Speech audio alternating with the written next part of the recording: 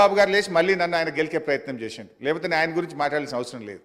అధ్యక్ష, ఆ రోజు ఇదే శాసనసభలో కిరణ్ కుమార్ రెడ్డి గారు ముఖ్యమంత్రిగా ఉన్నప్పుడు నీ తెలంగాణకు నీకు ₹1 అన్నాడు. పేగులు దిగదాకా కొట్లాడింది ఎవరు, పెదవులు మూసింది ఎవరో కూడా ఈ రాష్ట్ర ప్రజలకు గుర్తున్నది అధ్యక్ష.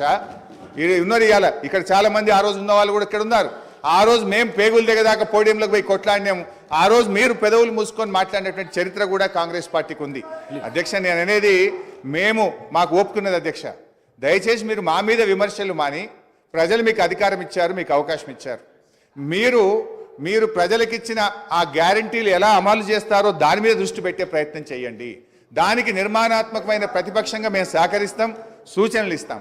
కానీ ఎంతసేపు మీరు మా మీద నెపాలు నెట్టో, మా మీద బురద జల్లేటువంటి ప్రయత్నం మాని ప్రజలకు మీద ఇచ్చిన హామీల అమలు మీద, పరిపాలన మీద దృష్టి పెట్టండి అని మీ ద్వారా వారికి హితవు. గౌరవ కేటీఆర్ గారు. అధ్యక్ష, గౌరవ ముఖ్యమంత్రి గారు మరి ముఖ్యమంత్రి అయిన తర్వాతనన్నా కొద్దిగా మర్యాదకరంగా మాట్లాడతారేమో అనుకున్నా అధ్యక్ష. కానీ కొన్ని ఊహించలేము అధ్యక్ష, కొన్ని ఊహించలేము. ఎందుకంటే కొంతమందికి అది సాధ్యం కాదు. ఎందుకంటే వారికి అర్థమైంది అధ్యక్ష. ఎందుకంటే తెలంగాణ తెచ్చిన నాయకుడిని పట్టుకొని కల్వకుంట్ల చంద్రశేఖర్ రావు అని ఏకవచనంతో మాట్లాడతారు. తెలంగాణను వ్యతిరేకించిన వాళ్ళనేమో గారు గారు అని మాట్లాడినప్పుడే అర్థమైంది అధ్యక్ష వారి సంస్కారం ఏందో, వారి పరిజ్ఞానం ఏందో అర్థమైంది అధ్యక్ష. అచ్చోసిన ఆంబోతు, ఇది ఒక ముఖ్యమంత్రి మాట్లాడిన మాట. అచ్చోసిన ఆంబోతు అధ్యక్ష. ఎవరు అధ్యక్ష అచ్చోసిన ఆంబోతు? చీమలు పెట్టిన పుట్టలో దూరిన పాము అధ్యక్ష. కాంగ్రెస్ అనే పార్టీలో పాపం మా బట్టన్న, మా శ్రీధర్ అన్న, మా దామోదర్ అన్న, మా ప్రభాకర్ అన్న, అదేవిధంగా మా ఉత్తమన్న, మా కోమటిరెడ్డి వెంకటరెడ్డి అన్న, మా దామోదర్ అన్న, వీళ్ళందరూ కలిసి పెట్టిన పార్టీలో ఇవాళ దూరి ముఖ్యమంత్రి పదవి తీసుకుని ఆయన చీమలు పెట్టిన గుట్టలో పాముల గురించి మాట్లాడితే చాలా చండాలంగా ఉంటుంది సార్. దయచేసి ఇంకొక మాట అధ్యక్ష. అధ్యక్ష, ఎన్ఆర్ఐలు నాన్ రిలయబుల్ అన్నారు అధ్యక్ష. ఎన్ఆర్ఐలు నాన్ రిలయబుల్ ఇండియన్స్ అన్నారు. నాన్ రిలయబుల్ ఇండియన్ అంటే అధ్యక్ష నేను అడుగుతున్నా, ఎవరు అధ్యక్ష ఎన్ఆర్ఐలకు టికెట్లు అమ్ముకున్నది?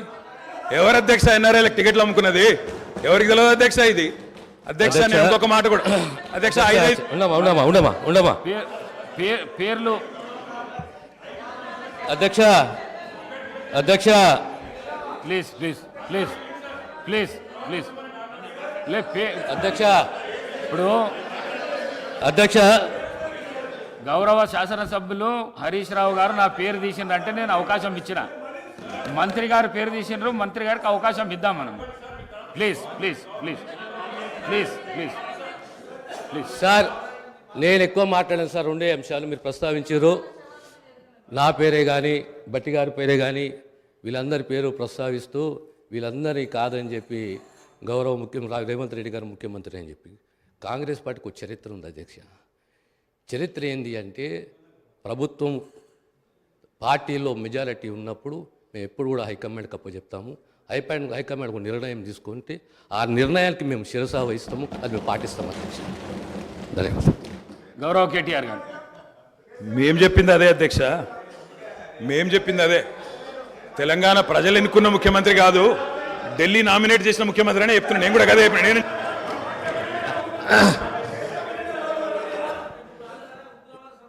ఒక్క నిమిషం. ఈ సంప్రదాయం అనేది కొత్తది కాదు అధ్యక్ష. తెలంగాణ రాష్ట్ర ప్రజలు కూడా తెలుసు, కాంగ్రెస్లో ఈ సిస్టమ్ ఉన్నది, ఈ ఆనవాయితీ ఉన్నది. ఖచ్చితంగా కాంగ్రెస్ పార్టీ ఆనవాయితీ పాటిస్తుంది. ప్రతి ఒక్క శాసనసభ్యుడు కాంగ్రెస్ పార్టీ నుండి హైకమాండ్ని గౌరవిస్తాడు, హైకమాండ్ ఒక నిర్ణయాన్ని గౌరవిస్తున్న విషయాన్ని తమ ద్వారా గౌరవ సభ్యులు తెలియజేస్తున్నారు అధ్యక్ష. అధ్యక్ష అధ్యక్ష అధ్యక్ష నేను ఒక్కడిని మాట్లాడుతున్నాను ఇక్కడ నుంచి. ముఖ్యమంత్రి గారితో సహా 5 మంత్రులు ఇంటరప్ట్ చేస్తున్నారు. ఇదేం పద్ధతి అధ్యక్ష? ఇది అధ్యక్ష, ఇది మీరు నడపాలా, హౌస్ని మీరు నడపాలా అధ్యక్ష. వారు సార్ వినండి. In a democracy sir, we have utmost respect for you. Prasad గారు, స్పీకర్ గారు, మీరంటే చాలా రెస్పెక్ట్ ఉంది అధ్యక్ష. The opposition in a democracy has its say and the government has its way. మేము మాట్లాడిన తర్వాత వాళ్ళకి పుష్కలంగా మైక్ ఇవ్వండి, గంటలు మాట్లాడమని నేను వద్దనట్లేదు సార్. కానీ ఈ రకంగా ఒక వ్యక్తి మాట్లాడుతుంటే, ఒక సభ్యుడు మాట్లాడుతుంటే ముఖ్యమంత్రి గారితో సహా 5 మంత్రులు లేచి, ప్రభాకర్ గారు, దామోదర్ గారు, శ్రీధర్ బాబు గారు, బట్టి గారు, ముఖ్యమంత్రి గారు అందరూ మాట్లాడితే, గౌరవ కేటీఆర్ గారికి నా సూచన సార్, గవర్నర్ ప్రసంగం విషయంలో దాన్ని మీరు మాట్లాడుతున్నా సార్ మాట్లాడండి. నేను. వారు మాట్లాడిన దాన్ని మాట్లాడితే మాట్లాడుతున్నా నేను. ఈ డీవియేషన్ రాదు మనకు. నేను అదే అండి, వారు మాట్లాడింది please right please please. Sir. ఎన్ఆర్ఐలు నాన్ రిలయబుల్ ఇండియన్స్ అన్నారు. మరి ప్రపంచవ్యాప్తంగా ఉన్న ఎన్ఆర్ఐలు గమనించాలా. కాంగ్రెస్ పార్టీకి ఎన్ఆర్ఐల మీద ఉన్న గౌరవం, ఎన్ఆర్ఐల పట్ల ఉన్న ప్రేమ, గౌరవ ముఖ్యమంత్రి గారికి ఉన్న ప్రేమ గమనించాలని నేను కోరుతా ఉన్నా. ఇంకొక మాట అధ్యక్ష, ఎన్ఆర్ఐలు అన్నారు అధ్యక్ష. అధ్యక్ష ఎవరు అధ్యక్ష? 100 కోట్ల మంది భారతీయులను కాదని బయట నుంచి తెచ్చుకున్న అధ్యక్షులు తీసుకుంది ఎవరు అధ్యక్ష? బయట దేశం వాళ్ళని తెచ్చుకున్న అధ్యక్షులు చేసుకున్న దుస్థితిలో ఉన్న కాంగ్రెస్ పార్టీ ఎన్ఆర్ఐల గురించి మాట్లాడితే ఎట్లా అధ్యక్ష? అధ్యక్ష ఏదేమైనప్పటికీ అధ్యక్ష ఒక్కటి వాస్తవం, గత పదేళ్లలో పాలమూరులో వలసలు బంద్ అయినాయి, వాళ్ళ పోతలు బంద్ అయినాయి. 14 రాష్ట్రాల నుంచి కూలీలు వచ్చి వాళ్ళ తెలంగాణలో నాట్లేస్తున్న విషయం వాస్తవం కాదా? 14 రాష్ట్రాల కూలీలు. అధ్యక్ష మీరు నల్లగొండలో ఫ్లోరైడ్ బండ నల్లగొండ గుండె మీద పెట్టిపోతే ఆ ఫ్లోరైడ్ బండను దించింది కేసీఆర్ కాదా? ఆ విషం నీళ్ళ పీడ విరగడ చేసింది కేసీఆర్ కాదా? తెలంగాణను ఫ్లోరోసిస్ రహిత రాష్ట్రంగా పార్లమెంటులో ప్రకటించింది కేంద్ర ప్రభుత్వం కాదా? ఇది అబద్ధం అంటారా? సడుగులు విరిగిన సాలెల మగ్గానికి మంచి రోజులు తెచ్చింది కేసీఆర్ ప్రభుత్వం కాదా? ఇవాళ నేతన్నల ఆత్మహత్యలతో సిరిసిల్లను మీరు ఉరిసిల్లగా చేస్తే దాన్ని మళ్ళీ తిరిగి సిరిశాలగా చేసింది కేసీఆర్ ప్రభుత్వం కాదా? కునారిల్లిపోయిన కుల వృత్తులకు కొత్త ఊపిరులుదింది కేసీఆర్ ప్రభుత్వం కాదా? కాలే కడుపుతో అర్ధాకలితో ఎవ్వరు వండుకోవద్దని చెప్పి మానవీయ కోణంలో ఆలోచించి సంక్షేమంలో స్వర్ణయుగం సృష్టించింది, ఆసరగా నిలబడ్డది కేసీఆర్ ప్రభుత్వం కాదా? 200 రూపాయల పెన్షన్ను 2000 చేసింది కేసీఆర్ ప్రభుత్వం కాదా అధ్యక్ష నిన్న గ్రామీణాభివృద్ధి గురించి మాట్లాడుతూ ఈ ప్రభుత్వం ప్రాపగాండాకు ఎక్కువ పెద్దపీట వేసిందన్నారు అధ్యక్ష వాళ్ళ హయాంలో 50 ఏళ్లలో అధ్యక్ష ఒక్క గంగదేవి పల్లె చెప్పుకుందరు, ఒక అంకాపూర్ చూపెడుదురు. అది కూడా పాప మా గ్రామస్తులు చేసుకున్నారు, వీళ్ళు చేసింది ఏం లేదు. కానీ మా హయాంలో మా 10 ఏళ్లలో గర్వంగా చెప్తున్నా సార్, 3% కంటే తక్కువ జనాభా ఉన్న తెలంగాణ జాతీయ పంచాయతీ అవార్డులలో 30% అవార్డులు గెలుచుకునే విధంగా ప్రభుత్వాన్ని నడిపినాం, పల్లె ప్రగతిని చేసి చూపెట్టినాం. కావాలంటే చూసుకోవచ్చు. ఏ పల్లెకు పోయినా ట్రాక్టర్లు, ట్యాంకర్లు, ఏ పల్లెకు పోయినా ట్రాలీలు, ఏ పల్లెకు పోయినా డంపింగ్ యార్డులు, ఏ పల్లెకు పోయినా ఇంటి ముంగటయ్యాల నీళ్లు, బ్రహ్మాండంగా చెట్లు. ఇవి వాస్తవాలు కాదా అధ్యక్ష? ఇవాళ మీరు ఎంజాయ్ చేయండి, పర్వాలేదు. 10 ఏళ్ల తర్వాత ఎంజాయ్ చేయండి. సర్పంచులకు ఇది ఇస్తాం, మాజీలకు అది ఇస్తాం, బస్సు ఫ్రీ, బంగారం ఫ్రీ, బండి ఫ్రీ అని చెప్పి ఓట్ల కోసం చాలా చెప్పారు అధ్యక్ష. సంతోషం, చేయండి, మేము వద్దంటలేదు. నిర్మాణాత్మకమైన సూచనలు చేయమన్నారు, తప్పకుండా చేయండి. మీ మేనిఫెస్టోలోని ప్రతి హామీని నిలబెట్టుకోండి. We welcome it, we will support you. తప్పకుండా సపోర్ట్ చేస్తాం అధ్యక్ష గత 10 ఏళ్లలో రక్తాన్ని రంగరించినాం, మెదళ్లను కరిగించినాం, ప్రాణం పెట్టి పనిచేసినాం. కాబట్టే ఇవాళ ఒక్కొక్క రంగంలో భారతదేశంలోనే తెలంగాణ అగ్రగామిగా ఉన్నది అధ్యక్ష. ఐటీ రంగంలో నిన్న వారు చెప్పినారు అధ్యక్ష, వారి అవగాహన, వారి పరిజ్ఞానం ఎంతుందో దాన్ని బట్టే చెప్పచ్చు. నేనేం చెప్పినారు అధ్యక్ష గవర్నర్ ప్రసంగంలో? ITIR వచ్చి ఉంటే ఏదో జరిగి ఉండేది. అసలు ITIR అంటే అక్కడ కూర్చున్న వాళ్ళని ఒక్కరికైనా తెలుసా అధ్యక్ష?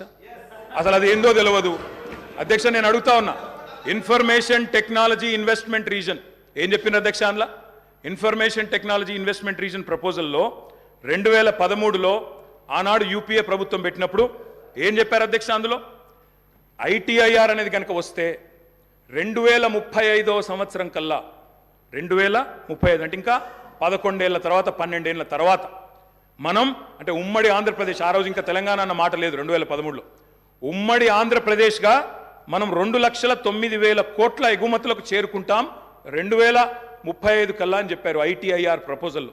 కానీ అధ్యక్ష మా ప్రభుత్వ పనితీరు వల్ల, మా గౌరవ పెద్దలు కేసీఆర్ గారి పనితీరు వల్ల 2022-23 సంవత్సరానికే 2,41,000 కోట్లకు IT ఎగుమతులను చేర్చింది మా ప్రభుత్వం అధ్యక్ష.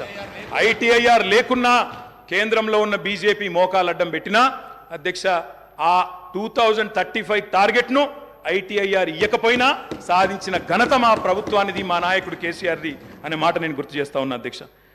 విచిత్రం ఏంటంటే మేము వాస్తవాలు చెప్తుంటే వాళ్ళకి బాధ అవుతుంది. అభ్యుదయం అంటే అర్థం తెలియని వాళ్ళు ఇవాళ అవాస్తవాలు చెప్తుంటే మేము చూస్తా కూర్చోవాలన్నా సార్. నిజాలు చెప్పాల్సిన బాధ్యత మా మీద ఉన్నది అధ్యక్ష. వారు చెప్పారు నిన్న మేము 2 గ్యారంటీలు అందులో చెప్పినారు, ఏది గవర్నర్ గారి ప్రసంగంలో 2 గ్యారంటీలు ఆల్రెడీ అమలు చేసినామన్నారు అధ్యక్ష. ఇది అధ్యక్ష వాళ్ళు ఇచ్చిన 6 గ్యారంటీలు ఇవి. ఇక్కడ కూర్చున్న ముఖ్యమంత్రి గారు సంతకం పెట్టినరు, ఉప ముఖ్యమంత్రి గారు కూడా సంతకం పెట్టినరు. 6లో 2 అమలైపోయినాయి అన్నారు అధ్యక్ష. ఏంది అధ్యక్ష? మహాలక్ష్మిలో ఏం చెప్పినరు? ప్రతి నెల మహిళలకు 2,500 రూపాయలు, 500 రూపాయలకే సిలిండరు, ఉచిత బస్సు ప్రయాణం. అదేవిధంగా చేయూత అని ఇంకోటి ఉంది అధ్యక్ష, 4,000 రూపాయల నెలవారీ పెన్షన్. అదేవిధంగా 10 లక్షల రాజీవ్ ఆరోగ్యశ్రీ. బయటనేమో పోస్టర్లు వేసుకున్నారు, 2 రోజుల్లోనే 2 గ్యారంటీలు చేసినాం. అధ్యక్ష ఏం చేసిండ్రు అధ్యక్ష? మహాలక్ష్మిలో ఉచిత బస్సు ప్రయాణం అనేది అంటే 3వ వంతు, ఆ 3వ వంతు కూడా మొత్తం చేయలే. సూపర్ లగ్జరీ కూడా ఫ్రీ అని పెట్టిండ్రు ఇచ్చినప్పుడు గ్యారంటీ కార్డుల మీద. ఇచ్చింది మాత్రం ఈరోజు పల్లె వెలుగు, సిటీ బస్సులు, ఆర్డినరీ బస్సులు, ఎక్స్ప్రెస్ బస్సులు తప్ప లగ్జరీ లేదు, గరుడ లేదు. అధ్యక్ష ఇంకోటి మరి నేను అడుగుతా ఉన్న, రాష్ట్రంలోని మహిళలందరి తరపున ఎవరైతే మీకు ఓటేసినారో వారందరి తరపున, ఓటు వేయని వారి తరపున కూడా అధ్యక్ష ఈ 2,500 రూపాయలు మహిళలకు ఇచ్చే కార్యక్రమం, రాష్ట్రంలోని మహాలక్ష్మి కార్యక్రమం 1,500,000 ఆడబిడ్డలు ఎదురు చూస్తూ ఉన్నారు. 1,500,000 మంది ఆడబిడ్డలు ఎదురు చూస్తూ ఉన్నారు. మా ఖాతాల్లో 2,500 రూపాయలు ఎప్పటి నుంచి పడతాయి? 100 రోజుల్లో పూర్తి చేస్తామన్నారు. మార్చి 17 మీకు కౌంట్ డౌన్ స్టార్ట్ అయింది. డిసెంబర్ 7 స్టార్ట్ అయింది. మార్చి 17కు 100 రోజులు నిండుతుంది. ఆ 100 రోజుల లోపల 1,500,000 మంది మహిళల ఖాతాల్లో 2,500 వేస్తారా అయ్యారా? 90 లక్షల తెల్ల కార్డులు ఉన్నాయి. 90 లక్షల తెల్ల కార్డులకు మరి సిలిండర్ ఇస్తారా అయ్యారా? చూస్తాం అధ్యక్ష. ఇస్తే స్వాగతిస్తాం, తప్పకుండా ఇస్తే వి వెల్కమ్ ఇట్. ఇవ్వాలనే కోరుతున్నాం, తప్పకుండా ఇవ్వాలని కోరుతున్నాం. అధ్యక్ష అధ్యక్ష అధ్యక్ష ఇక్కడ చెప్పారు, I'm not yielding sir, I'm not yielding sir. చేయూత కింద చెప్పారు అధ్యక్ష, 4,000 రూపాయలు ఇస్తామన్నారు నెలకు. డిసెంబర్ 9 నుంచే స్టార్ట్ చేస్తా అని రేవంత్ రెడ్డి గారు స్వయంగా చెప్పినారు. నేను వారిని ఇంకా రేవంత్ రెడ్డి గారే అంటున్నాను. కల్వకుంట్ల చంద్రశేఖరరావు అనే ఏకవచనంతో ఆయన మాట్లాడినా నేను రేవంత్ రెడ్డి గారని అంటే అధ్యక్ష, ఎందుకంటే మాకు ఆ ఇంగితం ఉంది, ఆ సంస్కారం ఉంది. ఎందుకంటే ముఖ్యమంత్రి అనే పదవి వ్యక్తిది కాదు అధ్యక్ష. నేను అందుకే అంటా ఉన్నా అధ్యక్ష, సంస్కారం అనేది రావాలి అధ్యక్ష, స్వతహాగా నేర్పితే రాదు అధ్యక్ష. ఇంకో మాట చెప్తా ఉన్నా అధ్యక్ష, 2 గ్యారంటీలు 10 లక్షల ఆరోగ్యశ్రీ. ఇక్కడ హరీష్ రావు గారు ఉన్నారు అధ్యక్ష. హరీష్ రావు గారు వైద్య ఆరోగ్య శాఖ మంత్రిగా ఉన్నప్పుడే 10 లక్షల ఆరోగ్యశ్రీ మేము అమలు చేసి సంవత్సరం దాటిపోయింది సార్. అది వారికి తెలియదన్న విషయం తెలియదు, తెలుసుకునే ప్రయత్నం చేయరు, అవగాహన లేదు, అనుభవం లేదు, ఇక నడుస్తూ ఉంది అధ్యక్ష. ఢిల్లీ నుంచి నామినేట్ అయి వస్తే గట్లే ఉంటుంది అధ్యక్ష. అధ్యక్ష 2 గ్యారంటీలు అమలు చేసినాం అనేది అచ్చు తప్పు. 2 గ్యారంటీల్లో మీరు అమలు చేసింది పావలా వంతు కూడా కాదు. ఇది ప్రజలను మభ్యపెట్టడమే, బుకాయించడమే తప్ప ఇంకోటి కాదు. ప్రజావాణి ప్రారంభించినాం. ప్రజావాణి కొత్తగా ప్రారంభించేది ఏంటి అధ్యక్ష? ఎప్పటి నుంచో ఉన్నది, ప్రతి మండే కలెక్టర్ ఆఫీసులో నడుస్తూనే ఉంది. మీరు ప్రారంభించిందే ఉంది. ఇనుప కంచెలు తీసేసినాం. నేను అడుగుతా ఉన్నా అధ్యక్ష, ఇనుప కంచెలు ఎవరేసినారు అధ్యక్ష? ఇనుప కంచెలు ఎవరేసినారు? 2012లో వేసిందే కాంగ్రెస్ ప్రభుత్వం, కిరణ్ కుమార్ రెడ్డి నాయకత్వం. వాళ్ళు వేసిన కంచెలు వాళ్ళే తీసి ఆ ఇల్లును బట్టన్న కప్పచెప్పి ఇప్పుడు అక్కడ ముఖ్యమంత్రి ఉంటలేరు కాబట్టి సహజంగా అక్కడ సెక్యూరిటీ అవసరం లేదని సెక్యూరిటీ తీసేసి దానికి మేమేదో గోడలు బద్దలు కొట్టినాం, కంచెలు తీసేసినాం. అధ్యక్ష ఈ బిల్డప్లు ప్రజలు నమ్మరు అధ్యక్ష. 2012లో వాళ్ళే కంచెలేసి 2023లో వాళ్ళే తీసి ఏదో చేసినాం అంటే ప్రజలంతా పిచ్చివాళ్ళు కాదు అధ్యక్ష, అన్ని గమనిస్తూ ఉన్నారు అధ్యక్ష. నేను ఒకటే అంటా ఉన్నా అధ్యక్ష, వారు ఎన్ని చెప్పినారంటే అధ్యక్ష మాటలు, ఇగో మా బట్టన్న గ్యారంటీ ఇవ్వడమే కాకుండా గ్యారంటీ మీదకి వెళ్ళి అఫిడవిట్ ఇచ్చిండు సార్. 100 రూపాయల బాండ్ పేపర్ మీద మొత్తం మధుర నియోజకవర్గంలో మా బట్టన్న మొత్తం అఫిడవిట్ ఇచ్చుకుంటూ తిరిగిండు. ప్రజలు నమ్మతలేరో నమ్ముతారో నమ్మరో అని చెప్పి అఫిడవిట్ ఇచ్చిండు అధ్యక్ష. నో ప్రాబ్లం, తప్పకుండా వారు చేయాలనే కోరుతున్నాం, చేస్తే పూర్తిగా సహకరిస్తామని చెప్పి కూడా తెలియజేస్తా ఉన్నాం. ఇవాళ నాయకుడు రాహుల్ గాంధీ గారు చెప్పారు అధ్యక్ష, మొట్టమొదటి క్యాబినెట్లోనే 6 గ్యారంటీలకు చట్టబద్ధత తెస్తాం. మెగా డిఎస్సి మొట్టమొదటి క్యాబినెట్లోనే ఇస్తాం. 6 నెలల్లో డిఎస్సి పూర్తి చేస్తాం, రిక్రూట్మెంట్ చేస్తాం. మొట్టమొదటి క్యాబినెట్. ఇప్పుడు 3 క్యాబినెట్లు అయినట్టున్నాయి అధ్యక్ష. మరి మొదటి క్యాబినెట్ ఎడవైందో, 6 గ్యారంటీలకు చట్టబద్ధత ఎడవైందో చెప్పాలి అధ్యక్ష. అధ్యక్ష రాహుల్ గాంధీ గారు చెప్పారు ఆదిలాబాద్లో, ఏం చెప్పారు అధ్యక్ష? 24 గంటల్లోనే, ఇది నేను చెప్తలేను అధ్యక్ష, హిందుస్థాన్ టైమ్స్ రాసింది, 24 గంటల్లోనే 2 లక్షల రూపాయల రుణమాఫీ చేస్తాం రైతులకు. ఇది రాహుల్ గాంధీ గారు చెప్పిన మాట, నిలబెట్టాలని చెప్పి నేను కోరుతా ఉన్నా. 24 గంటలు కాకపోయినా 24 రోజుల్లోనైనా నిలబెట్టండి అని చెప్పి నేను కోరుతా ఉన్నా అధ్యక్ష. వారు చెప్పినారు కౌలు రైతులకు బీమా రుణాలు, కౌలు రైతులకు బీమా. కౌలు రైతులు ఎదురు చూస్తున్నారు రాష్ట్రంలో, మరి రుణాలు ఇవ్వమని కోరుతా ఉన్నారు అధ్యక్ష. ఇది రేవంత్ రెడ్డి గారు చెప్పారు. కేసీఆర్ ఉంటే 5,000 వస్తాయి, కేసీఆర్ ఓడిపోతే 15,000 వస్తాయని చెప్పి డిసెంబర్ 9 నాడు స్వయంగా రేవంత్ రెడ్డి గారు చెప్పారు. ముఖ్యమంత్రి పదవిలో కూర్చున్నారు. మరి వారు డిసెంబర్ 9 దాటిపోయినట్టుంది. ఈరోజు డిసెంబర్ 16 అనుకుంటా. 15,000 ఎడబోయినాయని చెప్పి రైతులు అడుగుతా ఉన్నారు. రేవంత్ రెడ్డి గారు మీరు సమాధానం చెప్పేటప్పుడు చెప్పాలని కోరుతా ఉన్నాం అధ్యక్ష. వారు చెప్పారు బీసీలకు 1,00,000 కోట్లు, బీసీలకు సబ్ ప్లాన్ తెస్తాం, బీసీలకు ఎంబీసీ మంత్రిత్వ శాఖ తెస్తాం, బీసీలకు మేము బ్రహ్మాండంగా 1,00,000 కోట్లు కేటాయిస్తాం, సబ్ ప్లాన్ తెస్తామన్నారు. నిలబెట్టుకోండి, వెల్కమ్ చెప్తాం, తప్పకుండా స్వాగతిస్తాం. మోస్ట్ బ్యాక్వర్డ్ క్లాసెస్కి స్పెషల్ మినిస్ట్రీ పెడతామన్నారు అధ్యక్ష. బీసీ డిక్లరేషన్లో మోస్ట్ బ్యాక్వర్డ్ క్లాసెస్కి స్పెషల్ మినిస్ట్రీ అన్నారు. ఇప్పటిదాకా కదలికున్నట్టు లేదు. వారికి నేను గుర్తు చేస్తా ఉన్నా. రాష్ట్రంలోని బలహీన వర్గాలు చూస్తూ ఉన్నారు. సమాధానం చెప్పేటప్పుడు చెప్పాలని చెప్పి కూడా నేను కోరుతా ఉన్నా.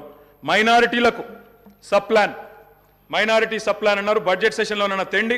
తప్పకుండా మైనారిటీలకు బీసీలకు సప్లాన్ తేవాలా. తేకపోతే తప్పకుండా ప్రధాన ప్రతిపక్షంగా మైనారిటీల తరపున బీసీల తరపున గొంతు విప్పుతామని చెప్పి కూడా నేను తెలియజేస్తా ఉన్నా. అధ్యక్ష, ఆటో డ్రైవర్లకు నెలకు 1200 ఇస్తాం, బోర్డు పెడతామని చెప్పి రాహుల్ గాంధీ గారు చెప్పారు. తప్పకుండా నిలబెట్టాలా. 7 లక్షల మంది ఆటో డ్రైవర్లకు ఇస్తామన్నారు. నిలబెట్టుకోవాలని చెప్పి నేను కోరుతా ఉన్నా. రాష్ట్రంలోని తమ్ముళ్ళు ఎదురు చూస్తూ ఉన్నారు. మొదటి కేబినెట్లో మెగా డిఎస్సి అన్నారు, అతి లేదు గతి లేదు. అదేవిధంగా జాబ్ క్యాలెండర్ అన్నారు, టీఎస్పీఎస్సీ ప్రక్షాళన అన్నారు. మరి దాని మీద కూడా తప్పకుండా చెప్పాలా. అధ్యక్ష, ఇంకా చెప్పారు అధ్యక్ష, మొదటి ఏడాదిలో 2 లక్షల ఉద్యోగాలు భర్తీ చేస్తామన్నారు. ఆ ఉద్యోగాల వివరాలు ప్రకటించాలని చెప్పి నేను డిమాండ్ చేస్తా ఉన్నా. తప్పకుండా చేయాలని చెప్పి కోరుతా ఉన్నా. ఇక మా సోదరుడు వివేక్ గారు కూడా మాట్లాడినారు అధ్యక్ష. మా వివేక్ అన్న కూడా చెప్పిండు 40,000 ఉద్యోగాలు ఇస్తా చెన్నూరులో అని చెప్పిండు అధ్యక్ష. చెన్నూరు ప్రజలు ఆశగా మా వివేక్ అన్న గురించి చూస్తున్నారు. తప్పకుండా 40,000 ఉద్యోగాలు ఇవ్వాలని చెప్పి కూడా నేను కోరుతా ఉన్నా అధ్యక్ష. అధ్యక్ష, ఇంకా చాలా చెప్పారు అధ్యక్ష. ఇట్లా హామీలు 1-2 కాదు అధ్యక్ష, చాలా చెప్పారు. We welcome it. మీరు నిలబెట్టుకోండి, తప్పకుండా నిలబెట్టుకోండి. తప్పకుండా బ్రహ్మాండంగా పనిచేయండి. మేము చేసిన దానికంటే ఎక్కువ పని చేయండి. మేము చేసిన దానికంటే ఎక్కువ పేరు సంపాదించుకోండి. 64 కాకపోతే ప్రజలు మీకు ఇంకా ఎక్కువ ఆశీర్వాదం ఇస్తారు. తప్పకుండా చేసుకోండి, మాకు అభ్యంతరం లేదు. అధ్యక్ష, ఇంకొక మాట గవర్నర్ ప్రసంగంలో చెప్పారు అధ్యక్ష. మాకు చాలా విచిత్రం అనిపించింది.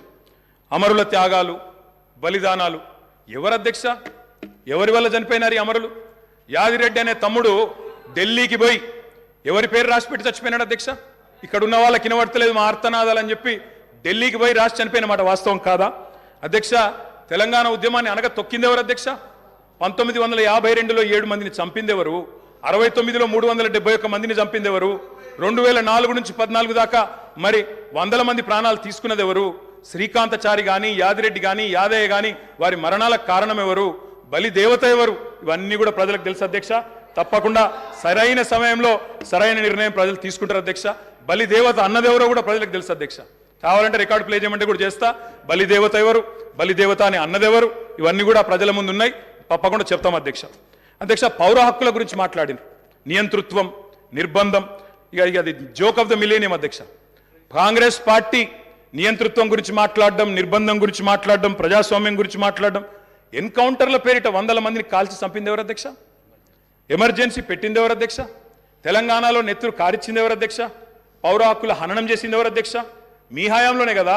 గ్రీన్ టైగర్లు, బ్లాక్ కోబ్రాలు, నయీం ముఠాలు విచ్చలవిడిగా తిరిగింది ఎవరు? పెంచింది ఎవరు అధ్యక్ష? వీళ్ళు కాదా? ఇలా మాట్లాడుతున్నారు అధ్యక్ష పౌర హక్కుల గురించి. అధ్యక్ష, మా సీతక్క గారికి తెలుసు అధ్యక్ష పౌర హక్కుల గురించి. ఆనాడు చర్చల కోసం నక్సలైట్లను పిలిచి కాల్చి చంపింది ఎవరు అధ్యక్ష? వీళ్ళు కాదా అధ్యక్ష? నేనేమంటున్నా అంటే ఇవాళ వచ్చి 1000 ఎలుకలు తిన్న పిల్లి తీర్థయాత్రలకు బయలుదేరినట్టు చాలా నీతివంతమైన మాటలు మాట్లాడతామంటే కుదరదు అధ్యక్ష. చరిత్ర చెరిపేస్తే చెరిగిపోదు, చించేస్తే చినిపోదు అధ్యక్ష. ఇంకొక మాట, ఇక చాలా ఉన్నాయి అధ్యక్ష చెప్పాలంటే.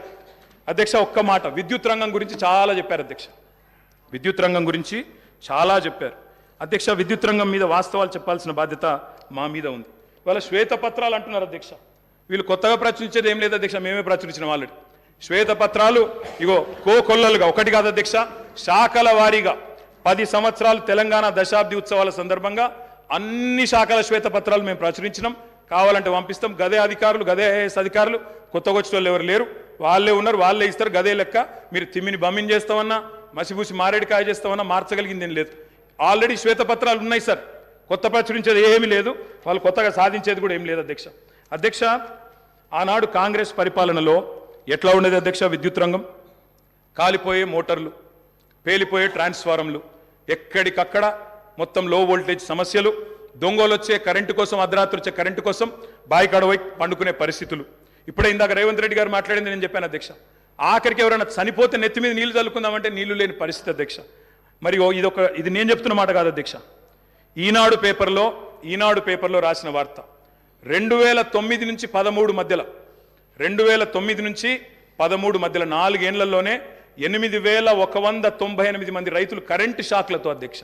ఇది బలవన్మరణాలు కాదు, ఆత్మహత్యలు కాదు, కేవలం కరెంటు షాక్లతో చచ్చిపోయిన రైతులే 8198. ఇక వాళ్ళ 55 ఏళ్ల చరిత్ర తీస్తే చక్రొచ్చి పడతారు. నేను చెప్పాది అది, నేను దాని జోలికి కూడా పోను అధ్యక్ష. అధ్యక్ష, ఇది చెప్పాలంటే చాలా ఉన్నాయి అధ్యక్ష. మా కౌశిక్ రెడ్డి గారు ఇక్కడే ఉన్నారు. హుజూరాబాద్ ఎమ్మెల్యే గారు.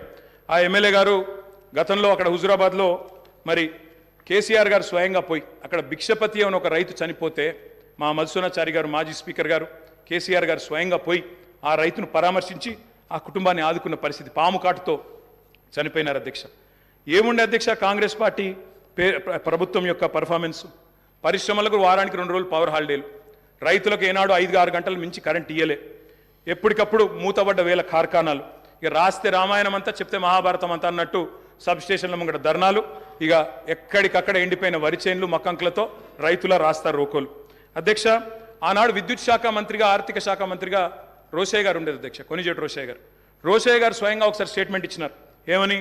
నేను గనక 1 సంవత్సరంన్నర లోపల విద్యుత్ వ్యవస్థను చక్కగా చేయకపోతే ఉరేసుకుంటా అన్నారు అధ్యక్ష ఇదే శాసనసభలో.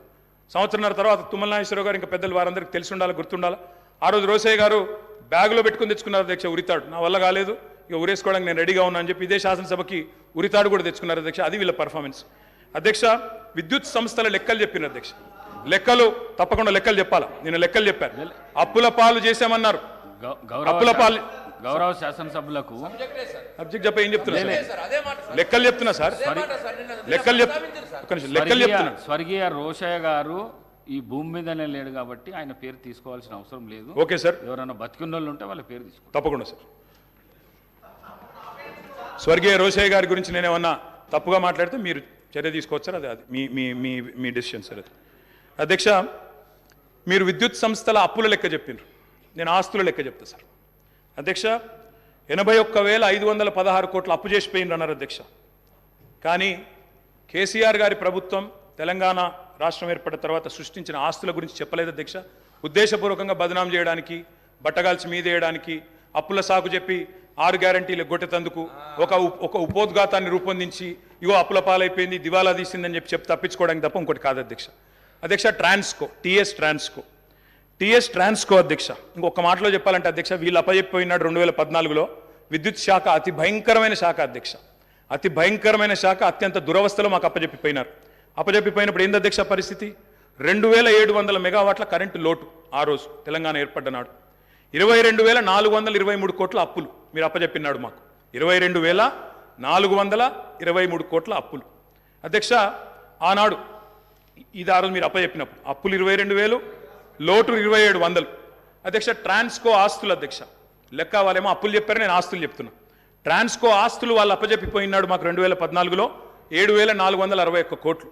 ఈరోజు అధ్యక్ష ట్రాన్స్కో ఆస్తులు మళ్ళీ తిరిగి మేము వాళ్ళకి అప్పచెప్పినప్పుడు 24,476 కోట్ల అధ్యక్ష. జెన్కో ఆస్తులు అధ్యక్ష, టీఎస్ జెన్కో ఆస్తులు ఆనాడు 19,607 కోట్లు 2014లో, ఈరోజు 53,963 కోట్ల అధ్యక్ష. అధ్యక్ష డిస్కామ్లు ఎన్పీడీసీఎల్, ఎస్పీడీసీఎల్ ఆ రోజు వీళ్ళు మాకు అప్పచెప్పిపోయినాడు మరి చాలా తక్కువ ఉండే అధ్యక్ష. ఈరోజు ఆస్తులు చూస్తే 59,132 కోట్లు, 81,000 కోట్ల అప్పులు అన్నారు అధ్యక్ష.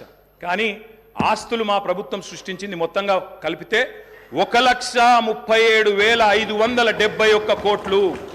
ఇది వాస్తవం అధ్యక్ష.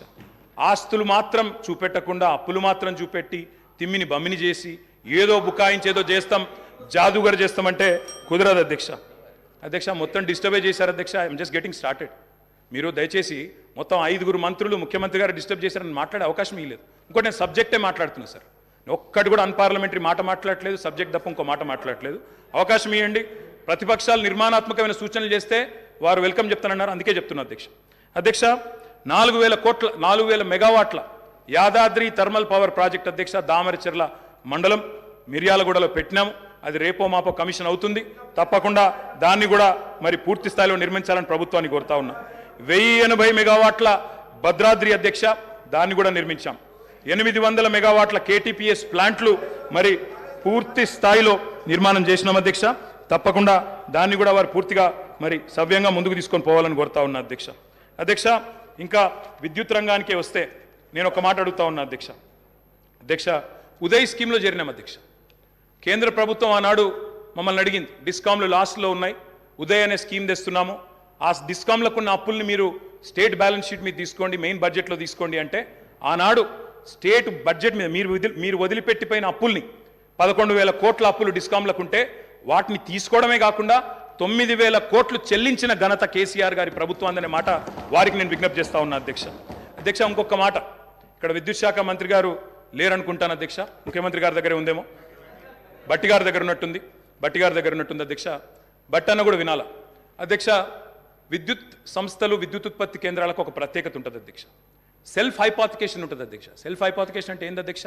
అంటే ఆస్తుల నిర్మాణం జరుగుతూ ఉంది కాబట్టి ఒక అప్పు తీసుకొచ్చి పిఎఫ్సి ద్వారానో ఆర్ఈసి ద్వారానో దబ్బను ఒకవేళ అప్పు కట్టకపోతే ఆ విద్యుత్ కేంద్రాన్ని పూర్తిగా ఓనర్షిప్ తీసుకొని అమ్మేసి కావాలంటే అప్పును పూడ్చుకునే శక్తి ఉంటుంది అధ్యక్ష. అంటే ఆస్తి సృష్టిస్తే అప్పు కట్టడానికి పరపతి ఉంటుందనే ఉద్దేశంతో దాన్ని సెల్ఫ్ హైపాతికేషన్ అంటారు.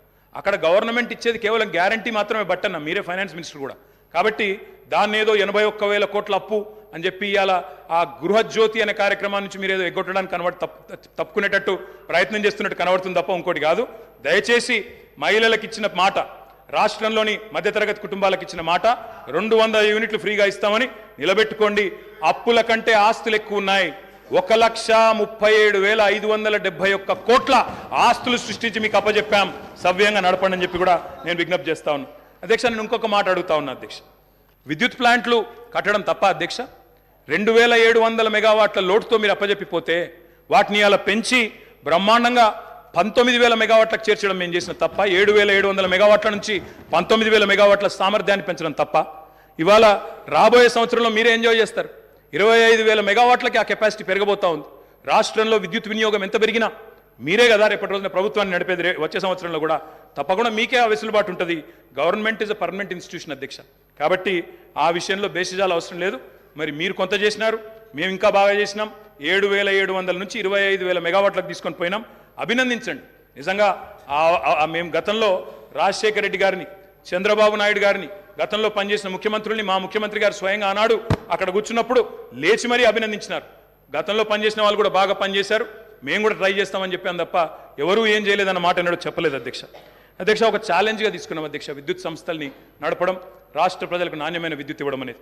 మేము వచ్చినాడు నార్త్ సౌత్ లింక్ కారిడార్ లేదు, పక్క రాష్ట్రం పీపీఎల్ రద్దు చేసుకుంది, లోవర్ సీలేర్ ప్లాంట్ గుంజుకున్నారు, విభజన చట్టం ప్రకారం ఇవ్వడానికి ఒప్పుకోలేదు.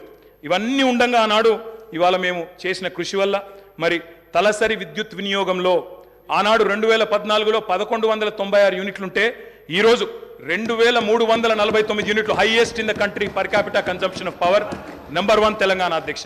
విద్యుత్ వినియోగం అనేది మన డెవలప్మెంట్ కూడా ఒక కొలమానం అధ్యక్ష. దాన్ని కూడా ప్రభుత్వం అర్థం చేసుకోవాలని నేను కోరుతా ఉన్నా అధ్యక్ష. ఆనాడు రాష్ట్ర పీక్ డిమాండ్, వాళ్ళు ఉన్ననాడు పీక్ డిమాండ్ వాజ్ 5,661 మెగావాట్స్ అధ్యక్ష. మేము దిగిపోయే నాటికి 15,497 మెగావాట్లకి పీక్ డిమాండ్ పెరిగింది. ఉమ్మడి రాష్ట్రం కంటే మరి పీక్ డిమాండ్ పెరిగింది. వ్యవసాయ మోటార్ కనెక్షన్ల అధ్యక్ష, వ్యవసాయ స్థిరీకరణ చేసినాం కాబట్టే, చెరువులు బాగా చేసినాం, భూగర్భ జలాలు పెంచినాం కాబట్టే, రైతులకు వ్యవసాయాన్ని పండుగ చేసినాం కాబట్టే, వాళ్ళు ఇచ్చిపోయినాడు ఆనాడు 19 లక్షల పంప్ సెట్లుంటే, వ్యవసాయ పంప్ సెట్లుంటే, మా ప్రభుత్వంలో అధ్యక్ష అవి 28 లక్షల పంప్ సెట్లు అయినాయి అధ్యక్ష. ఒక్క రైతులకు విద్యుత్ ఇవ్వడానికి ఉచితంగా 24 గంటల ఉచిత విద్యుత్ ఇవ్వడానికి అధ్యక్ష మేము ఖర్చు పెట్టింది సంవత్సరానికి 1,000 కోట్ల రూపాయలు అధ్యక్ష. మొత్తంగా చూసినట్టయితే అధ్యక్ష 12,000 కోట్ల అధ్యక్ష. సంవత్సరానికి 1,000 కోట్లు, 10 ఏళ్లలో దాదాపు 12,000 కోట్లు ఖర్చు పెట్టినాం అధ్యక్ష. సంవత్సరానికి 10,000 కోట్లు మన్నించాలి అధ్యక్ష. విద్యుత్ ఉత్పత్తి సరఫరా వ్యవస్థను మెరుగుపరచడానికి, అస్తవ్యస్తంగా ఉన్న డిస్ప్రపోర్షనేట్గా ఉన్న డిస్ట్రిబ్యూషన్ చక్కగా చేయడానికి మేము పెట్టిన ఖర్చు అధ్యక్ష 98,726 కోట్లు అధ్యక్ష. మాటలతో, ఊకదంపుడు ఉపన్యాసాలతో, ఎటుబడితే అటు గావు కేకలతో విద్యుత్ సంస్థలను సరిచేయలేము అధ్యక్ష. పెట్టుబడి పెట్టాలి. పెట్టుబడి ఉత్పాదక రంగంలో పెడితే దాన్ని పెట్టుబడిగా చూడాలి తప్ప అప్పు అని మాట్లాడడం అనేది శుద్ధ తప్పు అధ్యక్ష. అధ్యక్ష, మేము ఇంకొక లెక్క చెప్పాలి అధ్యక్ష. వారు మాకు అప్పజెప్పిపోయిన నాడు ఉన్న 400 kV సబ్స్టేషన్లు తెలంగాణలో 6, ఈరోజు 28 అధ్యక్ష. మేము 2014లో బాధ్యతలు చేపట్టిన నాడు 220 kV సబ్స్టేషన్లు 51. మేము కట్టింది 10 ఏళ్లలో మరొక 52, మొత్తం కలిపి ఈరోజు 103 220 kV సబ్స్టేషన్లు. 132 kV సబ్స్టేషన్లు నాడు 176, ఈరోజు 252. 33/11 kV సబ్స్టేషన్లు ఆనాడు 2,138, ఈరోజు 3,221. కరెంటు లైన్లు ఆనాడు హై టెన్షన్ లైన్లు తీసుకుంటే అధ్యక్ష 2014లో 16,379 కిలోమీటర్లు, ఈరోజు మేము దిగిపోయే నాటికి 28,446 కిలోమీటర్లు. లో టెన్షన్ లైన్లు ఆనాడు 4,89,000 కిలోమీటర్లు ఉంటే మేము దిగిపోయే నాటికి 6,52,000 కిలోమీటర్లు. మరి మేము పని చేసినామా లేదా, ఈ ఆస్తులు శాశ్వతంగా తెలంగాణకు దక్కుతాయా లేదా, మీరే ఆలోచించాలా, చూసే ప్రజలే ఆలోచించాలని చెప్పి నేను కోరుతా ఉన్నాను. అధ్యక్ష, రైతు పొలం ఎండిపోకూడదు అనే ఒక కమిట్మెంట్తో ఆనాడు కేసీఆర్ గారు పడ్డ తపన అధ్యక్ష. ఓపెన్ మార్కెట్లో, ఎందుకంటే 2,700 మెగావాట్ల లోటుతో ప్రారంభమైంది మా ప్రయాణం. అందుకే ఓపెన్ మార్కెట్కి పోయినాం. ఎంత ఖర్చైనా వెరవకుండా, రైతు పొలం ఎండనీయకుండా 10 ఏళ్ళు నడిపినాం అధ్యక్ష. ఒక్క సంవత్సరం కూడా క్రాప్ హాలిడే ఇవ్వకుండా నడిపిన ఘనత గౌరవ పెద్దలు కేసీఆర్ గారికి దక్కుతుంది అధ్యక్ష. అధ్యక్ష, విదేశీ బొగ్గు దిగుమతితో ఎన్టీపీసీ లాంటి ఇతర సంస్థల కరెంట్ రేట్లు విపరీతంగా పెరిగినాయి అధ్యక్ష. పెరిగిన తర్వాత కూడా మరి వాళ్ళు మా మీద అదనపు భారం మోపినారు. 12,718 కోట్ల ట్రూ అప్ ఛార్జీలు మా మీద వేయబోతే, ఆ ట్రూ అప్ ఛార్జీలు కూడా వినియోగదారుల మీద, రైతుల మీద, మహిళల మీద, గృహాల మీద వేయకుండా మొత్తం కూడా భరించింది ఆనాడు తెలంగాణ ప్రభుత్వం అధ్యక్ష. 12,718 కోట్ల అదనపు భారాన్ని కూడా మోసినాం. ఇవాళ అప్పులు మాత్రమే చెప్పి ఆస్తుల గురించి చెప్పకుండా తప్పించుకుంటామంటే కుదరదు అధ్యక్ష. నేను అడుగుతా ఉన్నా అధ్యక్ష, ఈ ప్రభుత్వాన్ని, మాకు దృఢమైన చిత్తం ఉంది. మోటార్లకు మీటర్లు పెట్టం అని తెగేసి చెప్పినాం. అదనంగా 25-30 వేల కోట్లు నష్టం వస్తున్నా తెగేసి గట్టిగా నిలబడ్డాం. రైతులకు అన్యాయం చేయమని చెప్పినాం. ఈ ప్రభుత్వం ఆ మాట మీద నిలబెడుతుందా లేదా మోటార్లకు మీటర్లు పెడుతుందా చెప్పాలని చెప్పి కూడా నేను గౌరవ ముఖ్యమంత్రి గారిని కోరుతా ఉన్నా. రాష్ట్రంలోని రైతులందరి పక్షాన కూడా తప్పకుండా ప్రశ్నిస్తా ఉన్నా. ఉచిత విద్యుత్తును ఊడగొట్టే పన్నాగాన్ని ప్రతిఘటించినాం అధ్యక్ష. నేను ఒకటే కోరుతా ఉన్నా, కొత్తగా వచ్చిన ప్రభుత్వం ఒకటి కోరుతా ఉన్నా అధ్యక్ష, విద్యుత్ విషయంలో 3 గంటల కరెంటు, 10 హెచ్పీల మోటార్లు, ఆ మాటలు వినవద్దనే కోరుకుంటున్నాం అధ్యక్ష. 24 గంటల కరెంటే ఉండాలని కోరుకుంటున్నాం. వ్యవసాయానికి 24 గంటల కరెంటే ఉండాలా, గృహాలకు 24 గంటల కరెంటే ఉండాలా, పరిశ్రమలకు కూడా మళ్ళీ పవర్ హాలిడే ఇచ్చే దుస్థితి రాకూడదని కోరుతా ఉన్నాం. వారే పిలుపునిచ్చారు అధ్యక్ష, కరెంటు బిల్లులు కట్టొద్దు, మేము వచ్చేస్తున్నాం కట్టకండి అన్నారు. మరి రాష్ట్రంలో ప్రజలు కట్టబోవడం లేదు. మరి వెంటనే మీరు గృహజ్యోతి కార్యక్రమాన్ని ప్రారంభించి మరి ఆ ఇచ్చిన హామీని కూడా నెరవేర్చాలని చెప్పి కూడా నేను కోరుతా ఉన్నా అధ్యక్ష. వ్యవసాయం విషయానికి వస్తే అధ్యక్ష, ఆనాడు మీకు తెలుసు అధ్యక్ష, ఎండిన చెరువులు, ప్రాజెక్టులు కట్టలేదు, రకరకాల అవస్థలు. ఒక్కొక్క ప్రాజెక్ట్ ఎస్ఆర్ఎస్పి కానీ, అప్పర్ మానేరు నా కాన్స్టిట్యున్సీ అధ్యక్ష, అప్పర్ మానేరు అధ్యక్ష 12 ఏళ్ళకి ఒకసారి నిండేది. కుడెల్లి వాగులో, మంజీరాలో నీళ్ళే వచ్చేది కాదు అధ్యక్ష. ఆనాడు ఎన్నడూ ప్రాజెక్టుల విషయంలో పెద్దగా పట్టించుకోలేదు అధ్యక్ష. మరి ఇక నేను మళ్ళీ ఎక్కువ మాట్లాడితే ఎక్కువ మాట్లాడినాను అంటారు అధ్యక్ష, నేను దాని జోలికి పోను. ఆ రోజు కాంగ్రెస్ పరిపాలనలో పరిస్థితి ఏంటంటే అధ్యక్ష, కొంతమంది రైతులది వాళ్ళ ఇంటి పేరే ఆఖరికి వ్యవసాయంలో వచ్చిన ఛాలెంజ్ల వల్ల వాళ్ళ ఇంటి పేర్లే మారిపోయిన పరిస్థితి. నల్లగొండ పక్కకు మూషంపల్లి అని ఒక ఊరు ఉంటుంది అధ్యక్ష. ఆ ఊళ్ళో రామరెడ్డి గారు అని ఒక పెద్ద మనిషి, పాపం ఆయన 54 బోర్లేసి, బోర్లు వడక ఆఖరికి ఆయన ఊళ్ళో ఆయన పెట్టిన పేరే బోర్ల రామరెడ్డి.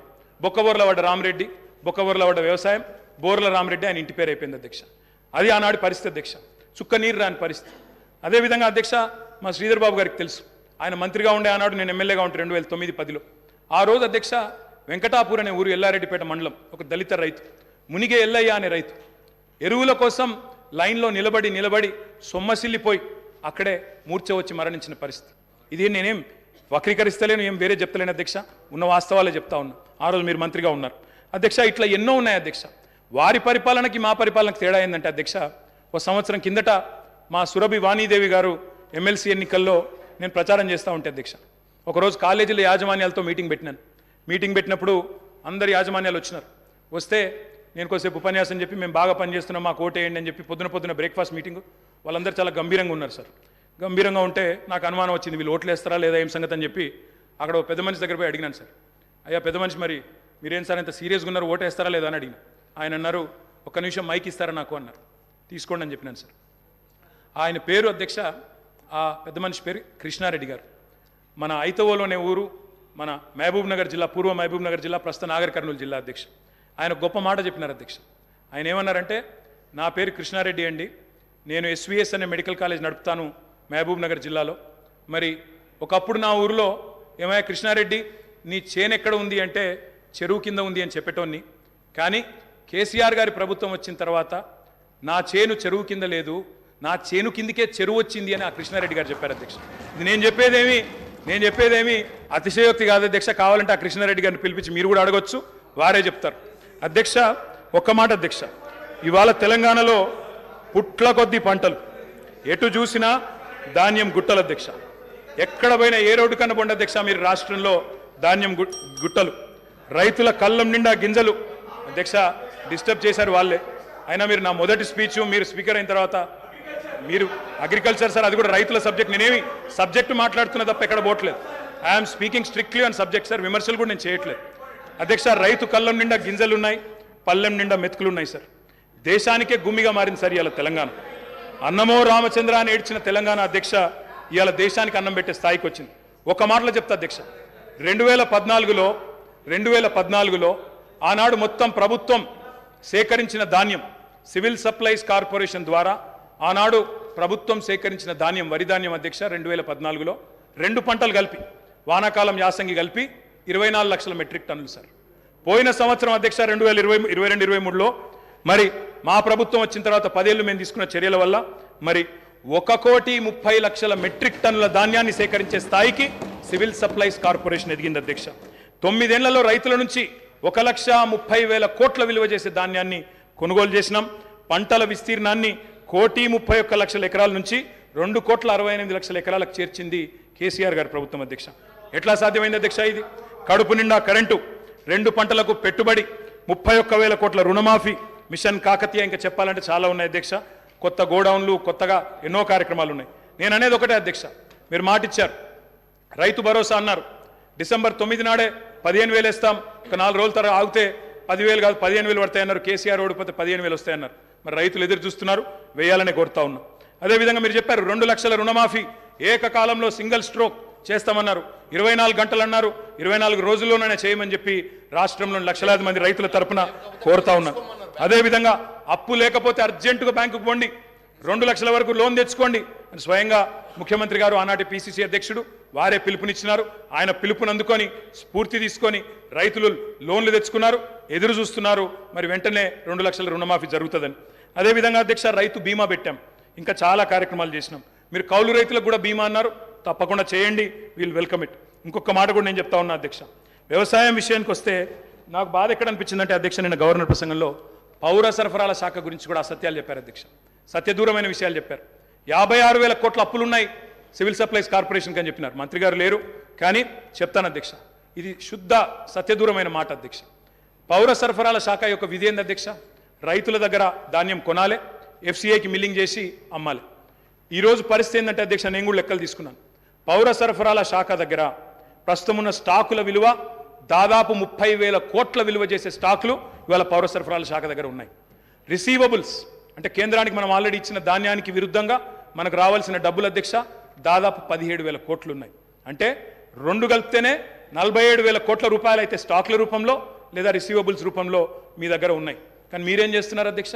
ఆ వీటిని చూపెట్టకుండా, రిసీవబుల్స్ చూపెట్టకుండా, స్టాక్ యొక్క మార్కెట్ వాల్యూ చెప్పకుండా 56,000 కోట్ల అప్పులు అని చెప్తా ఉన్నారు అధ్యక్ష. అప్పులు కూడా ఎక్కడ ఉంటాయి అధ్యక్ష? సివిల్ సప్లైస్ కార్పొరేషన్కి. రైతు దగ్గర మనం పంట కొంటాం, కొన్న తర్వాత వాళ్ళకి పైసలు ఇవ్వాలి, మనం మిల్లింగ్ చేసి మళ్ళీ ఎఫ్సిఐకి ఇవ్వాలి. ఎఫ్సిఐ నుంచి పైసలు వచ్చే వరకు 4-5 నెలలు అవుతుంది సార్, అప్పుడప్పుడు 6-7 నెలలు కూడా అవుతుంది. ఆ ఇంటరిమ్ పీరియడ్లో రైతుకు మనమే పైసలు ఇస్తాం కాబట్టి ఆ మిత్ ఏదైతే జరుగుతుందో దాని మీద వచ్చిన దాన్ని కూడా అప్పు కింద చూపెట్టే పరిస్థితి చేసినారు అధ్యక్ష. అంటే 7-8 కోట్ల అప్పు లేదా 9,000 కోట్ల అప్పు ఉంటే అది కూడా ఎందుకు వచ్చింది అధ్యక్ష? రైతుకు మిత్తి దాకొద్దు, రైతుకు సకాలంలో పేమెంట్ ఇవ్వాలని చెప్పి మేము చేసిన ప్రయత్నాన్ని అభినందించకపోగా ఇవాళ ఈ రకంగా బట్టగాల్చి మీదేసే ప్రయత్నం ఏదైతే చేస్తూ ఉన్నారో ఇది కరెక్ట్ కాదు అధ్యక్ష. ఇంకొక మాట అధ్యక్ష, అప్పుల గురించి చెప్పారు. ఇంకొక మాట అన్నారు అధ్యక్ష, చాలా బాధాకరం. ఏమన్నారు అధ్యక్ష? ఎంత దారుణమైన మాట అంటే, ఇందాక దారుణమైన ప్రసంగం ఎందుకన్నా అంటే ఎంత మాట అన్నారు అధ్యక్ష? రాష్ట్రం దివాలా తీసింది అన్నారు అధ్యక్ష. దివాలా తీసింది రాష్ట్రం కాదు అధ్యక్ష, దివాలా తీసింది మీ రాజకీయ ప్రసంగం అధ్యక్ష. దివాలా కోరు ప్రసంగం అది. ఎందుకంటున్నా అధ్యక్ష అంటే ఇట్స్ పొలిటికలీ ఇంటెలెక్చువలీ బ్రాంక్రప్ట్ స్పీచ్ అది అధ్యక్ష. నేను ఒక్క మాట చెప్తాను అధ్యక్ష, ఎట్లుందంటే తెలంగాణలో సామెత ఉంటుంది సార్, గుమ్మి నిండా వడ్లు ఉండాలి, గూటం వల్ల పిల్లలు ఉండాలన్నట్టు. గుమ్మి నిండా వడ్లు అట్లే ఉండాలి భద్రంగా, పిల్లలు మాత్రం గూటాలు లెక్క తయారు కావాలన్నట్టు. అవుతుందా సార్? గుమ్మిలో వడ్లు కొంత తీస్తేనే కదా పిల్లలకు కొంత పెట్టగలిగేది. అందుకే అంటా ఉన్నా అధ్యక్ష, నేను ఇవాళ తెలంగాణ తన ఆర్థిక పరపతిని వినియోగించుకొని బ్రహ్మాండంగా భవిష్యత్తు మీద పెట్టుబడి పెట్టింది, క్యాపిటల్ ఎక్స్పెండిచర్ చేసింది. మేము ఇవాళ చేసిన ప్రయత్నం వల్ల ఏం జరిగింది అధ్యక్ష? బ్రహ్మాండంగా ఈరోజు 1-2 కాదు అధ్యక్ష, కేంద్ర ప్రభుత్వ సంస్థలే చెప్తా ఉన్నాయి. Telangana per capital income highest in the country అనే మాట స్వయంగా రిజర్వ్ బ్యాంక్ ఆఫ్ ఇండియా చెప్తా ఉంది. ఏ స్టేట్లో లేని పర్ క్యాపిటల్ తలసరి ఆదాయం తెలంగాణదని చెప్తా ఉంది అధ్యక్ష. మరి అప్పు అంటారు, అప్పు చేసి మేము దేని మీద పెట్టినాం అధ్యక్ష? అప్పు అంటారు, ఆస్తుల గురించి చెప్పరు అధ్యక్ష. నెట్వర్త్ చూడరు, నెట్వర్త్ గురించి చెప్పరు. అప్పు చేసి మీలాగా పప్పు పిల్లలు పంచలేదు మేము. అప్పు చేసి చెప్తాను సార్, కాళేశ్వరం తొందర ఎందుకు పడుతున్నాం? చెప్తా తొందర ఎందుకు పడుతున్నాం? బరాబర్ చెప్తా. రాజగోపాల్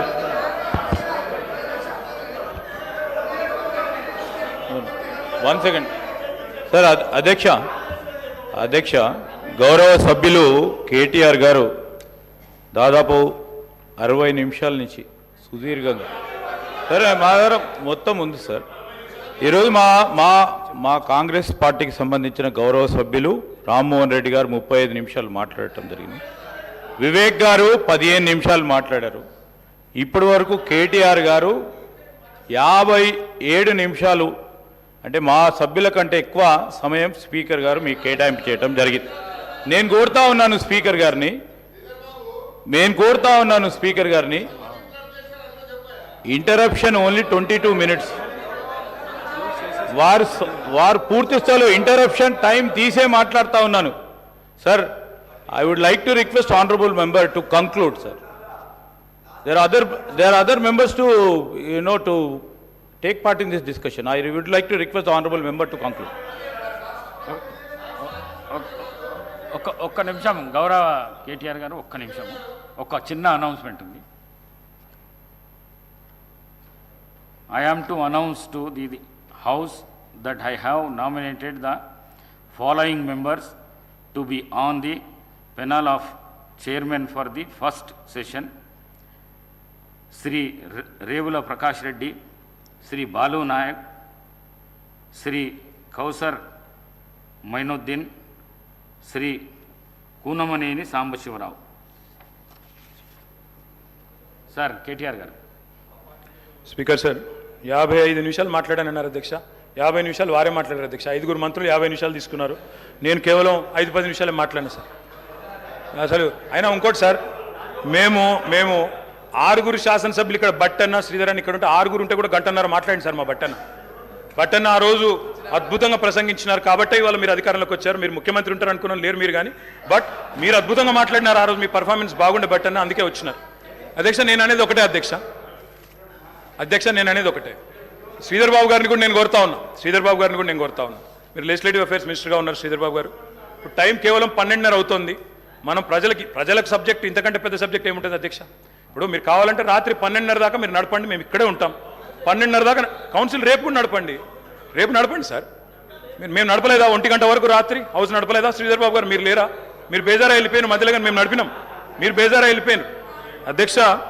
అధ్యక్ష నేను ఒకటే అంటా ఉన్నా అధ్యక్ష, విద్యుత్తు విషయంలో, అప్పుల విషయంలో వారు మాట్లాడిన మాటలు, అప్పుల విషయంలో ఒక మాట చెప్పాలి అధ్యక్ష. ఇక్కడున్న 57 మంది కొత్త సభ్యులు ఉన్నారు అధ్యక్ష. They need to understand this. ఎందుకంటే అధ్యక్ష ఇంకొక రిక్వెస్ట్ కూడా మా సభ్యుల తరపున, కొత్త సభ్యుల తరపున కూడా నేను కోరుతా ఉన్నా అధ్యక్ష. కొత్త సభ్యులకు దయచేసి మీరు, ఎందుకంటే చాలామంది, నేను కూడా కొత్తగా సభ్యుడైనప్పుడు నిజంగా ఎమ్మెల్యే ఏం చేయాలన్నది కూడా అవగాహన ఉండదు సార్. కొన్ని రోజులు ఏం చేయాలా, ఎంతవరకు చేయాలన్నది కొన్ని రోజులు తెలియదు. మీరు కూడా దయచేసి స్పీకర్ గారు, కొత్తగా లెజిస్లేటివ్ అఫైర్స్ మినిస్టర్ గారు, ఒక 3-4 డేస్ ఓరియంటేషన్ కూడా పెట్టండి.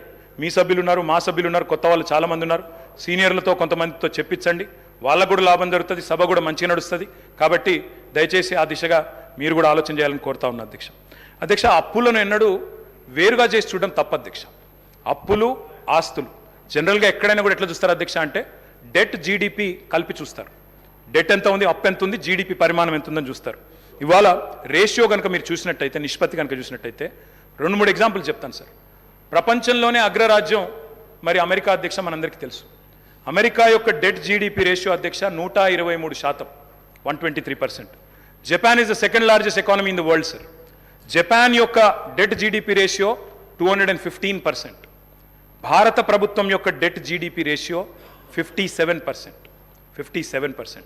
తెలంగాణ యొక్క debt GSDP ratio 27.8% only. I humbly request all of you, దయచేసి మనం ఎంత రాజకీయంగా ఎన్ని మాటలని అనుకోవచ్చు, కానీ ఇవాళ నేను చెప్పేది నా సొంత కవిత్వం కాదు అధ్యక్ష. This is the latest RBI report.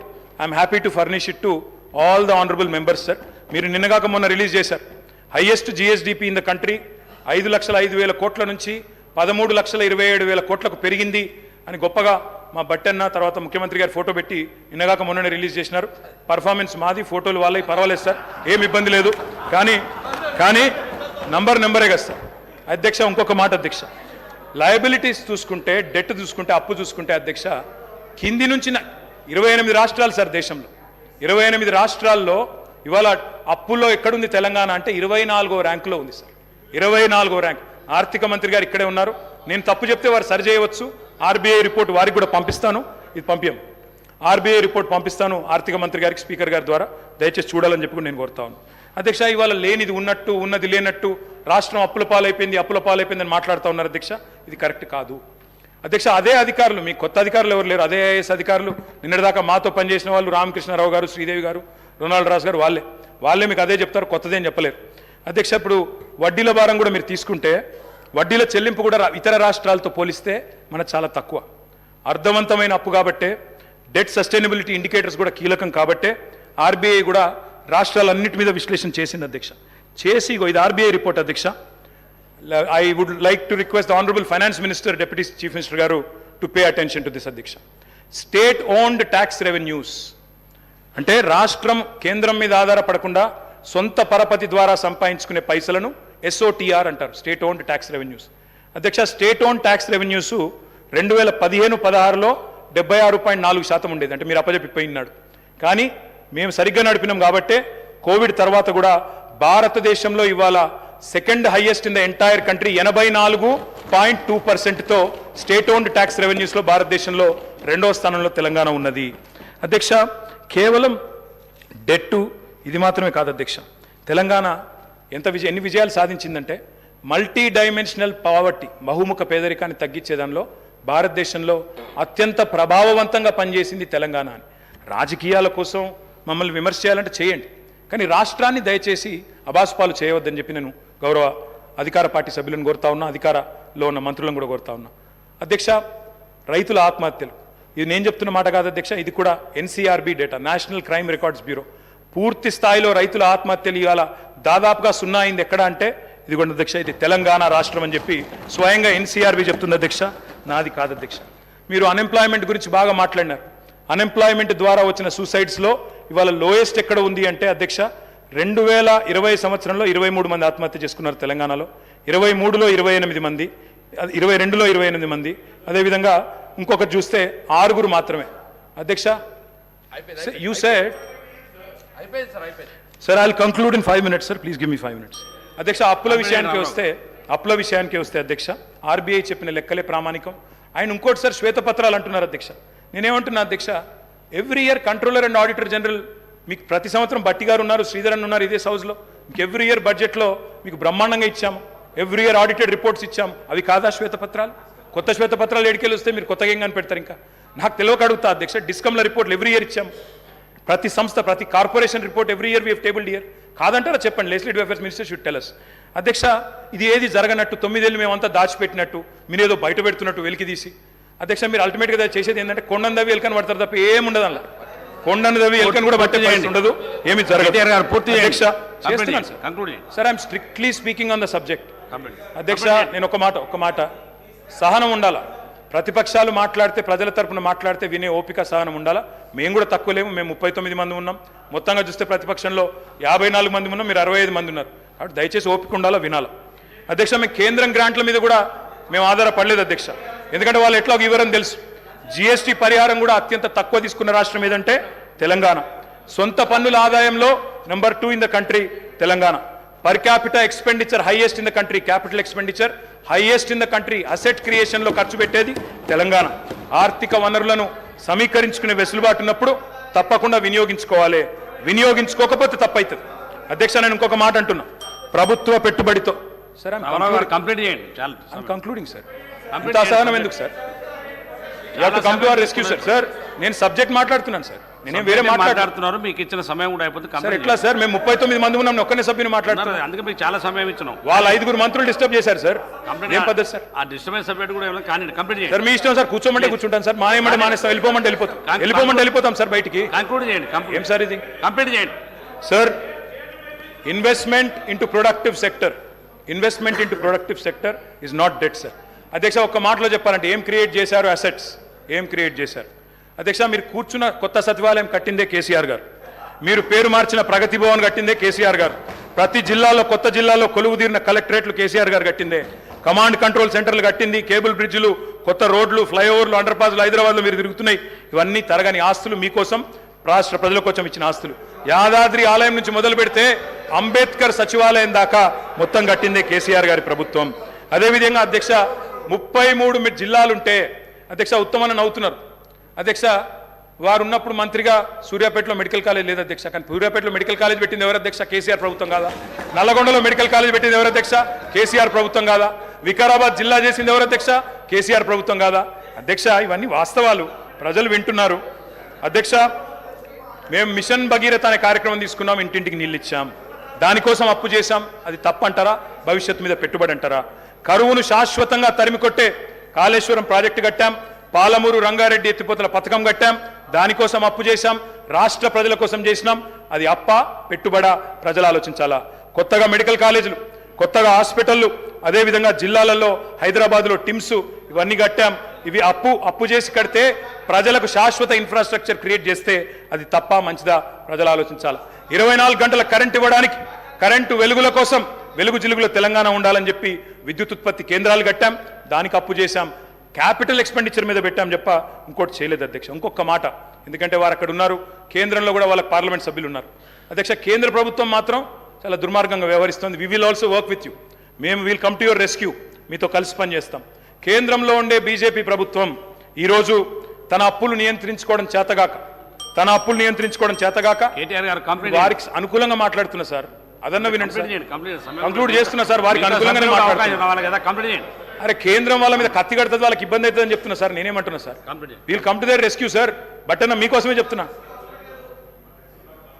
మీకు ఇంకా తెలియదు ఆ విషయం అధ్యక్ష కొత్తగా వచ్చిన సభ్యులు కొంతమంది తొందరపాటులో ఉన్నారు అధ్యక్ష ఇంకా చెప్పాలంటే ఇంకా చాలా ఉంది అధ్యక్ష కానీ నేను 2-3 విషయాలు చెప్పి ముగిస్తాను అధ్యక్ష హెల్త్ గురించి మాట్లాడారు ఎవరి హయాంలో అధ్యక్ష నేను బోను బిడ్డో సర్కారు దవాఖానకని పాటలు రాసింది మీ హయాంలో కదా ఇవాళ తెలంగాణ ప్రభుత్వం వచ్చిన తర్వాత ఎక్కడి నుంచి ఎక్కడికి వచ్చినాం అధ్యక్ష 10 ఏళ్లలో ఏమేం చేసినాం అధ్యక్ష తలసరి ఆరోగ్య బడ్జెట్ ఆనాడు 925 కోట్లుంటే మేము దాన్ని 3,532 కోట్లు చేసినాం ఆసుపత్రి పడకలు ఆనాడు 17,000 ఉంటే మా ప్రభుత్వం వచ్చిన తర్వాత 34,000 చేసినాం ఆక్సిజన్ పడకలు 1,400 ఉంటే మొత్తం 100% బెడ్స్కి 34,000 బెడ్స్కి పూర్తి స్థాయిలో ఆక్సిజన్ అందజేసినాం మొత్తం ఆనాడు 2014 వరకు మెడికల్ కాలేజీలు ఉన్నాయే 5 అధ్యక్ష 5 గవర్నమెంట్ సెక్టర్లో ఈరోజు అధ్యక్ష మొత్తం 33 జిల్లాల్లో 33 మెడికల్ కళాశాలలు ఇచ్చిన ఘనత కేసీఆర్ గారి ప్రభుత్వం అందా కాదా ఒక్కసారి గుండె మీద చేసుకుని ఆలోచించాలి అధ్యక్ష నర్సింగ్ కళాశాలల అధ్యక్ష 5 ఉండేది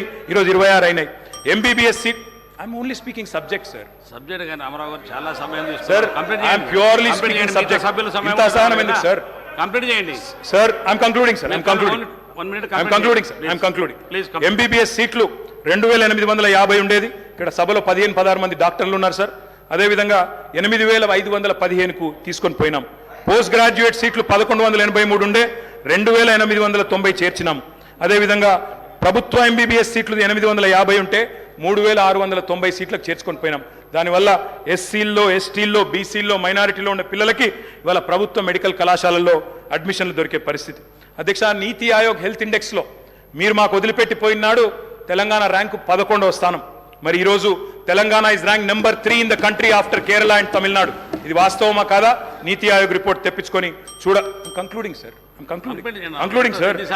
అధ్యక్ష వీళ్ళున్న నాడు కంక్లూడ్ చేస్తున్నాను సార్ డయాలసిస్ పేషెంట్లకు ఆనాడు వీళ్ళెన్నడూ పెన్షన్ ఇవ్వలేదు ఎన్నడూ పట్టించుకోలేదు ట్రీట్మెంట్ కూడా ఇవ్వలేదు అధ్యక్ష ఆనాడు డయాలసిస్ కేంద్రాలు లేవు రాష్ట్రంలో 3 డయాలసిస్ కేంద్రాల నుండే ఈరోజు 103 చేసినాం అమ్మ ఒడి వాహనాలు 0 ఈరోజు 300 చేసినాం బస్తీ దవాఖానాలు 0 370 పెట్టాం వరంగల్లో హెల్త్ మినిస్టర్ గారు పోయి ప్రారంభించవచ్చు వరంగల్లో రెడీ అవుతా ఉంది సార్ 24 స్టోరీస్లో 1,100 కోట్ల రూపాయలతో బ్రహ్మాండంగా Telangana's largest hospital is in Warangal మా దామన్న ఓపెన్ చేయాలని చెప్పి నేను మనస్ఫూర్తిగా కోరుతా ఉన్నాను సార్ అధ్యక్ష అదేవిధంగా అధ్యక్ష జిల్లాకు ఒక మెడికల్ కాలేజ్ నిమ్స్ విస్తరణ టిమ్స్ హాస్పిటల్స్ 370 బస్తీ దవాఖానాలు మహిళల కోసం ప్రత్యేకంగా ఇవన్నీ ఉన్నాయి సార్ ఇంకా ఇన్స్టిట్యూషనల్ డెలివరీస్ సార్ మీది దేవరకొండ మీది తమరిది దేవరకొండలో ఒకనాడున్న పరిస్థితి ఏంటి సార్ ఇవాళ ఉన్న పరిస్థితి ఏంటి సార్ ఒకనాడు పసిపిల్లల అమ్మకాలను చదివేది ఇవాళ మాతా శిశుమరణాలు తగ్గినాయి సార్ మాతా శిశుమరణాలు ఎట్లా తగ్గినాయి సార్ అంటే ఇన్స్టిట్యూషనల్ డెలివరీస్ ప్రోత్సహించడం వల్ల శిశుమరణాలు ఆనాడు 2014లో 1039 ఉంటే ఈరోజు 19 అయినాయి సార్ ప్రసూతి మరణాలు ఆనాడు 2014లో 91 ఉంటే ఈరోజు 40 అయినాయి ఇన్స్టిట్యూషనల్ డెలివరీస్ బ్రహ్మాండంగా పెరిగినాయి ఇంకా చెప్పాలంటే చాలా ఉంది అధ్యక్ష నేను ముగిస్తా ఉన్నాను అధ్యక్ష ముగించే ముందు నేను ఈ ప్రభుత్వానికి చెప్పేది ఒకటే అధ్యక్ష మీరు కూడా మాలాగా ప్రగతిశీలమైన అభ్యుదయమైన ఆలోచనలతో ముందుకొస్తే తప్పకుండా నిర్మాణాత్మకమైన ప్రతిపక్షంగా తప్పకుండా వెల్కమ్ చెప్తాం అధ్యక్ష. కానీ తిరోగమన నిర్ణయాలు తీసుకుంటే మాత్రం ప్రజల పక్షాన నిలదీస్తాం. మేము హైదరాబాద్ ఫార్మా సిటీని కట్టాలి, హైదరాబాద్కున్న ఒక ప్రత్యేకత. మరి లక్షలాది మందికి 40% ఇవాళ ఫార్మస్యూటికల్స్ ఉత్పత్తి చేసే నగరం హైదరాబాద్. వ్యాక్సిన్లకు ప్రపంచంలోనే రాజధాని హైదరాబాద్. అట్లాంటి హైదరాబాద్లో మొత్తం కన్సాలిడేట్ చేసి ఒక సూపర్ పవర్గా హైదరాబాద్ను ఇంటర్నేషనల్ ఇంపార్టెన్స్ ఉన్న ప్రాజెక్ట్ అధ్యక్ష. నిన్ననే పేపర్లో చూశాను, ముఖ్యమంత్రి గారు రివ్యూ చేశారు, క్యాన్సిల్ చేశారు. కానీ ఆ రివ్యూలో పరిశ్రమల మంత్రి లేరు, పరిశ్రమల కార్యదర్శి లేరు. మరి ఇది మంచిది కాదు అధ్యక్ష, ఇది రాష్ట్రానికి మంచిది. మా మీద కక్షతో ఒక మంచి ప్రాజెక్ట్ రాష్ట్రానికి దూరం చేయకండి సార్. నేను కంప్లీట్ చేయండి సార్. మీకు ఇంత సమయం ఇచ్చా, 3 సార్లు ఇచ్చినది మీకు సమయం. మీరు అడుగుతున్నా కూడా కంప్లీట్ చేయమని చెప్పాను. ముగియండి, మీరు కంప్లీట్ చేయండి. Concluding sir, only 1 minute sir. Subject అయింది సమయం. హైదరాబాద్ ఫార్మా సిటీ లాంటి జాతీయ అంతర్జాతీయ ప్రాముఖ్యత ఉన్న ఒక ప్రాజెక్టును రద్దు చేసే ముందు పునరాలోచించాలని చెప్పి నేను కోరుతా ఉన్నాను అధ్యక్ష. కట్టడము నిలబెట్టడమే మాకు తెలిసిన పని, పడగొట్టడం కులగొట్టడం మా పని కాదు, మేము చేయము. అధికారంలో నిర్మాణాత్మకంగా పనిచేసినాం, ప్రతిపక్షంలో చేస్తాం. మీ మేనిఫెస్టోను మీరు మర్చిపోయినా మేము మర్చిపోము, ప్రజల తరపున క్వశ్చన్ చేస్తాం. ప్రజా ప్రయోజనాల పరిరక్షణ కోసం ఖచ్చితంగా నిలబడతాం. మాది తెలంగాణ కోసమే పుట్టిన పార్టీ, తెలంగాణ కోసమే నిలబడే ఏకైక పార్టీ. అందుకే మేము చెప్తా ఉన్నా అధ్యక్ష, ప్రజాకవి కాళోజీ చెప్పారు. ముగిస్తున్నాను సార్, ముగియండి. ప్రజాకవి కాళోజీ చెప్పారు సార్. ఏలేటి మహేశ్వర్ రెడ్డి గారు ముగియండి సార్. మరి కంక్లూడ్ చేయండి. మీరు ఇంత ఎన్నిసార్లు సమయం ఇచ్చిన మీరు చేయకపోతే ముగియండి. ముగియండి, కంప్లీట్ చేయండి.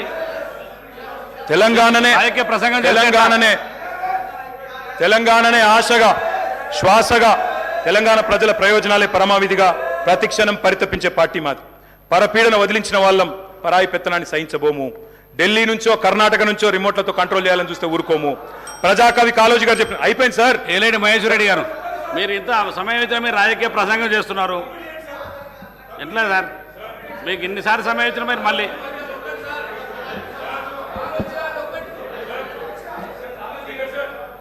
మహేశ్వర్ రెడ్డి గారు కానివ్వండి. మీరు ఇంకా రాజకీయ ప్రసంగం మొదలు పెడితే ఎట్లా సార్? సబ్జెక్టు కంప్లీట్ అయినా కూడా కంప్లీట్ చేయండి. 1 minute, 1 minute కంప్లీట్. అధ్యక్ష, వారు ఉటంకించారు దాశరథి గారిని. నేను ప్రజాకవి కాళోజీ గారు చెప్పిన మాట చెప్తా ఉన్నాను సార్. ఇది లాస్ట్ పారాగ్రాఫ్ సార్, వదిలేస్తాను సార్. తర్వాత మీరు వారికి అవకాశం ఇవ్వండి, నో ప్రాబ్లం. ప్రజాకవి కాళోజీ గారు చెప్పినారు సార్, ప్రాంతేతరుడు ద్రోహం చేస్తే, మోసం చేస్తే ప్రాంతం పొలిమేరల వరకు తరిమి కొడతాం. ప్రాంతం వాడు మోసం చేస్తే ప్రాంతం లోపలే పాత పెడతాం. ఇదే కమిట్మెంట్తో పనిచేస్తాం. జై తెలంగాణ, జై కేసీఆర్. మహేశ్వర్ రెడ్డి గారు,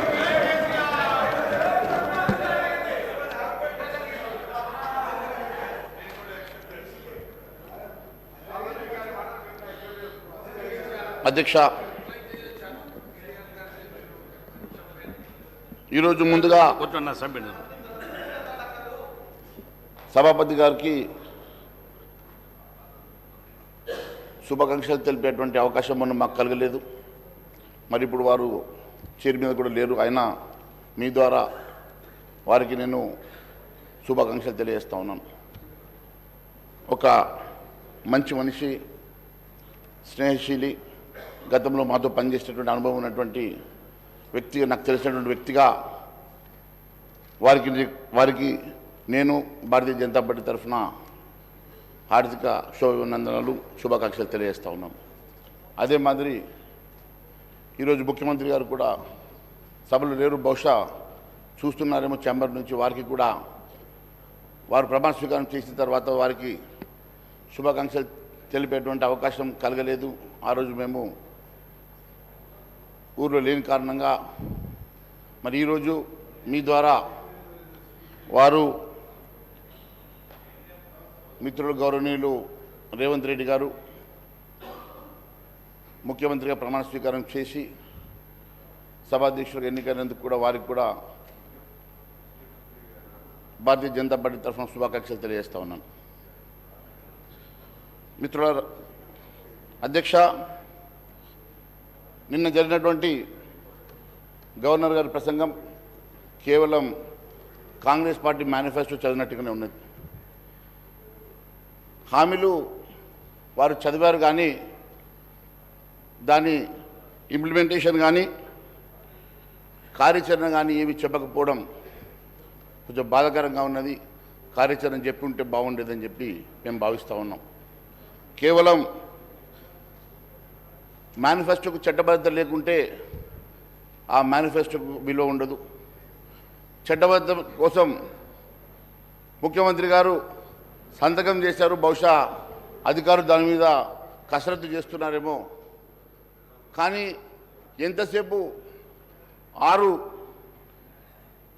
గ్యారంటీల విషయమే మాట్లాడుతూ ఉన్నారు. కానీ మరి మిగిలిన 412 హామీల గురించి ఈ ప్రభుత్వం మాట్లాడడం లేదు. 412 హామీలు 420కి 8 హామీలు మాత్రమే తక్కువగా ఉన్నాయి. 412 హామీలు ఇచ్చారు. మాట్లాడితే 6 హామీల గురించే పదే చెప్తా ఉన్నారు. మరి చట్టబద్ధత ఎప్పటికల్లా చేస్తారు? మరి ఈ సభలోనే చట్టబద్ధత తీసుకొస్తే బాగుంటుందని చెప్పి మేము భావిస్తూ ఉన్నాం. కేవలం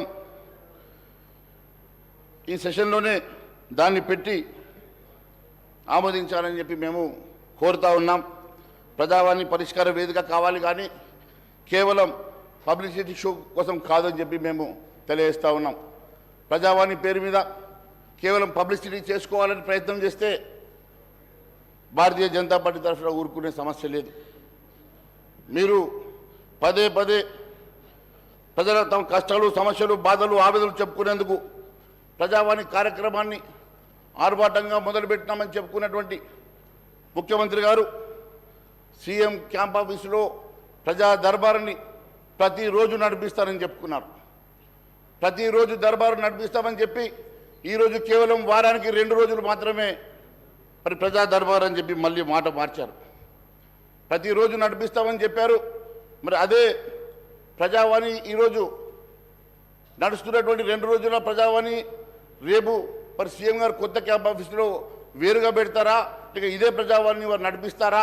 మరి ఈ ప్రజావాణి నడిపిస్తే మరి ముఖ్యమంత్రి గారు వారి మంత్రివర్యులందరూ కూడా రోజు కూర్చొని అర్జీలు తీసుకుంటారా? అధికారులతో సహా కూర్చొని వెంటనే పరిష్కారం చేస్తారా? దాని మీద కూడా మరి ప్రజలకు స్పష్టత ఇవ్వాల్సినటువంటి అవసరం ఉందని తెలియజేస్తా ఉన్నాను. ఇప్పుడు రూపొందించిన కార్యక్రమం వారం రోజులకు బదులుగా 2 రోజులు అనడం నిజంగా ప్రజల్ని తప్పుదో పట్టించడంగానే మేము భావిస్తూ ఉన్నాం. మా ఎమ్మెల్యేలందరూ నియోజకవర్గాల్లో ప్రతిరోజు ప్రజా దర్బారులో ఉంటారని చెప్పారు. ఇప్పటికీ కూడా అవి ఎక్కడ కూడా మొదలైన దాఖలాలు కనబడడం లేదు. మహేష్ రెడ్డి గారు ప్రగతి భవన్ పేరుకే గవర్నర్ ధన్యవాదాలు. దాని మీద ఇవన్నీ అదే మాట్లాడుతున్నానండి. గవర్నర్ ప్రసంగంలో మాట్లాడిన అధ్యక్ష గవర్నర్ ప్రసంగంలో మాట్లాడించిన నేను చెప్తా ఉన్నాను. సబ్జెక్ట్ ప్రగతి భవన్ ప్రజాభవన్గా మారింది, ప్రజల వినియోగంకి మాత్రం రాలేదు. ఈరోజు ప్రగతి భవన్లో మీరు గతంలో ముఖ్యమంత్రి గారు చెప్పినట్టుగా ప్రగతి భవన్ హాస్పిటల్గా మారుస్తామన్నారు. అదే మాదిరిగా ప్రగతి భవన్ని స్టడీ సర్కిల్ చేస్తాము, అక్కడి నుంచి ఐఏఎస్ ఐపీఎస్ ఆఫీసర్ ప్రొడ్యూస్ చేస్తాము, అక్కడి నుంచి విద్యావంతులు ప్రొడ్యూస్ చేస్తాము, భారతదేశానికి వర్ణ తెచ్చేటువంటి వాళ్ళను ప్రొడ్యూస్ చేస్తామని చెప్పి ఆ రోజు మరి పిసిసి అధ్యక్షుడు ఉన్నటువంటి ఈరోజు ముఖ్యమంత్రి గారు చెప్పారు. మరి దాన్ని ప్రగతి భవన్ని ఈరోజు ప్రజా దర్బారుగా ఒకసారి మారుస్తే మరి ఉప ముఖ్యమంత్రి గారి రెసిడెన్స్గా కూడా ఒక భవనాన్ని ఇచ్చారు. మరి మీరు ఇచ్చినటువంటి హాస్పిటల్, మీరు హామీ ఇచ్చినటువంటి హాస్పిటల్ కానీ, మీరు హామీ ఇచ్చినటువంటి మరి స్టడీ సర్కిల్ కానీ మరి ఇక్కడ కూడా కనబడతలేదు. మరి దాని విషయంలో కూడా ప్రజలు స్పష్టత కావాలని కోరుకుంటా ఉన్నారు. అదే మాదిరిగా కేసీఆర్ సర్కారు చేసినటువంటి అప్పుల కుప్పల గురించి గవర్నర్ గారు ప్రసంగంలో మీరు మాట్లాడారు, ప్రసంగంలో చెప్పారు. మరి మీరు ఇంకా అదనంగా అప్పులు చేద్దామన్నా, లేకుంటే ఈ అప్పులు చూయించి ఈ అప్పుల కుప్పల్ని చూయించేసి ఇచ్చిన హామీల్ని తప్పించుకోవాలని ప్రయత్నం చేస్తే ప్రజలు ఊరుకునే సమస్య లేదని చెప్పి తెలియజేస్తా ఉన్నాను. ఇది అప్పులను సాగుగా చూపించేసి ఇచ్చినటువంటి హామీల్ని నెరవేర్చకుండా తప్పించుకుంటే ప్రజలు ఊరుకోరని చెప్పి కూడా తెలియజేస్తా ఉన్నాను. రాష్ట్ర పరిస్థితి దుర్భరంగా ఉందని, రాష్ట్ర సర్కారు దాదాపు 5 లక్షల కోట్ల రూపాయలు అప్పు ఉందని చెప్పేసి పదే చెప్తా ఉన్నారు. రాష్ట్ర పరిస్థితి దయనీయంగా ఉన్న సంగతి, అప్పుల సంగతి ప్రజలకు మనందరికీ తెలిసిన సంగతి. కానీ దాన్ని అడ్డం పెట్టేసుకొని హామీలను విస్మరిస్తే మాత్రం భారతీయ జనతా పార్టీ ఊరుకున్న సమస్య లేదని చెప్పి తెలియజేస్తా ఉన్నాను. కాంగ్రెస్ వన్నీ అవి కానీ హామీలు ఎన్నో ఉచిత హామీలు ఇచ్చి ఎన్నో భారీ హామీలు ఇచ్చినా కూడా కాంగ్రెస్ పార్టీకి వచ్చింది కేవలం బోటాబోటీ మెజార్టీ మాత్రమే. మ్యాజిక్ ఫిగర్కి కేవలం 4 మాత్రం ఎక్కువగా వచ్చాయి. ఇన్ని రకాలుగా హామీలు ఇచ్చినా ప్రజలు మాత్రం వారికి పెద్ద పట్టం కట్టలేదు. కేవలం మార్జిన్ మ్యాజిక్ ఫిగర్కి దగ్గరలోనే మాత్రం ఇచ్చారు. అంటే ఖచ్చితంగా వీరందరూ కూడా ఇచ్చిన హామీలను స్వయంగా పిసిసి అధ్యక్షుడు రేవంత్ రెడ్డి గారు కూడా ఒక స్థానంలో ఓడిపోయారంటే గతంలో ఎన్నడూ కూడా ముఖ్యమంత్రి ఓడిపోయి ముఖ్యమంత్రి అయినటువంటి సందర్భాలు గతంలో ఈ రాష్ట్రంలో లేవు. ప్రజలు ఒకవైపు పట్టం కడుతూనే మరోవైపు వాద పెట్టారు. కాబట్టి గమనించాల్సిందిగా నేను కోరుతా ఉన్నాను. రేవంత్ రెడ్డి గారు నిజంగా అదృష్టవంతుడు. ఒక స్థానంలో ఓడిపోయినా కూడా ఈరోజు ముఖ్యమంత్రి అయ్యాడు కాబట్టి ఖచ్చితంగా వారు ఇచ్చినటువంటి హామీలు నెరవేరుస్తారన్న మాకు విశ్వాసం కొంతవరకు ఉన్నది. ఈరోజు పాలన అనుభవం ముఖ్యమంత్రి గారికి లేకపోయినా వారి మంత్రివర్యులు చాలామంది సీనియర్లు ఉన్నారు. సీనియర్ మంత్రివర్యుల తప్పకుండా వారి సలహాలు సూచనలు తీసుకుంటారని నేను భావిస్తూ ఉన్నాను. వారికి అనుభవం లేకపోయినా ఎంతోమంది సీనియర్ మంత్రులందరూ కూడా వారికి అండగా ఉంటారు కాబట్టి వారి సూచనలు సలహాలు తీసుకొని ముందుకెళ్తారని చెప్పి మేము భావిస్తూ ఉన్నాం. వారు ఐపీఎస్ ఆఫీసర్ కాదు, లేక వారి మంత్రులు కానిస్టేబుల్ హోంగార్డులు కాదు. మహేశ్వర రెడ్డి గారు వాళ్ళందరూ కూడా మీరు సబ్జెక్ట్ సార్ నేను మాట్లాడేది సార్ వారు చెప్పిన మాటలు సార్ నేను డీవియేషన్ చేయడం లేదు. లేలే మీరు ముఖ్యమంత్రి గారి గురించి సార్ నేను డీవియేషన్ చేయడం లేదు సార్. మీరు సబ్జెక్ట్ మాట్లాడండి. నేను సబ్జెక్టే మాట్లాడండి. మీరు మరి సబ్జెక్ట్ ఈరోజు ముఖ్యమంత్రి గారు అందరి సలహాలు సూచనలు తీసుకొని వారు ఈ రాష్ట్రాన్ని ముందుకు తీసుకెళ్తారని చెప్పి మేము భావిస్తూ ఉన్నాం. ఖచ్చితంగా గతంలో ఉన్నటువంటి దూకుడు తగ్గించుకొని వారి యొక్క సమయస్ఫూర్తితో ఈ రాష్ట్రాన్ని ముందుకు నడిపించి ఈ రాష్ట్రాన్ని కాపాడుతారని చెప్పి విశ్వాసాన్ని మేము వ్యక్తపరుస్తూ ఉన్నాం. కొత్త అప్పుల ద్వారా ఈ రాష్ట్రంలో పన్నుల భారాన్ని పెంచొద్దని పన్నులు పెంచకుండానే హామీలు నెరవేర్చాలని చెప్పేసి మేము కోరుతా ఉన్నాం. దాదాపు 42 పేజీల 412 హామీలు నెరవేర్చడానికి ఖచ్చితంగా మీరు ముందుకు రావాలని మేము ఖచ్చితంగా భారతీయ జనతా పార్టీ కన్స్ట్రక్టివ్గా మీరు ఇచ్చేటువంటి మంచి పనులకు మేము మీ వెంట ఉంటాం, లేని పక్షంలో నిలదీస్తామని చెప్పి కూడా సభాముఖంగా తెలియజేస్తా ఉన్నాం. అధ్యక్ష, ఆర్థిక పరిస్థితి పైన శ్వేతపత్రాలు ఇవ్వాల్సిందిగా కోరుతా ఉన్నాం. ఇందులో కాంగ్రెస్ కొత్తగా ప్రవేశపెట్టినటువంటి స్కీమ్స్కి అవసరమైనటువంటి నిధులు ఎన్ని అవసరం ఉంటాయో అవి చెప్పాల్సిందిగా శ్వేతపత్రం ఇవ్వాల్సిందిగా కోరుతా ఉన్నాం. కాంగ్రెస్ పార్టీ ఇచ్చిన హామీలు నెరవేర్చడానికి మరి కావాల్సినటువంటి నిధులు ఎంత కావాలా, దానికి కావాల్సినటువంటి అవసరాలకు ఏ రకంగా సమకూరుస్తారో మరి ప్రజలకు సభకు తెలియజేయాల్సిన అవసరం ఉందని తెలియజేస్తా ఉన్నాను. కాంగ్రెస్ హామీలు ఎంత మేరకు నిధులు అవసరం ఉందో, ఏ మార్గాల ద్వారా నిధులు తీసుకొస్తారో, ఏ రకంగా మరి అవన్నీ అంశాలు మేము బడ్జెట్ సమావేశంలో ఖచ్చితంగా మాట్లాడతాం. ఇప్పుడు మొన్ననే ప్రభుత్వం ఏర్పాటైంది, కనీసం 100 రోజులను సమయం ఇవ్వాల్సిందిగా మేము ఇవ్వాలని చెప్పి మేము ఈరోజు ఈ నిర్ణయం తీసుకొని మరి ఈ అంశంలో లోతుగా వెళ్లకుండా రేపు బడ్జెట్ సమావేశంలో ఈ అంశాలు మేము మాట్లాడతాం. ఇప్పుడు కనీసం 100 రోజులన్నా వారికి సమయం ఇచ్చిన తర్వాతనే మాట్లాడిన అంశం మీద ఈరోజు మేము ఆ విషయాలు లోతుగా వెళ్ళడం లేదు.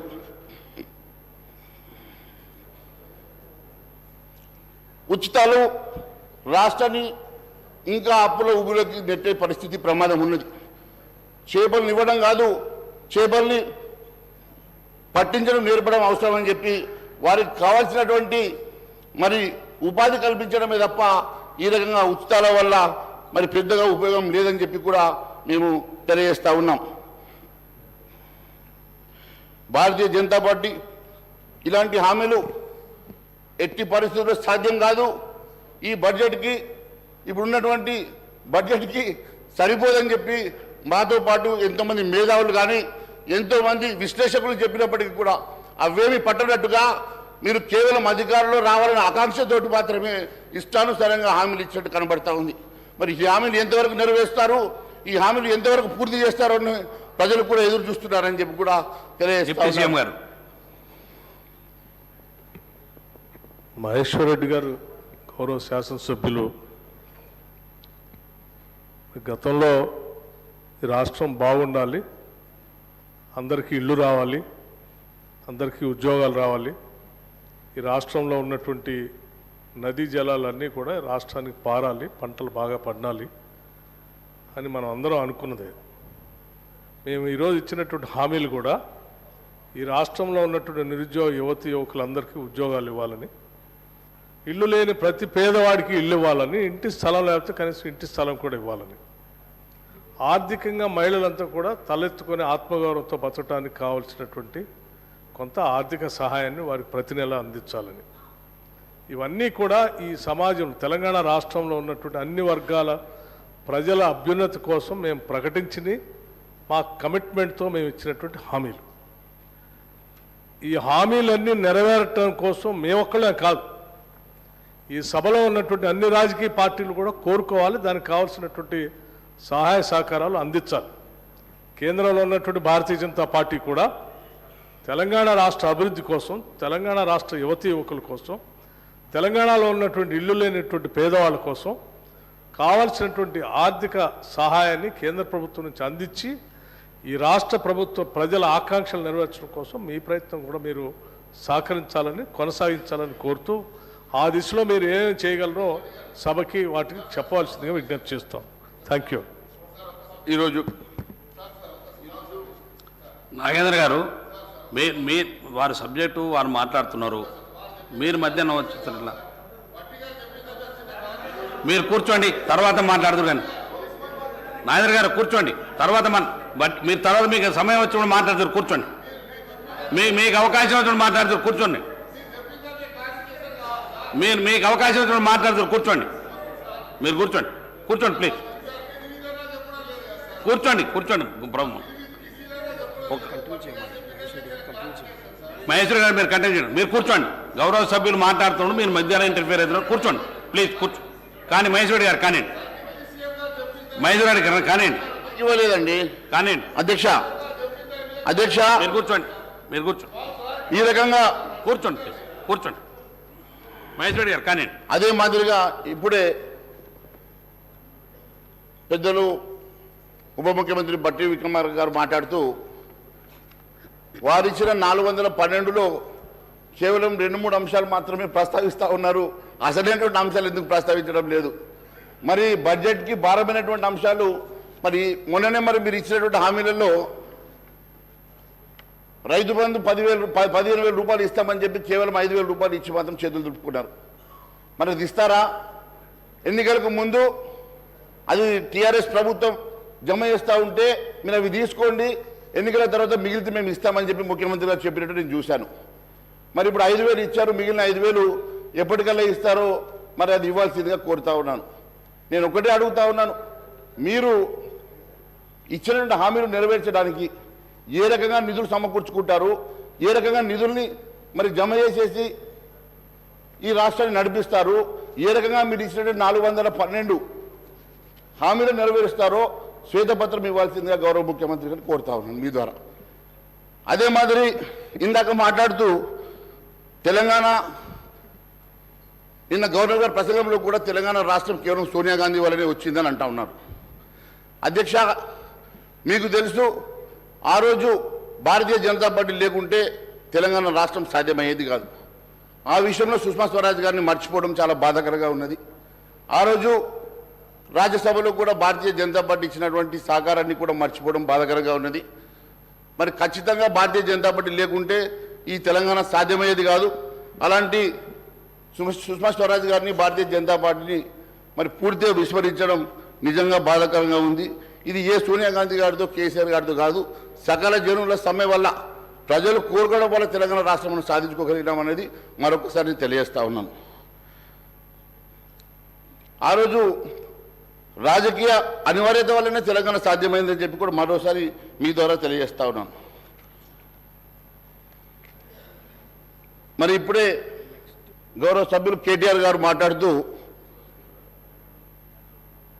కేంద్రాన్ని మీరు నిందించే ముందు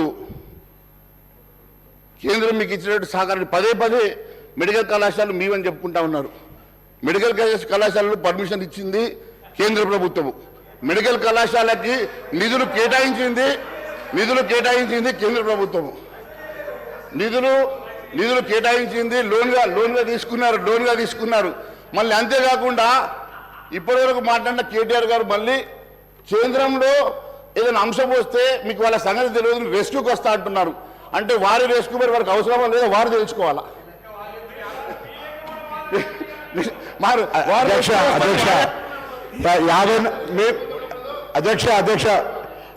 మేము 65 మంది ఉన్నాం, మేము 54 మంది ఉన్నాం, వాళ్ళని కూడా కలుపుకొని చెప్తారు గౌరవ ప్రతిపక్ష నాయకులు.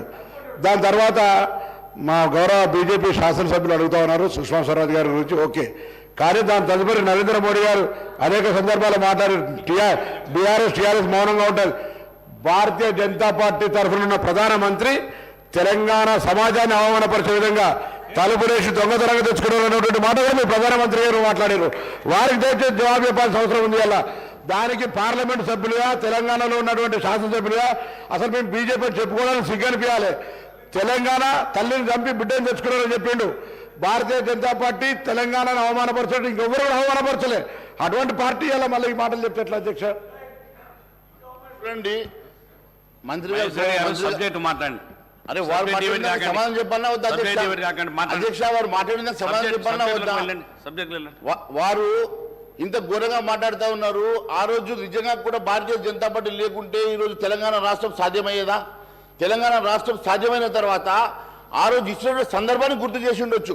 ఇచ్చిన సందర్భం తలుపులు పెట్టి మీరు ఇచ్చినారా, ఎట్లా ఇచ్చినారంటే ఆ రోజు అన్ని పార్టీల వాళ్ళు మీకు సపోర్ట్ చేయడం వల్ల తెలంగాణ రాష్ట్రం వచ్చిన సంగతి మాత్రమే గుర్తు చేస్తా ఉన్నాను. మరి వీరేమో వారు రెస్క్యూకి వస్తా అంటే మరి వారి ఇద్దరి మధ్యలో ఇబ్బంది ఏమున్నదో తెలియదు. దాని మీద స్పందించడానికి మీరు ముందుకు రావడం లేదు. కానీ ఈ అంశంలో మీరు ఎందుకు వస్తా ఉన్నారు? మీరు మా సభ్యులంటలేము, మీరు గౌరవ ప్రతిపక్షమని చెప్తాను అధ్యక్ష. 54 అని వారు చెప్తా ఉన్నారు. బీజేపీ ఎంఐఎం టీఆర్ఎస్ అని మేము ఆరోపించినట్టుగానే వాళ్ళు కలుపుకోరు. 54 అని వారు చెప్తారు. అన్నయ్య బోల్ సార్ మహేష్ రెడ్డి గారు మీరు సబ్జెక్ట్ ఎగిరితే సబ్జెక్ట్ మాట్లాడండి. వారు కేటీఆర్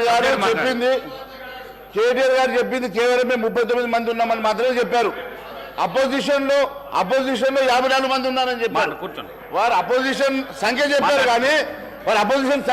కానీ మీరు కలిపితే కలిసిపోతారా? మీరు కలిస్తే కలిసిపోతారా? మీరు కలుపుకుంటారు. మహేష్ రెడ్డి గారు మీరు సబ్జెక్ట్ వెళ్ళండి, మాట్లాడు, కూర్చోండి. అదే మాదిరిగా చెప్తాను. సబ్జెక్ట్ మాట్లాడండి. అదే మాదిరి నేను మీ ద్వారా ఈ రాష్ట్ర ప్రభుత్వాన్ని అడుగుతా ఉన్నాను. కాంగ్రెస్ ప్రభుత్వం విడుదల చేసే శ్వేతపత్రంలో కేంద్రం గత 10 సంవత్సరాల నుంచి ఇచ్చినటువంటి అభివృద్ధి కోసం కానీ సంక్షేమం కోసం కానీ నిధులు ఎన్ని మంజూరు చేసిందో, ఎన్ని నిధులు ఇచ్చిందో వివరాలు దాంట్లో పొందుపరిస్తే బాగుంటుందని చెప్పి మేము వారికి ఆశిస్తున్నాం. గతంలో పాలమూరు రంగారెడ్డి ప్రాజెక్టు జాతీయ హోదా ఉంటే అమలు చేస్తామని చెప్పి నిన్న గవర్నర్ గారు ప్రసంగంలో చెప్పారు. అధ్యక్ష, కాంగ్రెస్ పార్టీ వరంగల్ డిక్లరేషన్లో ప్రతి ఎకరాకు సాగునీరు అందేలా నిర్దిష్ట సమయంలో అది సంపూర్ణ ప్రాజెక్టును పూర్తి చేస్తామని హామీ ఇచ్చింది. కాంగ్రెస్ మేనిఫెస్టో అభయహస్తం పేజీ నంబర్ 8.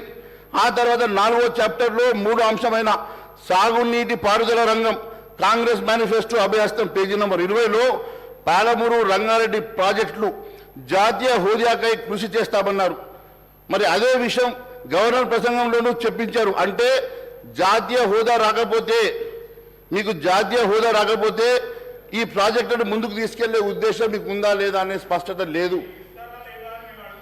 మీరు లేకుంటే మీరు దాన్ని ముందుకు తీసుకెళ్లే ఉద్దేశం లేదు కాబట్టి దీన్ని ఒక లింక్ పెట్టినారు. మీరు దీన్ని లింక్ పెట్టడం అనేది ఇది మంత్రి గారు సార్ మేము మేనిఫెస్టోలో పెట్టింది చాలా సార్ మేము మేనిఫెస్టోలో పెట్టిన అంశానికి నేను గౌరవ సభ్యులను కోరుతా ఉన్నాను. మహేశ్వర్ రెడ్డి గారు బీజేపీ పార్టీ జాతీయ స్థాయిలో వారు ప్రధానమంత్రి ఉన్నారు. ఈరోజు మేము వారిని కోరుతా ఉన్నాము. ఈరోజు తెలంగాణ రాష్ట్ర ప్రజలకు సంబంధించిన అంశం విషయంలో వారు ముందు నిలబడి జాతీయ హోదాను ఇప్పించే ప్రయత్నం చేయాలని కోరుతా ఉన్నాను. ఎట్లా ఇస్తారంటే మీ పార్టీ ప్రభుత్వంలో ఉంది, మేమందరం వస్తాం, మేము వారిని కూడా కోరుతాం, మా ప్రధాన ప్రతిపక్షాన్ని కూడా కోరుతాము. మీరు జాతీయ హోదాను ఇప్పియండి, మేమందరం కూడా తెలంగాణ రాష్ట్ర ప్రజలకు సంబంధించిన ఈ అంశాన్ని నేను మా మహేశ్వర్ రెడ్డి గారు వారి బీజేపీ పార్టీ వారిని కూడా కోరుతా ఉన్నాం అధ్యక్ష. మహేశ్వర్ రెడ్డి గారు కానీ అధ్యక్ష ఎన్నిసార్లు ఇంటరప్షన్ కరెక్ట్ కాదు అధ్యక్ష. అయ్యా ఒక్క నిమిషం సార్, ఒక్క నిమిషం. సీఎం రేవంత్ రెడ్డి గారి సొంత జిల్లా అయినటువంటి పాలమూరు, సీఎం సొంత జిల్లా ఇది ఎట్టిస్తారు సార్, ఇది ఎట్టిస్తారు? What is this? నేను 1 minute. శ్రీహరి గారు మన లెజిస్లేటివ్ అఫైర్స్ మినిస్టర్ గారు శ్రీధర్ బాబు గారు పాలమూరు రంగారెడ్డికి జాతీయ హోదా తీసుకురావడానికి బీజేపీ వాళ్ళ సహకారం అడిగారు సార్. దాన్ని మేము కూడా స్వాగతిస్తున్నాం. వీలైతే నేను ప్రభుత్వానికి విజ్ఞప్తి అభ్యర్థిస్తున్నా, మనందరం ఒక శాసనసభ ద్వారా ఒక ఏకగ్రీవ తీర్మానం చేస్తూ జాతీయ హోదా పాలమూరు రంగారెడ్డి ప్రాజెక్టుకు జాతీయ హోదా కల్పించాలని ఒక ఏకగ్రీవ తీర్మానం ఈ సభ ద్వారా చేసి కేంద్ర ప్రభుత్వానికి పంపిస్తాం. శ్రీధర్ బాబు గారు దీని విషయంలో ముందుకు రావాల్సిందే నేను కోరుతున్నాను. మహేశ్వర్ రెడ్డి గారు చూడండి, అదే ఇప్పుడు రెస్క్యూకి వస్తామని చెప్పి రెస్క్యూకి వచ్చేసారు సార్. రెస్క్యూకి వచ్చేసారు. దీన్ని బట్టి చాలా స్పష్టంగా ఏర్పడుతూ ఉంది వీళ్ళ రిలేషన్షిప్ ఏందో. నేను ఒకటే అడుగుతా ఉన్నాను, గౌరవ ముఖ్యమంత్రి గారి సొంత జిల్లా పాలమూరు. అలాంటి సొంత జిల్లాలో కేవలం జాతీయ హోదా ఏ రకంగా వస్తుందో ఎంపీగా ఉన్నటువంటి రేవంత్ రెడ్డి గారికి, ఇరిగేషన్ మంత్రిగా ఉన్నటువంటి మా ఉత్తమ్ కుమార్ రెడ్డి గారికి బాగా తెలుసు. జాతీయ హోదాకి ఏమేం కావాలా, ప్రొసీజర్ ఏంది, దాని నామ్స్ ఏంటి, అవన్నీ కూడా సార్ మీకు సమయం ఇచ్చినప్పుడు మీరు మాట్లాడాలి సార్. చాలాసేపు మాట్లాడారు మీరు గంటన్నర మాట్లాడారు, మాకు 10 నిమిషాలు కూడా సమయం గారు. మీరు గవర్నర్ ప్రసంగంలో మాట్లాడేది అనవసరంగా. గవర్నర్ ప్రసంగం అండి, ఇది గవర్నర్ ప్రసంగంలో మాట్లాడుతా ఉన్నాను అధ్యక్ష.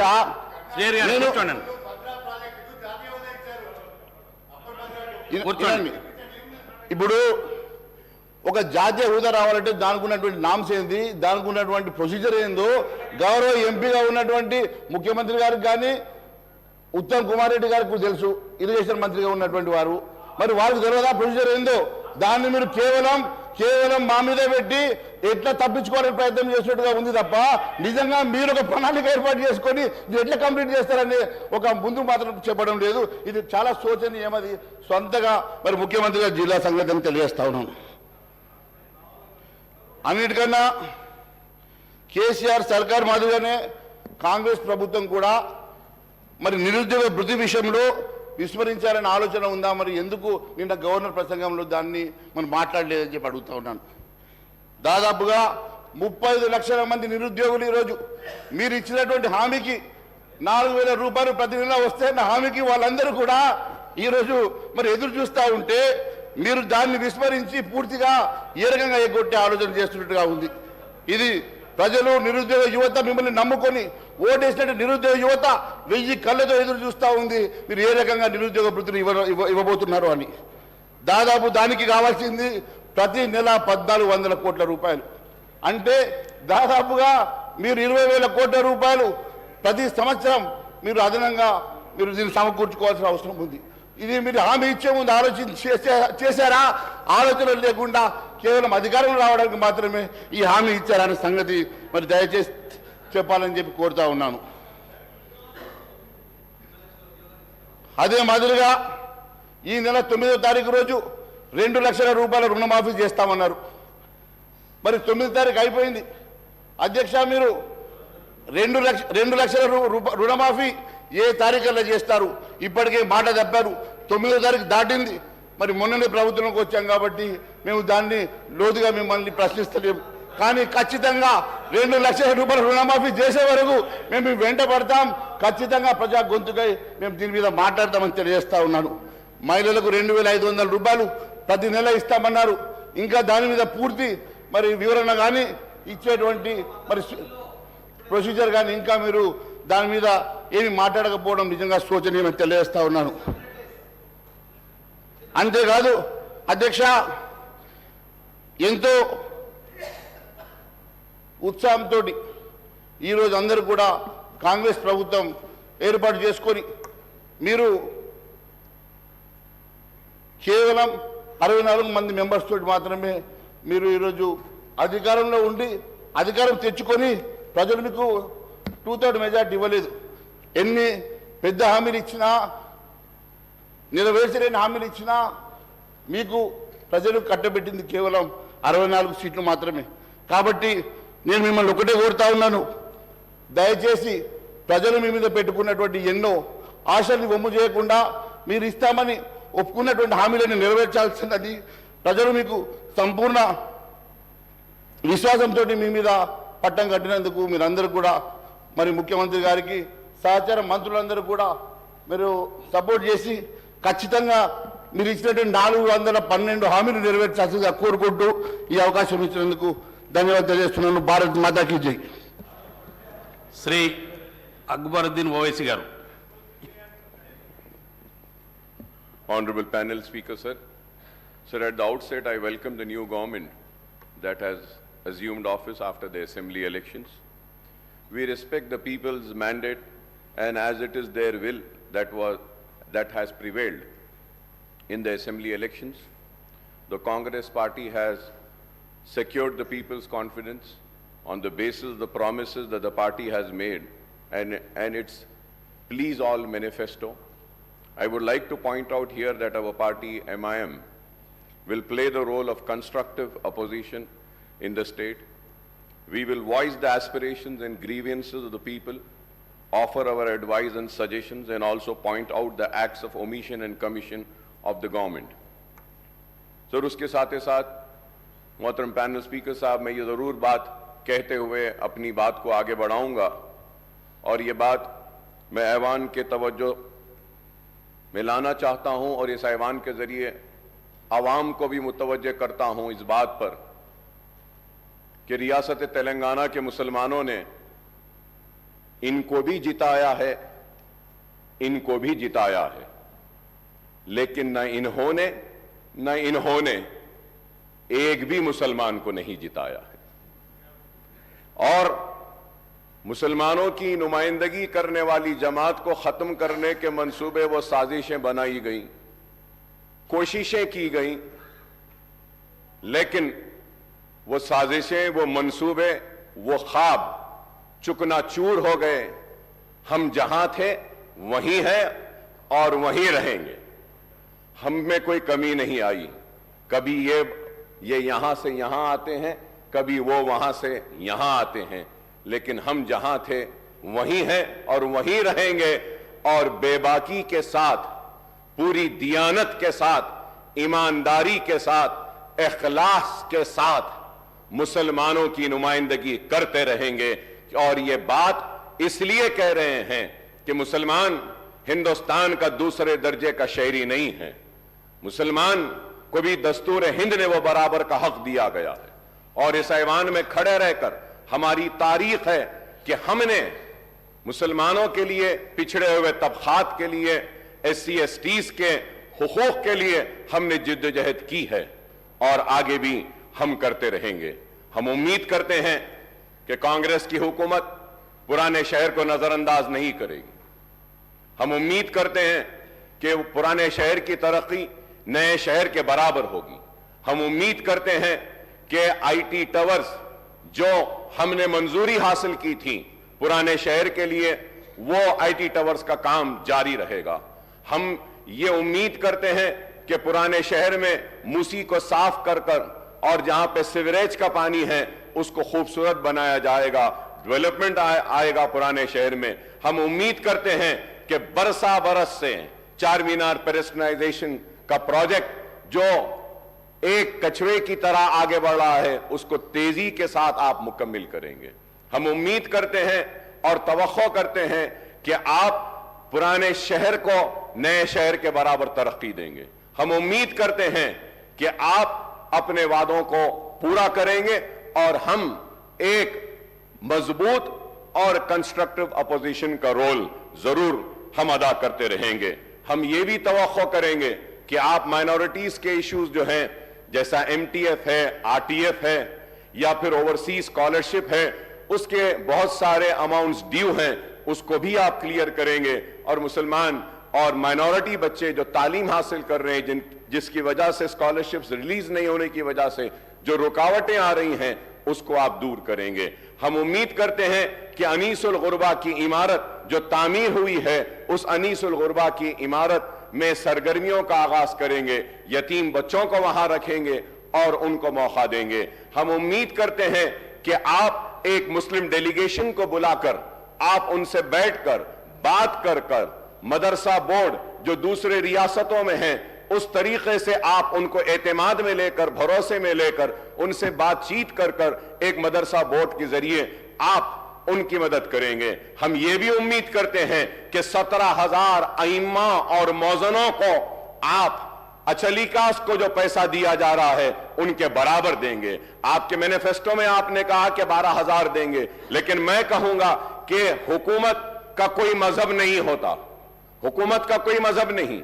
जब अचलीकास पुजारीस को आप 25,000 दे रहे हैं तो हुकूमत की जिम्मेदारी है कि वो मुस्लिम अइम्मा और मौजनों को भी उन्हीं के बराबर दें। मैं उम्मीद करता हूं कि शादी मुबारक की स्कीम को जो मजलिस के नुमाइंदगी पर ग्रीन चैनल में डाला गया था, आप उसको जारी रखेंगे ग्रीन चैनल में, और उसके जरिए शादी मुबारक के सारे जितने भी पेंडिंग दरखास्तें हैं उसको क्लियर करेंगे। मैं ये भी उम्मीद करता हूं कि 1 लाख रुपए का जो लोन मुसलमानों को देने का वादा किया गया था उसको दिया गया था। इलेक्शन का नोटिफिकेशन आने के बाद इलेक्शन कोड ऑफ कंडक्ट की वजह से उसको रोक दिया गया था। उम्मीद करता हूं कि नई हुकूमत वो जितने भी मंजूरियां जो हुई हैं, जो सैंक्शन हुए 1 लाख, उनको फौरन रिलीज करेगी। मैं उम्मीद करता हूं कि जो मशीन्स जो दिए गए थे, जो स्विंग मशीन्स खवातीन को दिए गए थे, जिनकी मंजूरी हुई लेकिन इलेक्शन कोड की वजह से रोक दिया गया था, आप उनको भी रिलीज करेंगे। मैं उम्मीद करता हूं कि CBCID की इंक्वायरी जो वह औकाफी जायदादों की तहफ्फुज के लिए बनाई गई थी, उसकी रिपोर्ट को आप टेबल करेंगे। मैं उम्मीद करता हूं कि कांग्रेस की हुकूमत औकाफी जायदादों का तहफ्फुज करेगी। 70 बरस की इस तारीख में मुसलमानों की औकाफी जायदादों को तबाह बर्बाद किया गया, उनको लेफ्ट एंड राइट बांटा गया, चाहे वो तेलुगु देशम की हुकूमत हो, चाहे वो कांग्रेस की हुकूमत हो या BRS की हुकूमत हो। जब हुकूमत में आने से पहले तो बड़े हमदर्दी का इजहार करते हैं औकाफी जायदादों की तहफ्फुज के लिए, लेकिन इख्तिदार में आने के बाद उनकी रविश कुछ और होती है, और उसी रविश का नतीजा है कि हुसैन शाह वली रहमतुल्लाह अलैह की 1,600 एकड़ आराजी चले गई, आज नहीं है।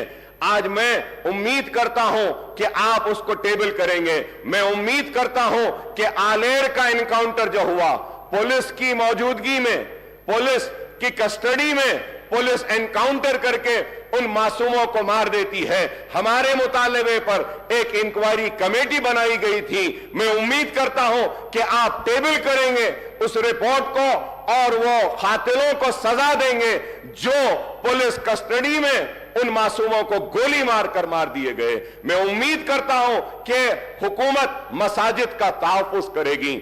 मैं उम्मीद करता हूं कि आशुर खानों का तहफ्फुज करेगी, क्योंकि आज बातें तो बहुत की जाती हैं लेकिन हमको इंसाफ से महरूम रखा जाता है।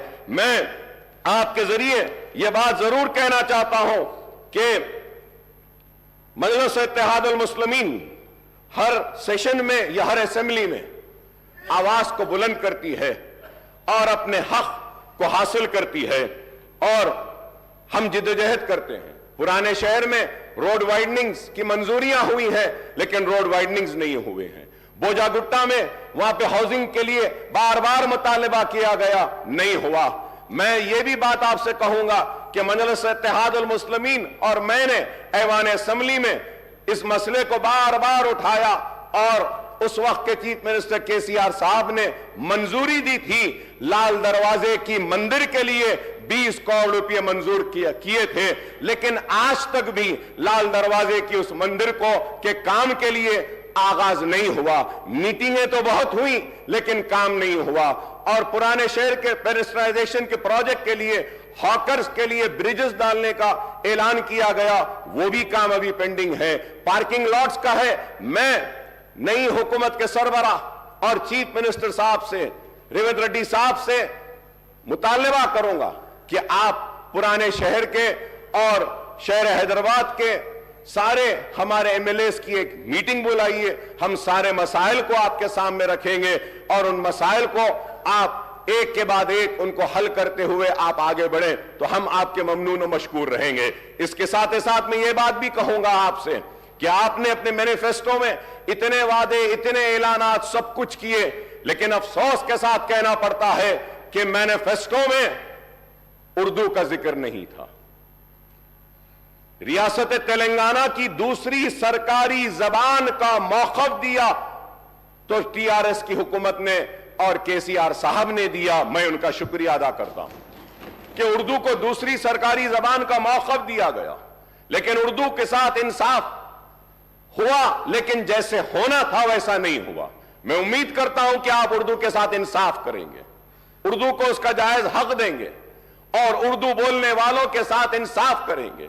आपने अपने मैनिफेस्टो में यह भी कहा कि डीएससी का इनेकाद करेंगे। हम बार बार बोलते रहे हैं, राजशेखर रेड्डी साहब के दौर से हम बोलते आए हैं और मैं राजशेखर रेड्डी साहब को हर वक्त याद करता हूं क्योंकि वो एक हमदर्द शख्स थे। और अगर कोई कहता है कि हम कांग्रेस के करीब थे, तो मैं ये कहना चाहता हूं कि हम कांग्रेस के करीब राजशेखर रेड्डी की वजह से थे, उनके अखलास की वजह से थे, उनकी मोहब्बत की वजह से थे, उनके हमारे लिए हमारे मसाइल को हल करने की वजह से थे। हम राजशेखर रेड्डी साहब के बेशक करीब थे, हमारे काम करते थे। और आज हम आपसे मुतालबा करते हैं, आपसे दरख्वास्त करते हैं कि उर्दू के साथ इंसाफ करिए। डीएससी को उर्दू के पोस्ट जो होते हैं उसमें आप डीएससी जब करते हैं तो एससी एसटी और बीसीज रहते हैं, वो एससी एसटी बीसीज को उर्दू नहीं आती है, लेकिन कानून ये कहता है कि आप एससी एसटी को वो पोस्ट दें, तो आपको चाहिए कि आप 2 वक्त उसका नोटिफिकेशन दें।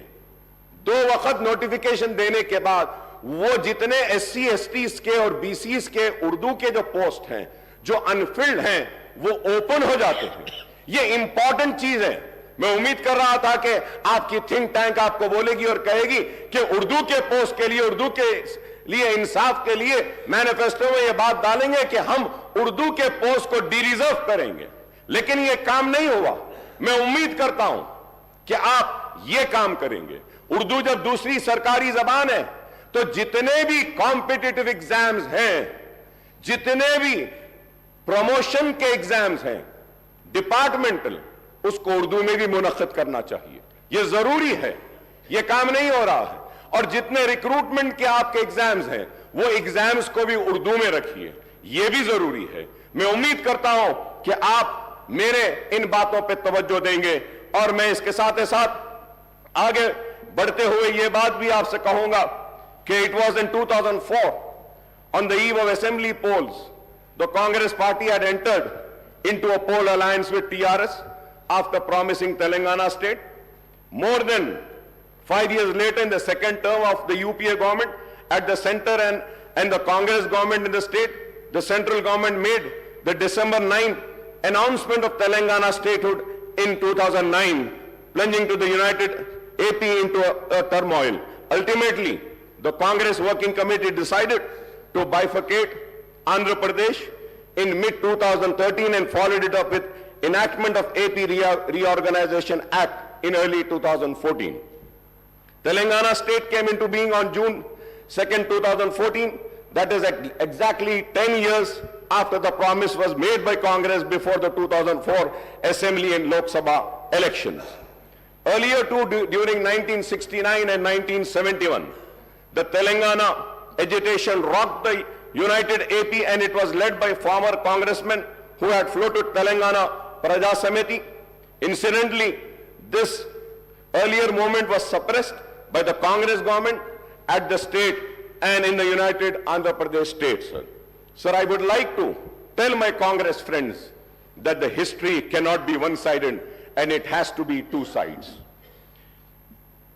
In the year 1969 to 1971, agitation scores of youth were killed in police firing, and in 2001 and 13 movements, scores of youth committed self-immolation.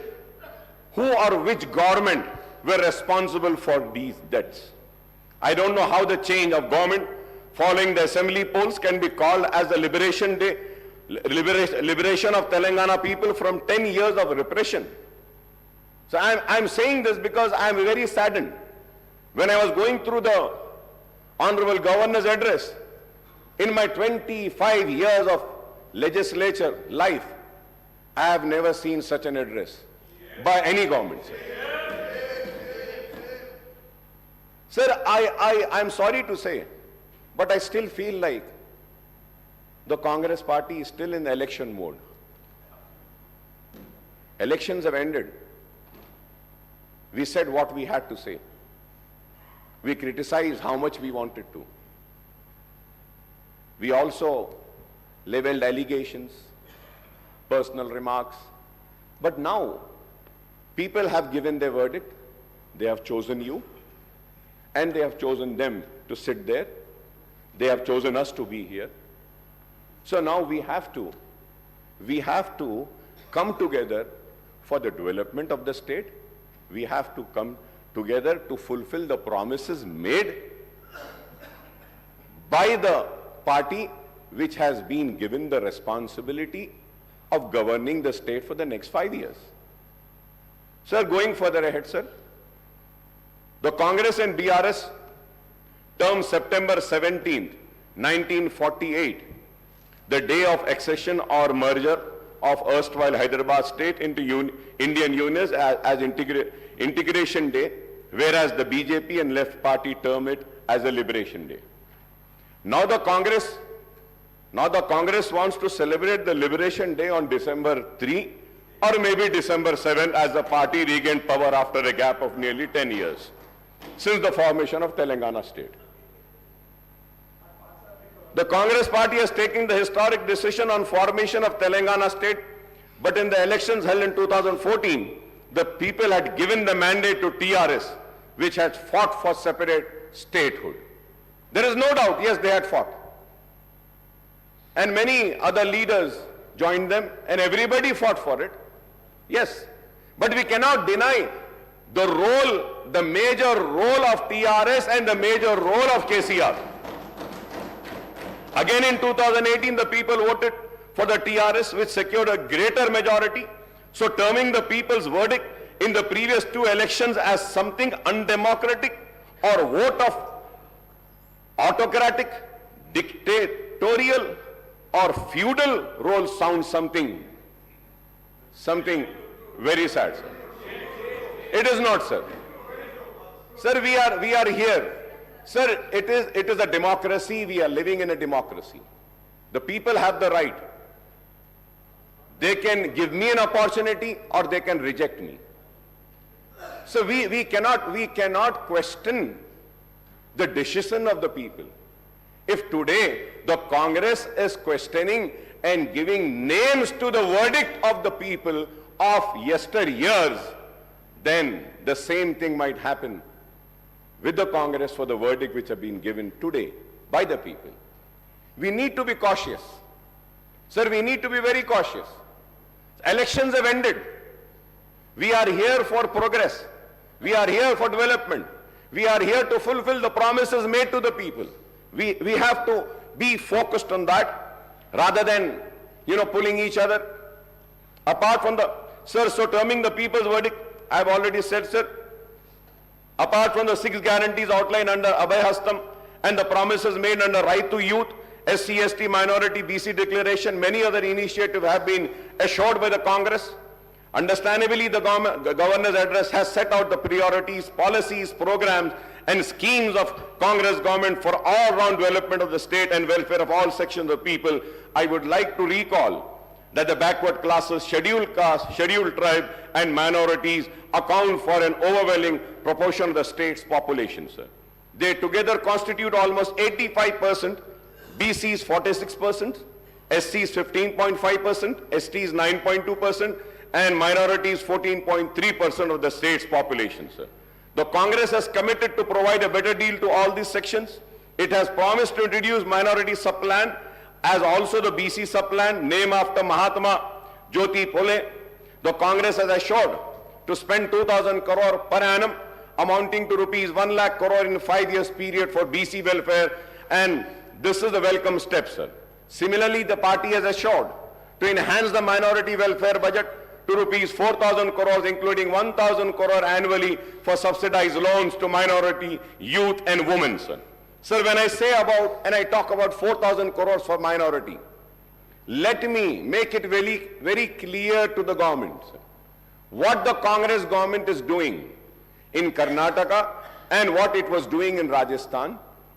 And, you know, they were calculating the amount spent on other schemes also in the minority budget. Kindly do not do that.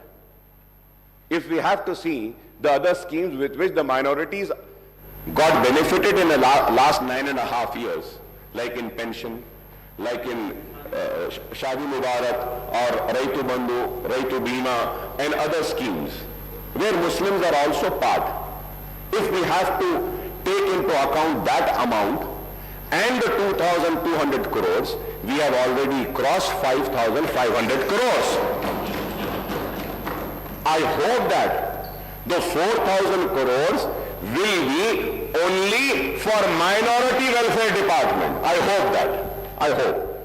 So the Congress has promised to rename Dalit Bandhu scheme as Ambedkar Abhaya Hastam and extend it to both SCs and STs and to raise the financial assistance to rupees 12 lakh per family, sir. The party has also assured to raise the reservation of SC/STs to 18% and 12% respectively, sir. However, the Congress has maintained a silence on the demand for raising the reservation for socially and economically backward sections of Muslims of 12%, sir. Congress ने अपनी election की campaigning में इल्जाम लगाया 12%, 12%, 12%, मगर 12% का जिक्र अपने मैनिफेस्टो में नहीं किया। मैं जानना चाह रहा हूं चीफ मिनिस्टर साहब से, ठीक है इन्होंने नहीं दिया, क्या आप देने वाले हैं?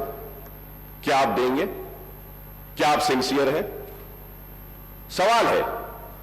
और असेंबली के रिकॉर्ड्स को उठाकर देखिए, मजलिस इत्तेहादुल मुस्लिमीन की तरफ से मैंने खड़े होकर उस वक्त कहा था 12% मिलता है, मिलने दो नहीं, हमको 4% जो हम हासिल करें राजशेखर रेड्डी साहब के दौर में, उसको कायम रखना, ये बड़ी जिम्मेदारी है। तो आप ठीक है ये नहीं दिए, आप दे रहे हैं क्या बताइए? क्या आप देंगे क्या? And I go for the red, sir. Sir, I may recall that the Telangana government has enacted a bill in the state legislature based on the report of the State BC Commission and ST/SC Commission and the findings of Sudhi Commission and Chellappa Commission to raise the quantum of reservation to 12% for BCE category and 10% for STs. Sir, I would like the Honorable Chief Minister Saab, Mr. Revanth Reddy Saab, to clarify on the government stand on this issue, sir. Regarding the minority sub-plan and BC sub-plan, I may point out that this has been a persistent demand of AIMIM in the United Andhra Pradesh when the Congress was in power and in Telangana state after its formation, sir. In fact, we had suggested to the Telangana government to enact a legislation on the patterns of Act number 6 of 2022, the AP Minorities Component Outlay Allocation and Utilization of Financial Resources Act 2022 and Act number 13 of 2019, the AP BC Sub-Plan Planning Allocation and Utilization of Financial Resources Act 2019 for earmarking the funds for minorities and BCs in the state budget, sir. So now our party AIMIM once again reiterates the demand for enacting the two separate legislation, one for the minorities and other for the backward classes, providing for minority component and BC component in Telangana state budget and making allocation for the sub-plan for the forthcoming state budget for the financial year 2024 and 2025, sir. Sir, when I say this, sir, you can go through the records and see about the BCs, sir, the treatment given to the BCs, all the BCs corporation.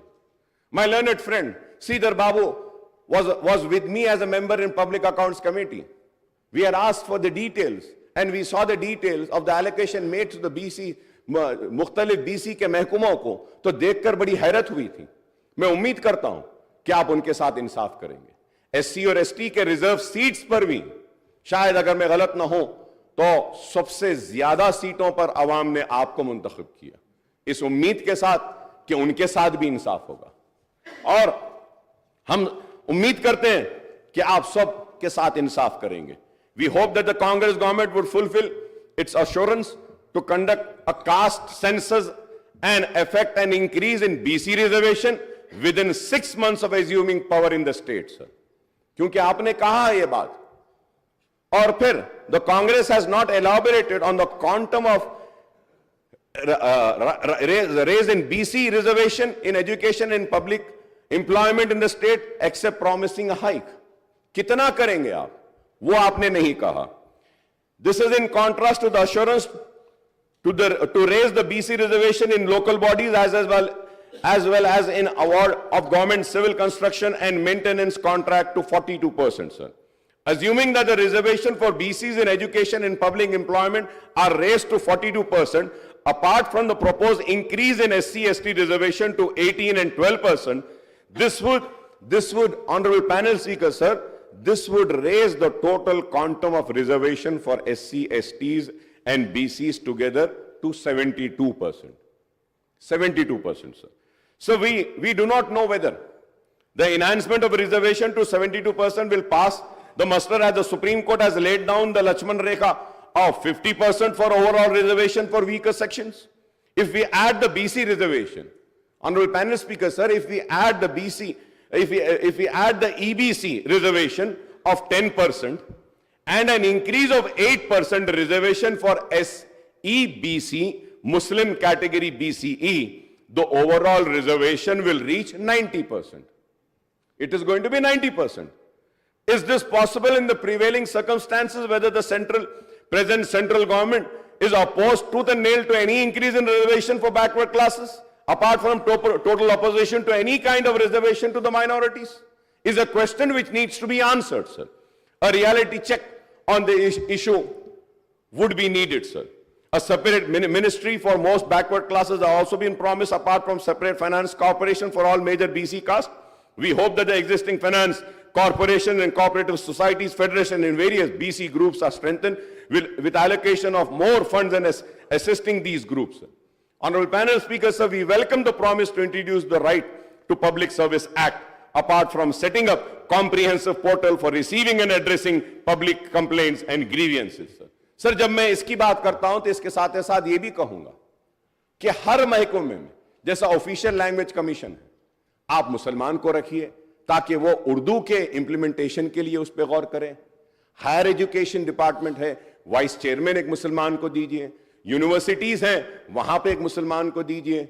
आप information का जो है उसमें आप मुसलमान को दे सकते हैं, और कई वकील हैं, पब्लिक प्रोसिक्यूटर्स मुसलमानों को दे सकते हैं. लेकिन आज ये चीज नहीं हो रही है. मैं उम्मीद करता हूं कि मुसलमानों को उनका हक दिया जाएगा. Sir, the 6 guarantees are going to be cornerstone of the Congress government action plan for the state, sir. The government has implemented 2 of the promises made in the manifesto, and it has assured that a definite and time-bound action plan will be announced soon to implement the other guarantees in the poll manifesto, sir. Sir, when I talk about the poll manifesto, sir, about 6 guarantees, sir. Sir, I have all the details, sir. Like Mahalakshmi scheme, sir, gas cylinder 500 rupees, free travel for women farmers, financial assistance of 15,000 per acre, rupees 12,000 per annum to agricultural labor, bonus of 500 paddy waiver, and all land extent and number of farmers. ये सारी चीजें जब हम देखते हैं, sir, I don't know whether people know about this, sir. I might be wrong, but I would request the government to please correct me. Please do correct me. So 2,500 per month to every BPL family woman. Sir, अगर हम BPL family woman में card में से एक औरत को अगर ले लेते हैं पर मंथ, नहीं, मैं एक को ले रहा हूं, मैं सिर्फ एक को ले रहा हूं, एक को ले लेते हैं तो 2,249.75 crore per month, sir. Per annum 26,997, sir.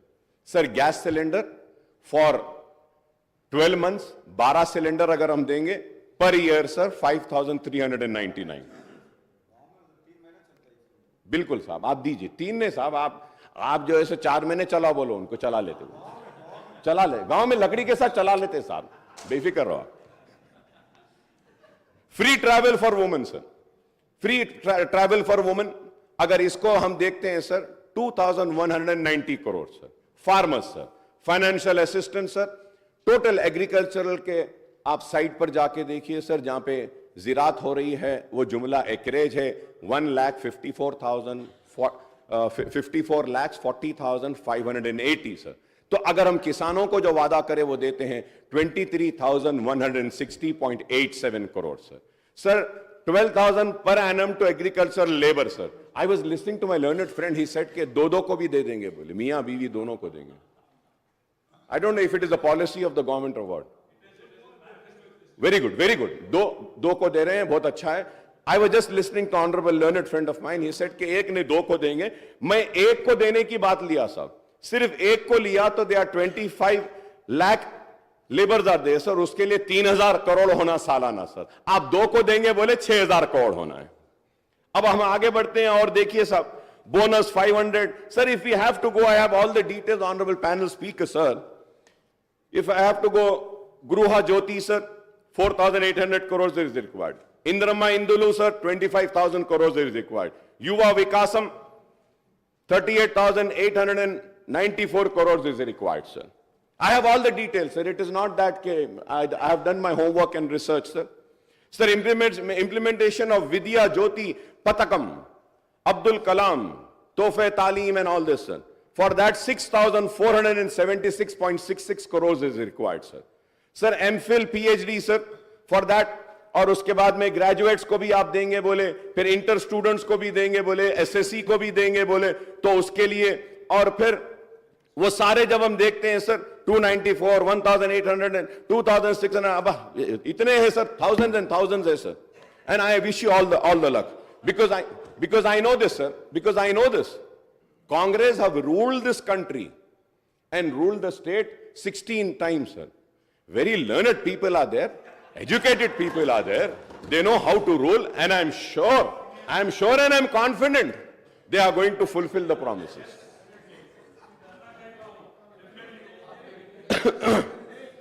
Sir Cheyutha sir उसमें मंथली पेंशन 4,000 देंगे बोले, मंथली एम्प्लॉयमेंट अलाउंस भी देंगे बोले sir. I was reading the news paper sir, so in that it was written that the required amount would be 70,000 sir. But sir, I want to correct sir, as per my calculation I might be wrong. I'm not saying that I'm perfect, I might be wrong. Kindly you give the right figures. As per my homework, my research, my calculations sir, the total requirement only for 6 guarantees is going to be 2,16,018.15 crores per annum. और उसके बाद में if you have to see the entire many other promises, जैसा वो bike देते बोले, वो allowance देते बोले, हाँ वो डबल बेडरूम, वो सारे चीजें sir when we finally sir अब उसको पूरा देखते हैं सर, तो I might be again wrong sir, I want the government to correct me sir. 3,10,492.15 crore, मतलब 3,10,492.15 crores are required. And I'm sure the people who have prepared the manifesto knew about the financial state of the our state. So, and sir, I listen, bhaiya, आप इतना गुस्से में क्यों आ रहे हो? That's what I'm saying. Sir. मैं यही कह रहा हूं, आप नहीं करेंगे बोल के मैं थोड़ी बोला आपको, आप काबिल है बोला मैं। आप लोग हिंदुस्तान में सबसे ज्यादा हुकूमत करे बोल रहा हूं, रियासत में आप लोग करे हैं बोल रहा हूं, और मैं ये कह रहा हूं कि काबिल लोगों ने बड़ी काबिलियत के साथ, बड़ी ही मेहनत के साथ इस मैनिफेस्टो को बनाया है, और इस मैनिफेस्टो पे अवाम ने भरोसा किया है। और मैं ये भी कह रहा हूं कि ये प्रॉमिसेस को फुलफिल करने के लिए ना सिर्फ मैं, हम सब आपका ताउन करने तैयार हैं। गुस्से में आने की बात क्या है बताइए?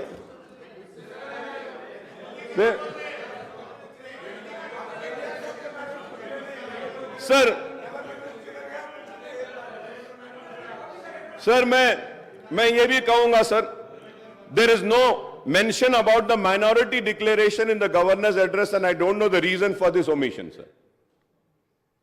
इसलिए मैंने कहा मुसलमानों ने आपको भी जिताया, मुसलमानों ने आपको भी जिताया, मगर आप दोनों ने मुसलमानों को नहीं जिताया, हम जीत गए. Sir, one of the promise under the minority declaration is the introduction of Abdul Kalam Tohfa Talim scheme to provide financial assistance of rupees 5 lakh to minority youth for completing MPhil and PhD, rupees 1 lakh for post-graduation, rupees 25,000 for graduation, rupees 15,000 for intermediate, and rupees 10,000 for passing the 10th grade SSC, sir. Sir, I would like to once again ask the people responsible for preparation of this manifesto, sir. Sir, by the way, sir, who is this Abdul Kalam? Is it, no, sir, it is written Abdul Kalam. Is it the India's first education minister, Maulana Abdul Kalam Azad? Or it is Abdul Kalam, India's missile man and former president, Mr. APJ Abdul Kalam? It cannot be both. इसमें तो सिर्फ अब्दुल कलाम लिखा, इसलिए मैं पूछ रहा हूं साहब, इस पे भी गुस्सा मत आओ, ये भी पूछ रहा हूं कि किसके जी. तो मैं ये पूछ रहा हूं, ये भाई ये मैनिफेस्टो आपका है भाई, सीएम साहब ये आपका है, आपके उसमें है, तो इसमें अब्दुल कलाम 2 है, तो मैं क्लैरिफिकेशन ले रहा हूं, मौलाना अब्दुल कलाम आजाद के नाम पे है या Abdul Kalam the missile man के नाम पे है? तो दोनों के नाम से, दोनों के नाम से जी. अच्छा नहीं, मैं पूछ रहा था साहब, पूछना है ना. Under the Mahalakshmi guarantee women are promise monthly financial assistance of rupees 2,500 per month, and that is 30,000 per annum, besides free travel in RTC buses, sir. Sir, when I talk about RTC buses, sir, honorable panel speaker, sir, so this is Telangana Road Transport Corporation 22-23 report, sir. And also, I had raised a question, sir. अब इसमें लिखा हुआ है, sir, कि out of the 9,000 buses, 6,000 buses are old, 15 years old. और इसमें पूरा detail दिए साहब, कितने पुराने हैं, क्या है, क्या नहीं. अब ये देखिए सर, ये 23-24, ये पेज ही नहीं है साहब इसमें. नहीं, आपके दौर में हुआ सो है ये, सॉरी, आपके दौर में हुआ सो है. तो सर, पैनल स्पीकर सर, मैं नई गवर्नमेंट से कहूंगा कि ऐसे डेलिबरेट omissions pages के नहीं होना चाहिए, because you had promised a transparent government. It has to be there. बहुत है सर, so many demands, बहुत सारे demands भी देखते हैं सर. demands में एक important page गायब हो जाता है. demands table नहीं होते, demands पे discussion होता है. तो I hope we have faced this. नहीं, I told you that we are going to play a role of a constructive opposition, and let me correct you, we have played a constructive role when the TRS was also there in the government. We have criticized the government, we have appreciated the government, we have rejected their wrongdoings, and we have praised the good doings which were for the people. We are going to play the same role, and at the same time, I'm happy that I'm happy that I saw today's newspapers in which Honorable Revanth Reddy Saab has said, in the newspaper it has come कि MIM के साथ कोई alliance नहीं है भाई हमारा. हम अकेले थे, अकेले हैं, लड़ रहे थे, लड़ रहे हैं, लड़ते रहेंगे. क्योंकि बहुत सारे लोगों को ऑनरेबल पैनल स्पीकर साहब, एक मीटिंग हुई, सीएम साहब बुलाए, थैंक यू सर, मूसी के लिए बुलाए, thank you so much sir, बुलाए, हम बैठे, डिस्कस करे, लोग समझे कि अरे अलायंस हो गया, ये इनके करीब आ गए, ये इनके हो गए. देखिए, मैं ये कहना चाहता हूं, वो हमारे रियासत के चीफ मिनिस्टर हैं, अवाम ने उनको मुंतखब किया है, ये कांग्रेस की हुकूमत में एतमाद का इजहार किया है, तो मैं अवामी नुमाइंदे की हैसियत से अपनी रियासत के चीफ मिनिस्टर से मिलना ही पड़ेगा. मिलते रहेंगे, काम कराते रहेंगे, क्योंकि हमको काम होना है. And to go further ahead, sir, we welcome the introduction of free bus ride for the women in TSRTC buses, sir. At the same time, sir, through you, sir, I would like to request the government to kindly take care of the auto rickshaw drivers. Auto rickshaw के drivers बहुत परेशान हैं, Uber and ओला वाले बहुत परेशान हैं. ख़वातीन को तो अच्छा मौका मिला कि बस में वो सफ़र कर रहे हैं, बहुत अच्छी बात है, लेकिन हमको इनका भी ख्याल करना चाहिए, क्योंकि आपने इलेक्शन मैनिफेस्टो में ऐलान किया था कि आप जितने चालानात हुए हैं, चालानात को भी आप माफ़ करेंगे, आधा माफ़ करेंगे. तो मैं आपसे रिक्वेस्ट करूँगा कि अहकामात जारी करिए कि जितने भी चालानात है उसको हम 50% वेव ऑफ करते हैं, और ऑटोज़ वालों को किस तरीक़े से हम मदद पहुंचा सकते हैं. वो कुछ पैसे भरते हैं रोड टैक्स का, इसका, अगर उसमें अगर उनको कुछ एग्जेम्पशन अगर कुछ देते हैं तो एक उनको भी एतमाद में लिए वैसा होगा. सर उसके साथ साथ जी नहीं, अब देते बोले थे साहब, आपके मैनिफेस्टो में बोले थे, आप अब देंगे बोल के बोले थे. केसीआर साहब अनाउंस करे थे कि हम गवर्नमेंट में अगर आएंगे तो ऑटो वालों को ये देंगे.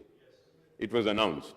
तो मैं चीफ मिनिस्टर साहब से रिक्वेस्ट करूंगा कि ऑटो वालों का भी थोड़ा सा अगर आप देखते हैं तो उनका भी थोड़ा अच्छा फ़ायदा हो जाएगा. और इसके साथ साथ ऑनरेबल पैनल स्पीकर सर, मैं ये ज़रूर कहना चाहूँगा कि आउट ऑफ 9,000 6,000 तो पुराने बसेस है, और फिर नुकसान 2,000 करोड़ का है, तो ये पेट्रोल डीजल के लिए भी देना है.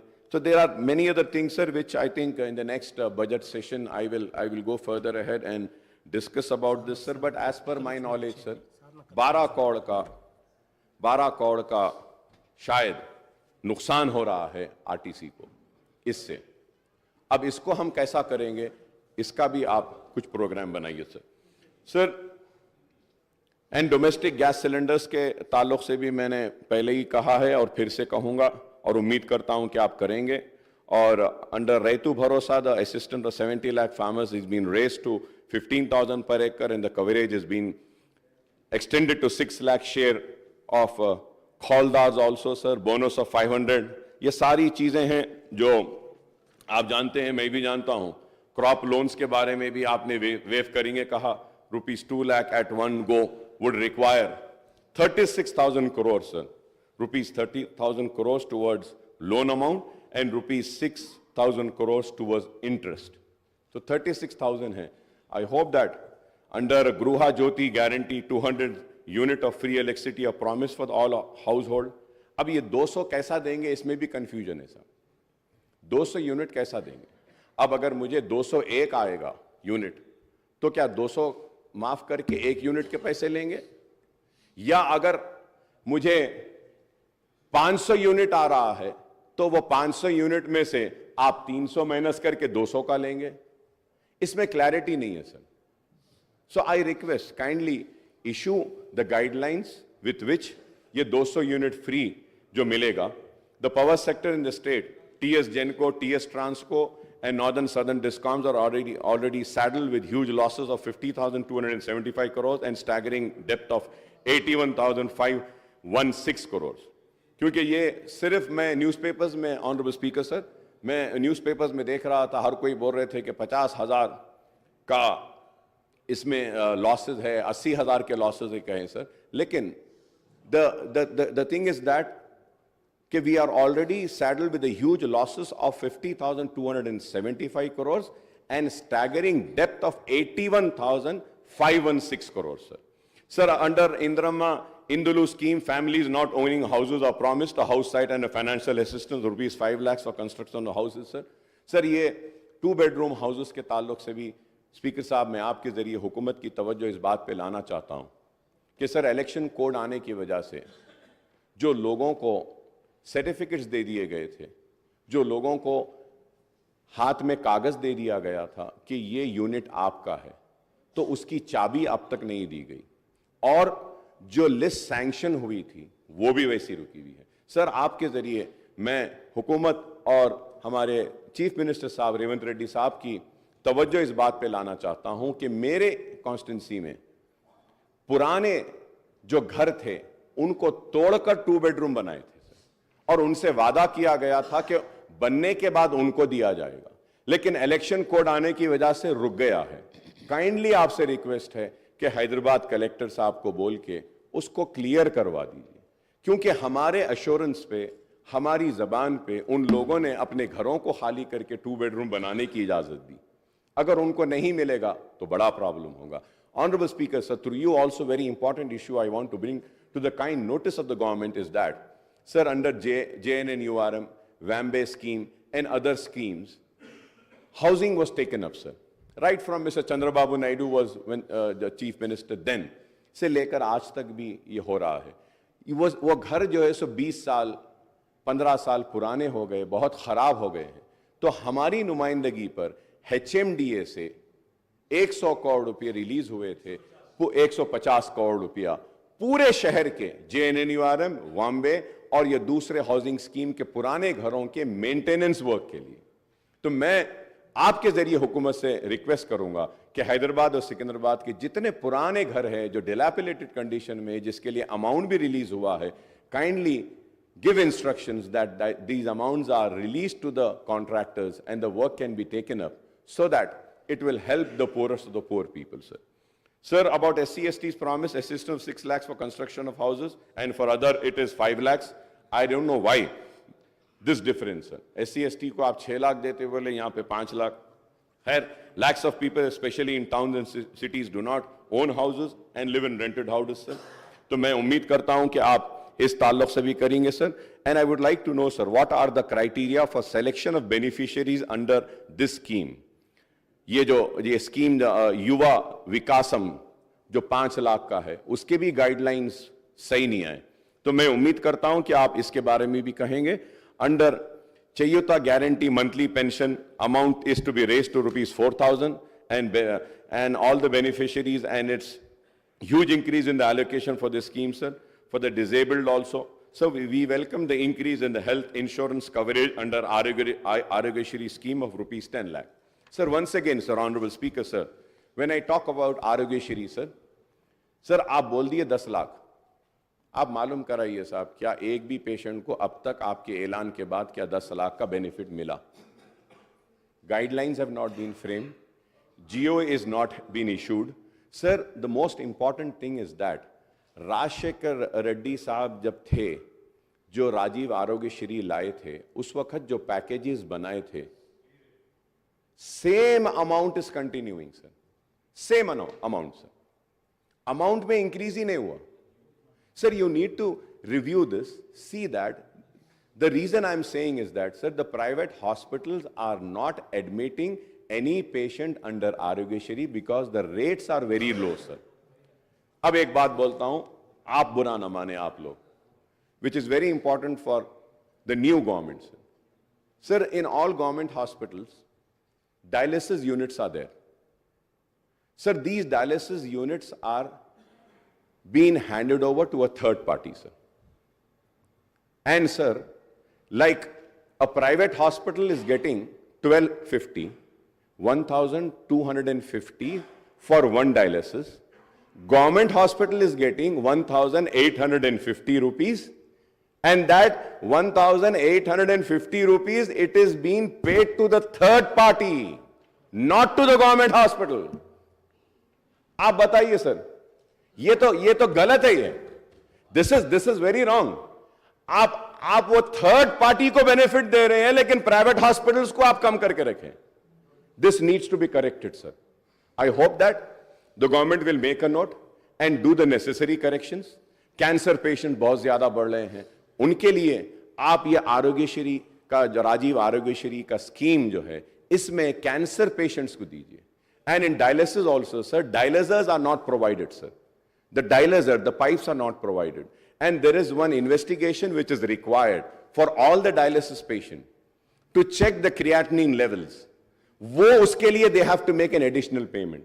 So such things are there which needs to be corrected, which was not corrected by this government in spite of repeatedly requesting. I hope that you will do the necessary corrections. This will help the poor people, sir. Sir, going further ahead, sir. Sir, Sir, it is apparent that you, especially in the rural and small towns, are being facing problems of unemployment. I welcome that कि उन बेरोजगार नौजवानों के लिए भी आपने ऐलान किया है कि करेंगे. Sir, ये इसमें ये moreover youth have been promised monthly employment allowance of 4,000. I would like to know कि when are we going to start this? Sir, क्योंकि बेरोजगारी का भत्ता देने का इन्होंने भी वादा किया था लेकिन किया नहीं. Sir, as per my information, I might be wrong. I might be wrong. It is subject to correction, sir. 42 lakh children have registered in an employment department or Telangana Public Service Commission. Sir, if we take 30 lakhs also, unemployed youth, तो हमको, sir, 1,200 crore महाना जरूरत पड़ेगी और हमको जरूरत पड़ेगी 14,400 करोड़ सालाना की. 14,400 crores yearly will be required. So I hope that क्या आप इस पर भी गौर करेंगे. For young women 18 years pursuing education, electric scooter का promise करे हैं. We welcome this. When we hope that कि ये promise भी fulfill होगी. So the issue of SC categorization into ABCD category has been hanging fire for over 2 decades now. Despite the effort of the successive government, the United AP and Telangana government to implement it in a letter and spirit, sir, unless constitutional amendments are moved by the central government to overcome the hurdles in implementing the categorization in selected state instead of entire country, this issue cannot be resolved, sir. Regarding the minority declaration, let me point out that most of the schemes and initiative included in this declaration are already under implementation in the states since Telangana came into being in June 2014, sir. The Congress has promised about Setwin, sir. I hope that कि सेटविन को आप मजबूत बनाएंगे, अच्छा बनाएंगे ताकि unemployed youth को skill development का ट्रेनिंग का प्रोग्राम भी होगा.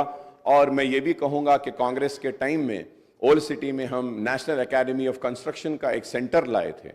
तो मैं आपसे रिक्वेस्ट करूँगा कि नेशनल एकेडमी ऑफ कंस्ट्रक्शन के सेंटर को माइनॉरिटी वेलफेयर डिपार्टमेंट से जोड़ दीजिए. तो at least minority welfare department can take up the skill development programme with collaboration with National Academy of Construction, sir. So you have also promised about additional funds to Khuli Qutub Shah, sir. And Khuli Qutub Shah has been given the responsibility by the TRS government, then TRS government, for the development of Charminar pedestrianization project. But it is still not yet completed. I would say it's in between, sir. मैं उम्मीद करता हूं कि आप उसको भी देखेंगे, sir. Sir, उसके साथ ही साथ, sir, मैं ये भी कहूँगा कि पुराने शहर में 100 bedded hospitals के लिए याकुतपुरा SRT कॉलोनी में एक 100 बेडेड हॉस्पिटल सैंक्शन हुआ है. काइंडली आप उसका काम करा दीजिए. पालम रोड ओल्ड सिटी में एक दवाखाना मंजूर हुआ है, उसका भी काम वैसी है, उसको भी करा दीजिए. मेरी कॉन्स्टिट्यूंसी में बारकस में और बल्लागुड़े में एक 40 बेड एक 100 बेड हॉस्पिटल आया है, उसका भी अगर आप काम करा दिए तो बेहतर होगा. और इसके साथ ही साथ हैदराबाद की पहचान, हैदराबाद की शान में कहूँगा कि उस्मानिया हॉस्पिटल के लिए हम बार बार कह रहे हैं कि उसको भी आप हेरिटेज को बरकरार रखते हुए बनाइए, या जैसा भी बनाना है बनाइए, बहरहाल बनाइए. मैं उम्मीद करता हूं कि आप उस्मानिया हॉस्पिटल को लेंगे. उसके साथ ही साथ ऑनरेबल स्पीकर सर, आपके ज़रिए मैं हुकूमत की तवज्जो इस बात पे दिलाना चाहता हूं कि निज़ामिया तिबी कॉलेज जो मक्का मस्जिद के सामने है, it is the only medium of medical education in Urdu, sir. It has been neglected. The building is in dilapidated condition. I request the Honorable Health Minister Saab, Honorable Chief Minister Saab, kindly give us some time, sir. Let us go and visit that hospital and see that hospital, how a bad shape that hospital, that building is in, sir. So उसके लिए भी 72 crore sanction है. अगर उसका tender बुला के अगर contractor को देंगे तो वो हॉस्पिटल का भी काम मुकम्मल हो जाएगा, सर. और इसके साथ ही साथ, सर, GHMC के बारे में मैं कहूँगा कि GHMC के जितने भी एरियाज में जो काम हुआ है, कॉन्ट्रैक्टर्स का अमाउंट नहीं दिया गया है, सर.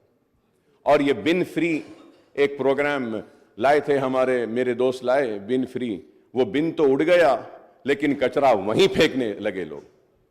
बिन नहीं है लेकिन कचरा तो वहाँ आ रहा है. तो सर, मैं आपसे रिक्वेस्ट करूंगा, ये बिन फ्री क्या है, इसको रिव्यू करिए. देखिए हर जगह पे कचरा आ रहा है. Sir, we are for the development. We want development. We want the old city to to be on par with New City. We want flyovers. We found underpasses. We want the metro train. I thank the Honorable Chief Minister Saab for other day when I was sitting with him. He had called for a meeting on आपकी दावत पे हम आए थे. लोग समझ रहे हैं कि हम आपके पास भाग के गए थे. भाई आप दावत दिए थे, आप बुलाए थे, हम आए थे. और आपने, मैं आपका शुक्रिया अदा करता हूं कि आपने कहा कि मेट्रो ट्रेन को जो पुराना रूट है उस पे लाएंगे और उसके साथ ही साथ आगे भी जो चंद्रायन गुट्टे से, sir I am concluding sir, आगे भी उसको चंद्रायन गुट्टे से एलबी नगर से लेते हुए इंटरनेशनल एयरपोर्ट को लेके जाकर वहां पे ख़त्म करेंगे बोले, इसके लिए भी मैं आपका शुक्रिया अदा करूंगा. सर मैं उम्मीद करता हूं कि आप जो है सो हम जितने भी मसाइल जो उठाए हैं इस पर भी आप गौर करेंगे. और एक सबसे बड़ा मसला है हैदराबाद मेट्रो वाटर वर्क्स और सीवरेज का. सर ये हैदराबाद को जो पानी आता है, जो पावर जो हैदराबाद मेट्रो वाटर यूज करती है, ऐलान किया गया हमारी नुमाइंदगी पर कि उसकी रेट को कम करेंगे, सब्सिडाइज रेट देंगे, लेकिन अब तक नहीं किया गया. जरा नहीं, ऑर्डर हुआ लेकिन हो रहा नहीं है साहब उसमें. तो मैं उम्मीद करूंगा कि आप उसके ऊपर भी आप गौर करेंगे और उस पर भी तवज्जो देंगे. Sir the Telangana government has been facing, sir, I'm concluding, sir. Sir, this is a state finances and financial implication of the scheme's initiative and hike proposed under Congress manifesto, sir. This is important since the Telangana government has been facing resource crunch and growing financial deficit due to tight fisted approach of the central government towards the state, sir. In the first 7 months of the current financial year, the total receipts of the Telangana government added up to rupees 1,33,174 crores, sir. That is 51.25%, sir. And the annual budget estimate and the total expenditure reached to rupees 1,22,553 crores. That is 51.58% of the budget estimate, sir. However, Honorable Speaker, sir, the state share of union taxes came to rupees 7,139 crores as against the budget estimate of rupees 14,528 crores, sir. The state had budgeted the grant in aid and contribution amount to be rupees 41,259 crores, but only rupees 3,836 crores were received from the central government during the 7 months period, sir. The state net borrowing during the 7-month period have reached rupees 33,378 crores as against the budget estimate of rupees 38,234 crores, sir. That is 87.3% of budget estimate, sir. The November data on the state budget is not available in the public domain, sir. ये साहब, ये इसको देखिए साहब, ये public domain से गायब क्यों कर देते हैं? I don't know. ये लोग के टाइम होता था साहब, आप थोड़ा उसको देखना साहब. And we have 4 more months before the financial year comes to a close on March 31st, sir, 2023, sir.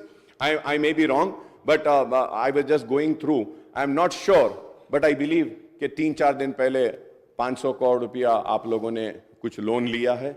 So क्या लिया है तो प्लीज बोलिए, और मैं चाहूंगा कि आप व्हाइट पेपर भी जारी करिए स्टेट के फाइनेंसेस पर, so that the people know कि what is the real financial position of the state, sir. The state cannot pile up borrowing as per its requirement, as it is hamstrung by the condition and restriction imposed by the Physical Responsibility and Budget Management FRBM Act, sir. According to the latest data, the borrowing limit for the Telangana government for the current year has been fixed to rupees 57,813 crores by the Union Finance Minister, but it was actually curtailed to rupees 42,225 crores after taking into account the additional borrowings of rupees 15,588 crores in the previous years. So, however, the Union Finance Minister has further curtailed the borrowing limit of Telangana state by 36,617 crores under open market borrowing as against the budget estimate of rupees 38,235 crores, citing overborrowing from open market in the previous year, sir.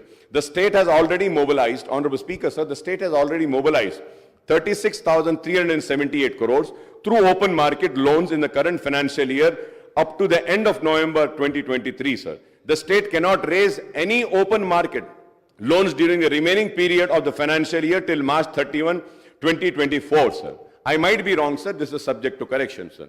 Sir, it can only avail a special drawing facility and resort to ways and means, advances and overdraft to meet its day-to-day requirements. Sir. Overdraft, it is a very alarming. So this is why I say that a white paper needs to be tabled. Let the people know, sir.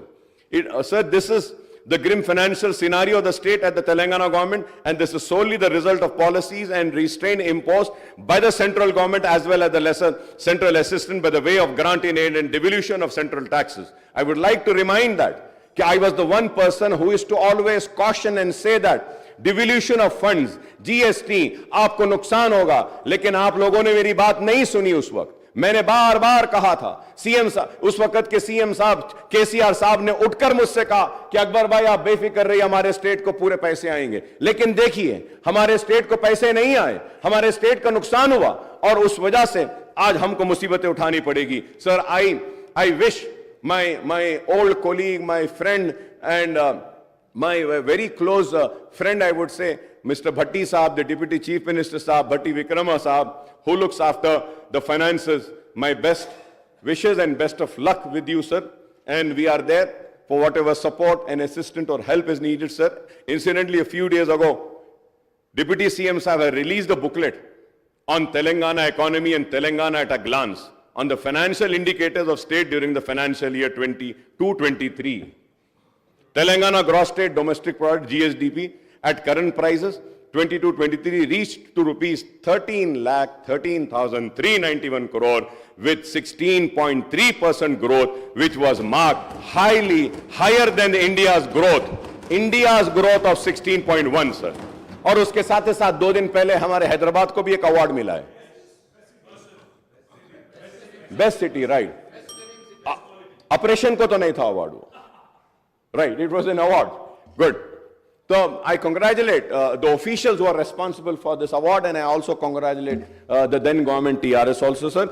Sir, moreover the Telangana, sir, isme led the other big states in the country with the highest per capita income of 3,12,398 during the year 22-23, sir. The state has certainly progressed since it was granted statehood in 2014, sir. There are many other issues which may have time to discuss during the forthcoming budget, sir. Before I conclude, I may recall that one issue which I have been highlighting it frequently during the session of Telangana Assembly was conduct and duration of budget monsoon winter session of the Assembly, sir.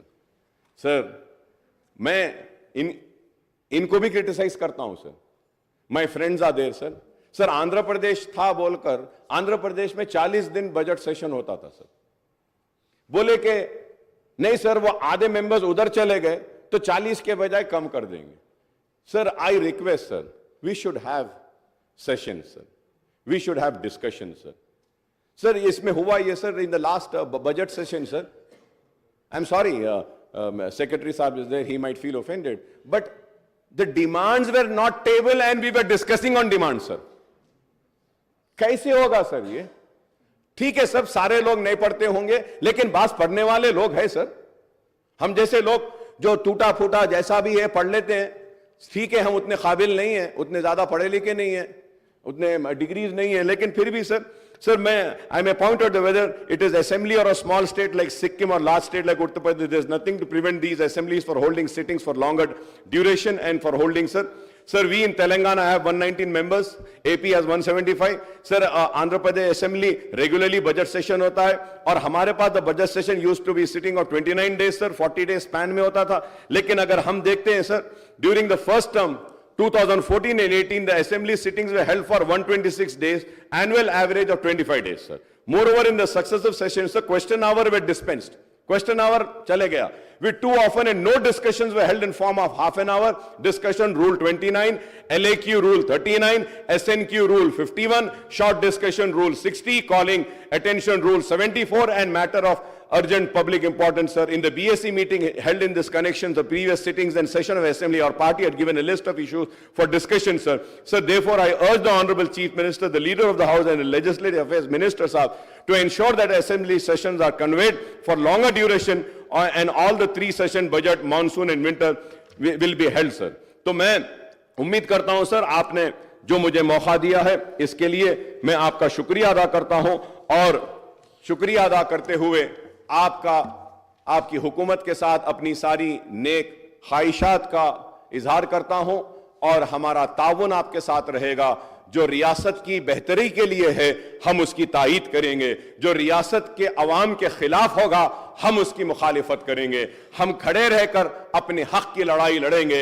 हम मुसलमानों की आवाज बनकर इस ऐवान में गूंजते रहे हैं, हमारी आवाज गूंजते रहेगी और हम अपने मुतालिबात को आपके सामने रखेंगे। और उम्मीद करता हूं कि छोटे व्यापारियों का भी आप ख्याल करेंगे, ऑटो वालों का ख्याल करेंगे, माइनॉरिटीज के इश्यूज जब उठाएं उसके ताल्लुक से आप संजीदा रहेंगे, उर्दू के ताल्लुक से हमने जो उठाया है। और उसके साथ ही साथ सर हाईटेक सिटी में दुकानें 24 घंटे खुले रहते हैं सर। आपकी गवर्नमेंट आने के बाद से 10:30 11 बजे ओल्ड सिटी में दुकानें बंद कर दे रहे हैं सर। ये छोटे कारोबार वाले हैं सर, थोड़ा उन पे भी रहम करिए। मेरी आपसे अदबन दरखास्त है कि एक मीटिंग भी बुलाइए, माइनॉरिटीज के इश्यूज को हम आपके सामने लाएंगे, आपके सामने रखेंगे और उम्मीद करते हैं कि आपकी हुकूमत काम करेगी, अवाम के दिलों को जीतेगी, अपने मैनिफेस्टो को मुकम्मल करेगी। चाहे कितना भी पैसा हो वो अपने जबान से, अपने मैनिफेस्टो से, अपने तयखुन से और अपने जो उम्मीद जो अवाम को दिलाई है उसको नहीं तोड़ेगी। बहुत बहुत शुक्रिया स्पीकर साहब। శ్రీ కూనమనేని స్పీకర్ ఒక్క నిమిషం leader of the speaker sir, governor గారి ప్రసంగం రిప్లై సందర్భంగా ఎంఐఎం సభాపక్ష నాయకులు అక్బరుద్దీన్ ఓవైసీ గారు ప్రభుత్వం తీసుకున్న నిర్ణయం రాజీవ్ ఆరోగ్యశ్రీ పథకం అమలు జరగడం లేదు, జీవో ఇవ్వలేదని వారు చెప్పిండ్రు. వారు సమాచార లోపం వల్ల ఏమన్నా చెప్పిండ్రేమో. ఈ ప్రభుత్వం బాధ్యత తీసుకున్న మొదటి రోజే మంత్రివర్గ సమావేశాన్ని ఏర్పాటు చేసి మంత్రివర్గ సమావేశం 7 తారీఖు నాడే ఆమోదం తీసుకొని 8 తారీఖు రోజు జీఓఎంఎస్ నెంబర్ 191 ఈ జీవో స్పష్టంగా రాజీవ్ ఆరోగ్యశ్రీ పథకంలో పేదలకు వైద్య ఆరోగ్య ఖర్చుల కోసం 5 లక్షల నుంచి 10 లక్షలకు పెంచడం జరిగింది. ఈ 10 లక్షల క్లెయిమ్ చేయడం అనేది ఎవరైనా బాధితులు లేకపోతే వాళ్ళు ఏం క్లెయిమ్ చేసుకుంటున్నారో వాటికి సంబంధించిన ఏవైనా ఎవరైనా రాజీవ్ ఆరోగ్యశ్రీ పథకంలో భాగంగా ఇందులో ఎంపానల్మెంట్లో ఉన్న హాస్పిటల్స్ ఎవరైనా హాస్పిటల్లో చేర్చుకోకపోయినా 10 లక్షల వరకు వాళ్లకు ఆరోగ్యశ్రీ ఈ కవరేజ్ ఇవ్వకపోయినా ప్రభుత్వం దృష్టికి తీసుకొస్తే తప్పకుండా ఆయా ఆసుపత్రుల మీద ఈ రాష్ట్ర ప్రభుత్వం కఠినమైన చర్యలు తీసుకుంటుంది. కాబట్టి దయచేసి మా సహచర సభ్యులకు నా సూచన, రాజీవ్ ఆరోగ్యశ్రీ పథకాన్ని 7 తారీఖు నాడు ప్రభుత్వం బాధ్యత తీసుకున్న రోజే మంత్రివర్గ సమావేశంలో ఆమోదం తీసుకున్నాం. 8 తారీఖు రోజు జీఓఎంఎస్ నెంబర్ 191 ఆల్రెడీ 5 లక్షల నుంచి 10 లక్షలకు పెంచుతూ విధానపరమైన నిర్ణయం తీసుకొని జీవో ఇవ్వడం జరిగింది. కాబట్టి మీ ద్వారా సభ్యులందరికీ 119 మంది సభ్యులకు తెలంగాణ రాష్ట్ర ప్రజలందరికీ కూడా ఈ వివరాలను తెలియజేస్తున్న అధ్యక్ష. ధన్యవాదాలు.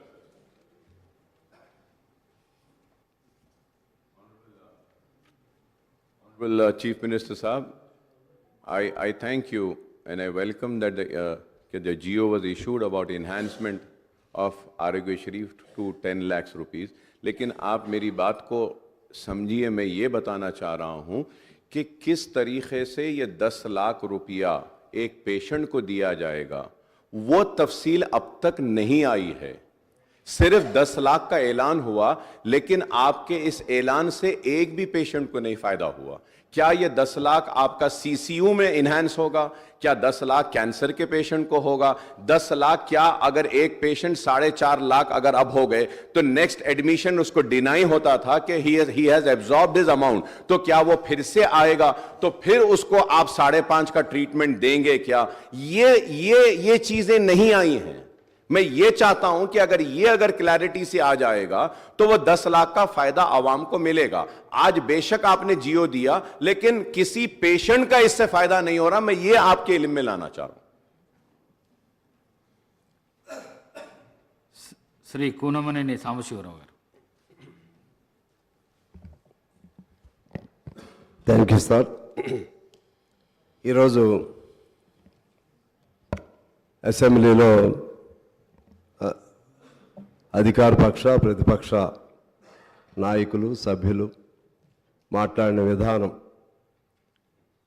చాలా ఆరోగ్యదాయకంగా ఉంది. భవిష్యత్తులో కూడా ఈ పద్ధతుల్లోనే ఆరోగ్యదాయకంగా, విజ్ఞానదాయకంగా, నిర్మాణ పద్ధతుల్లో మాట్లాడారు. ఇలాగే ఉండాలని కోరుకుంటా ఉన్నాను. ఇంతకు మించి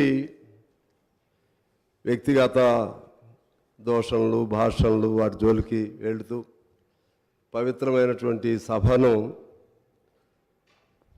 పక్క మార్గాలు పట్టించకుండా ఉండాలని, అటువైనా ఇటువైనా మార్షల్స్కి పని పెట్టకుండా ఉండాలని, బలవంతాన బయటికి నెట్టివేయబడకుండా ఉండాలని కోరుకుంటూ, ఇటువంటి గొప్ప సభ, గొప్ప నిర్వహణ మన తెలంగాణ ప్రజల ఆశల ఆకాంక్షలకు అనుగుణంగా ముందుకు వెళ్ళాలని కోరుకుంటూ ముందుగా మీకు నా నమస్కారాలు తెలియజేస్తా ఉన్నాను. అలాగే కొత్తగా ప్రభుత్వంలోకి వచ్చినటువంటి కాంగ్రెస్ పార్టీకు, ముఖ్యమంత్రి రేవంత్ రెడ్డి గారికి, వారి మంత్రివర్గ సహచరులకు నేను మనస్ఫూర్తిగా అభినందనలు తెలియజేస్తా ఉన్నాను.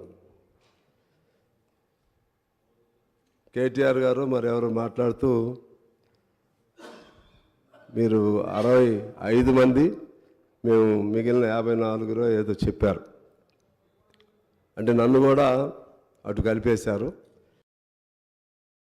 23 కలిపేసుకున్నారు. ఎంఐఎం, బీజేపీ,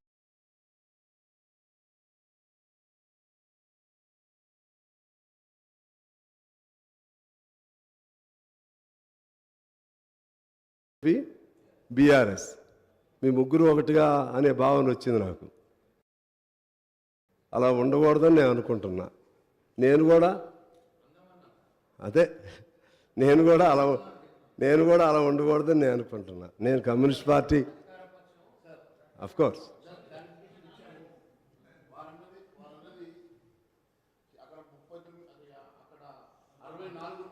ముప్పై 39 ఉన్నాం. 64 కాకుండా మిగిలిన వాళ్ళు ఇటువైపు ఉన్నారని చెప్పారు. ఎప్పుడు కూడా భారతీయ జనతా పార్టీ ఏ ఒక్కరితోటి కూడా కలిసి పనిచేసే సమస్య లేదు. మేము కన్స్ట్రక్టివ్ అపోజిషన్గా పార్టీ సిద్ధాంతాలు అనుగుణంగా పనిచేస్తాం. ఖచ్చితంగా ఈ ప్రభుత్వం తీసుకునేటువంటి మంచి సంక్షేమ కార్యక్రమాలకు మద్దతు ఇస్తాం. ప్రజా వ్యతిరేక కార్యక్రమాలకు మేము ఎప్పటికప్పుడు ఎండగడతామని తెలియజేస్తున్నాం సార్. సిద్ధాంతాలు వేరైనా కలిసి ఉండటం మంచిది. అందరం కలిసి నిర్మాణపరంగా చర్చించుకోవడం మంచిది. అలాగే ముఖ్యంగా ఇదే పద్ధతి కొనసాగాలంటే అసెంబ్లీని కూడా ఎక్కువ రోజులు నడిపే విధంగా అధికార పక్షం శ్రద్ధ పెట్టాలి, ప్రతిపక్షం సహకరించాలి. మీకు గత అసెంబ్లీది అంటే జరిగిపోయినటువంటి 5 ఏళ్ల లెక్కలు చెప్తే 2019లో కేవలం 19 రోజులు మాత్రమే అసెంబ్లీ నడిచింది. 2020లో కేవలం 17 రోజులు మాత్రమే అసెంబ్లీ నడిచింది. 2021లో 16 రోజులు, 22లో 10 రోజులు, 23లో 11 రోజులు మాత్రమే అసెంబ్లీ నడవటం జరిగింది.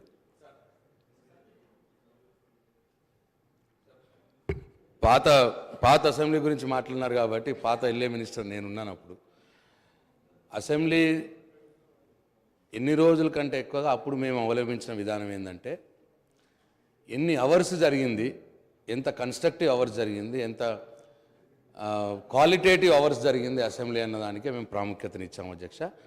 ప్రతిరోజు 12 గంటలు వర్కింగ్ అవర్స్, 13 గంటలు వర్కింగ్ అవర్స్ కూడా జరిగిన రోజులు చాలా రోజులు ఉన్నాయి. అన్ని పద్ధతుల మీద చర్చలు జరిగినాయి, బడ్జెట్లో మంచి చర్చలు జరిగినాయి. ఎక్కడ కూడా ప్రతిపక్ష నాయకులకు కూడా యాంపుల్ టైం ఇవ్వడం జరిగింది. కాబట్టి దయచేసి ఆ విషయాన్ని పరిగణలో తీసుకోవాల్సిందిగా నేను సిపిఐ సభ్యుడికి మనవి చేస్తా ఉన్నాను. అధ్యక్ష, గౌరవ సభ్యుడు జరిగిన రోజులు చెప్పాడు, సమయం ఏమని చెప్పారు. ఇప్పుడు ఎక్కువ జరగాలని కోరడానికి ఎందుకు తొందరపడతారు? జరగలేదు దానికి సాంబశివరావు గారు. అంతా మనకి మన నిబంధనలో ఇన్ని రోజులు జరపాలని ఉంది. దాన్ని కాదని మొత్తాన్ని కలిపి 10 రోజుల్లో జరిపేద్దామంటే అది క్వాలిటేటివ్ డిస్కషన్గా ఉండదు. సరే పోనీ సాంప్రదాయం, అది క్వాలిటేటివ్ డిస్కషన్ అవ్వదు. అందువలన క్వాలిటేటివ్ డిస్కషన్ జరగాలంటే పాత సాంప్రదాయాలకు అనుగుణంగా జరపవలసిన అవసరం ఉంది. అలాగే చర్చలు కూడా ఇదే పద్ధతిలో జరపాలని నేను కోరుతా ఉన్నాను. ముఖ్యంగా ఈ బడ్జెటు లేకపోతే ఇటువంటి అంశాలపైన అంతా గెలిటన్ అనేది మనకి అదొక సాంప్రదాయం అయిపోయింది. ఒక్క రోజులోనే మీరు చెప్పారు మా మిత్రులు ప్రశాంత్ గారు, నాకు తెలిసి గత సమావేశంలో టోటల్ బడ్జెట్ పద్దులు అంతా ఒక్క రోజులోనే పూర్తయిపోయినాయి. ఆ విధంగా అయితే okay sir, if I'm wrong I myself will be corrected. మీరు ఆలోచన చేయండి అంతే. ఈ విధంగా దీన్ని భవిష్యత్తులో జరగకుండా ఉండే విధంగా చూడాల్సినటువంటి అవసరం ఉందని నేను గుర్తు చేస్తా ఉన్నాను. అలాగే ఇప్పుడు మన అక్బర్ గారు చాలా విషయాలు చెప్పారు. ముఖ్యంగా ఆ 6 గ్యారంటీస్కి సంబంధించి, ఇతర వాగ్దానాలు హామీలకు సంబంధించి దీన్ని how to meet such expenditure, you have to explain like that. He put several questions to the newly formed government. నేను అంటున్నాను, if at all, if one should have willpower, determination, dedication, definitely one can fulfill all those things. We should take late YS Rajశేఖర Reddy garu as an example. He promised several things regarding Arogyasri, free scholarship and houses to the saturation point, this pensions, ration cards, what not. He promised several projects, several things, but ultimately he could achieve. ఆ విధంగా ఎవరు ఊహించాల ఏది మన జల యజ్ఞం, మరి ఎట్లా వచ్చింది డబ్బులు, ఎలా సాధించారు డబ్బులు. అందుకని provided one should have such willpower and plan of action and commitment and determination towards the cause, definitely you can achieve. I hope that you will achieve whatever promises you made in the poll manifesto or something like that. దీని తోడు మన అప్పుడున్నటువంటి దివంగత రాజీవ్ గాంధీ గారు చెప్పింది కూడా నేను గుర్తు చేస్తాను. డబ్బు అనేది ఇవాళ పెద్ద సమస్య కాదు నాకు తెలిసి. ఆ డబ్బుని ఎంత మేరకు సద్వినియోగం పరుస్తున్నారనేది సమస్య. ఆనాడే రాజీవ్ గాంధీ గారు రూపాయిలో కేవలం పావలా మాత్రమే ఏ ప్రాజెక్టులకు ఉద్దేశించారో అది ఖర్చు పెడుతున్నారని చెప్పి ఆనాడు చెప్పారు. ఇప్పుడు ఆ పావలా కూడా ఉందేమో ఉందని నేను అనుకోవట్లేదు. మనం ₹1,00,000 1,00,000 కోట్లు ఒక ప్రాజెక్టు పెడితే దానిలో 10,000 కోట్లు మాత్రమే ఆ ప్రాజెక్టులకి నిజమైన రూపంలో ఖర్చు అవుతుంది. మిగిలిందంతా ఎట్లా పోతున్నాయో తెలియదు, ఏ రూపంలో పోతుందో తెలియదు. దాన్ని మీరు కంట్రోల్ చేయగలిగితే కొత్త ప్రభుత్వంగా డబ్బు అనేది పెద్ద సమస్య కాదనేది నా భావన. అలాగే సెంట్రల్ గవర్నమెంట్ నుంచి మనకు చాలా నిధులు రావాల్సి ఉన్నాయి. చాలా నిధులు గత 5 ఏళ్లలో కానీ లేకపోతే అంతకుముందు 5 ఏళ్లలో కానీ తెలంగాణ ఫామ్ అయిన తర్వాత చాలా నిధులు రావాలి. ఫైనాన్స్ కమిషన్ సూచించినవి కానీ లేకపోతే ఫైనాన్స్ మేనేజ్మెంట్ని ఎఫెక్టివ్గా నడిపినందుకు ఇవ్వాల్సినటువంటి గవర్నమెంట్కి ఇవ్వాల్సినటువంటి నిధులు కానీ అవన్నీ కూడా రాలేదు. అవన్నీ కూడా మనం తీసుకుంటే ఒక 60-70 వేల కోట్లు సెంట్రల్ గవర్నమెంట్ నుంచి డ్యూ ఉంది. ఆ వైపు కూడా కాన్సన్ట్రేట్ చేస్తే ఆ ఫండ్స్ కూడా మనకి వస్తాయి. అలా మనం అన్ని రకాలుగా ప్లాన్ చేసుకుని సెంట్రల్ గవర్నమెంట్ ప్లాన్ కూడా తీసుకుంటే ఖచ్చితంగా వస్తుందని ఆ పథకాలు అమలు చేయొచ్చని నేను భావిస్తూ ఉన్నాను. తర్వాత ముఖ్యంగా there is a saying that well began is half done. I think he started on positive foot. our Chief Minister and government. Within the swearing-in ceremony, within the 24 hours of swearing-in ceremony, he signed 2 files. ఒకటి ఆరోగ్యశ్రీ, ఇంకోటి మహాలక్ష్మి. దానిలో సరే ఇంకా కొన్ని ఉండొచ్చు. తర్వాత ఇంకోటి కూడా వాళ్ళు ఒక ప్రకటన కూడా చేశారు, ఫైల్పై సంతకం కూడా, as per my knowledge is concern. 6 హామీలకు కూడా చట్టబద్ధత తీసుకురావడానికి ఒక ఫైల్ పై కూడా సంతకం చేశారు. ఇంకా 100 రోజులు టైం ఉంది దానికి. ఈ లోపు I think again you will call assembly meeting, and in that meeting what ever plan you have in mind, just you will put forth for voting. I hope that within the coming 100 days ఆ 6 guarantees కూడా లీగలైజ్డ్గా చట్టబద్ధత వస్తుందని చెప్పి నేను భావిస్తున్నాను. ఆ విధంగా కూడా చేయాలని నేను కోరుతా ఉన్నాను. అలాగే ఇప్పుడు ఈ కొత్త ప్రభుత్వం ఎక్కువ కాలం మంచిగా పనిచేయాలని నేను కోరుకుంటా ఉన్నాను.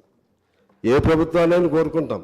టీఆర్ఎస్ ఉన్నప్పుడు టీఆర్ఎస్ని కూడా కోరుకున్నాం, ఇప్పుడు కాంగ్రెస్ ఉన్నప్పుడు కాంగ్రెస్ని కూడా కోరుకుంటాం. ప్రభుత్వం అనేది it is a continuous process, continuous governance. వాళ్ళు చేసిన మంచి పనులు ఉంటాయి, దాన్ని మీరు కొనసాగించాలి. వాళ్ళు చేయలేనటువంటి పనులు ఏమన్నా, మంచి పనులు చేయలేకపోతే వాటిని మీరు టేకప్ చేయాలి. వాళ్ళు చేసినటువంటి తప్పులు ఏమన్నాయో అది మీరు అర్థం చేసుకోవాలి. ఆ తప్పుల్ని చేయకుండా మీరు ముందుకు వెళ్ళాల్సిన అవసరం ఉంది. ఇందాక లాంగ్ డిస్కషన్ జరిగింది. గత అనేక సంవత్సరాలు, 50 ఏళ్ల చరిత్ర, మళ్ళీ ఈ 10 ఏళ్ల చరిత్ర, దేన్ని పారామీటర్గా తీసుకోవాలనేది. 50 ఏళ్ల చరిత్ర ఏది చేయకుండా ఈ దశకి ఏది రాదు. అది నేను weather that was Congress government are Janata government or any other government, అది ఒక ఫుట్టింగ్, అది ఎప్పటి నుంచో అలా చేసుకుంటూ వస్తుంది. దానిపైనే ఆధారపడి కొత్త గవర్నమెంట్ ఇంకొన్ని నిర్మిస్తూ ఉంటుంది.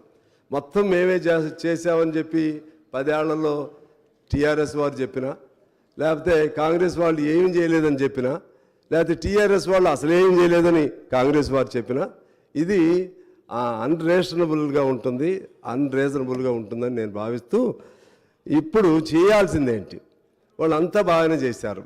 మరి 10 ఏళ్లకి నాకు తెలిసి ఏ ప్రభుత్వాన్ని మనం తీసుకుంటే ఏ ప్రభుత్వం కూడా అనేక సంవత్సరాలు ఏది కొనసాగలేదు. ఎంత మంచి ప్రభుత్వం అయినా మీరు తీసుకోండి. ఎన్టీ రామారావు గారి ప్రభుత్వం కొనసాగలేదు, కాంగ్రెస్ పార్టీ ప్రభుత్వం కొనసాగలేదు, ఈవెన్ మా కమ్యూనిస్టుల ప్రభుత్వం ఉన్నటువంటి పశ్చిమ బెంగాల్లో కొనసాగలేదు. మీరు ఏ స్టేట్ అయినా, you take any state, no party continued for several years, 1 or 2 terms or 3 terms, if not 4 terms. ఎవరైనా సార్ ఏదో సందర్భంలో ప్రజల దానిపైన యాంటీ ఇన్కంబెన్సీ వస్తుంది, లేకపోతే ప్రజల అంబిషన్స్ పూర్తి కాలేదనే భావంతో వస్తుంది, ఓడిస్తారు. కాబట్టి ఓడిపోవటం అనేది ప్రజాస్వామ్య ప్రక్రియలో అది కూడా దాన్ని స్పోర్టివ్గా మనం తీసుకోవాలి. ఓడిపోయాం కాబట్టి వీళ్ళు ఎంతకాలం ఉంటారో చూస్తాం, ఇది ఎంతకాలం ఉంటుందో చూస్తాం, మీరు సంవత్సరం కూడా ఉండలేరు, ఇటువంటి భాష ఎవరు వాడినా కూడా తప్పని నేను భావిస్తూ ఉన్నాను. ఎవరైనా ఒకరిద్దరు అత్యుత్సాహంతో మాట్లాడినా కూడా అది ఈ మధ్య పత్రికల్లో చూస్తున్నాం. అంటే ఏం చేస్తారు, ఒక సంవత్సరం కూడా ఉండదని అంటే అర్థం ఏంటి? అంటే కొనుగోలు మొదలు పెడతామా ఎమ్మెల్యేని? ఎవరినైనా మళ్ళా అటో ఇటో బేరసారాలు మొదలు పెడతామా? అది ప్రజాస్వామ్యానికి కొన్ని తీసుకురాదు. అటువంటి పదాలు వాడకూడదు. ఎందువల్లంటే మహామౌలికే ఓటమి తప్పలేదు. చంద్రబాబు గారు ఓడిపోయారు, ఇప్పుడు మన కేసీఆర్ గారు ఓడిపోయారు, వీళ్ళు కూడా బాగా చేస్తూ ఉంటారు. లేకపోతే ప్రజలు ultimate judgements are the people, వాళ్ళు ఏ నిర్ణయం చేస్తారో దానికి మనం కట్టుబడి ఉండాలి.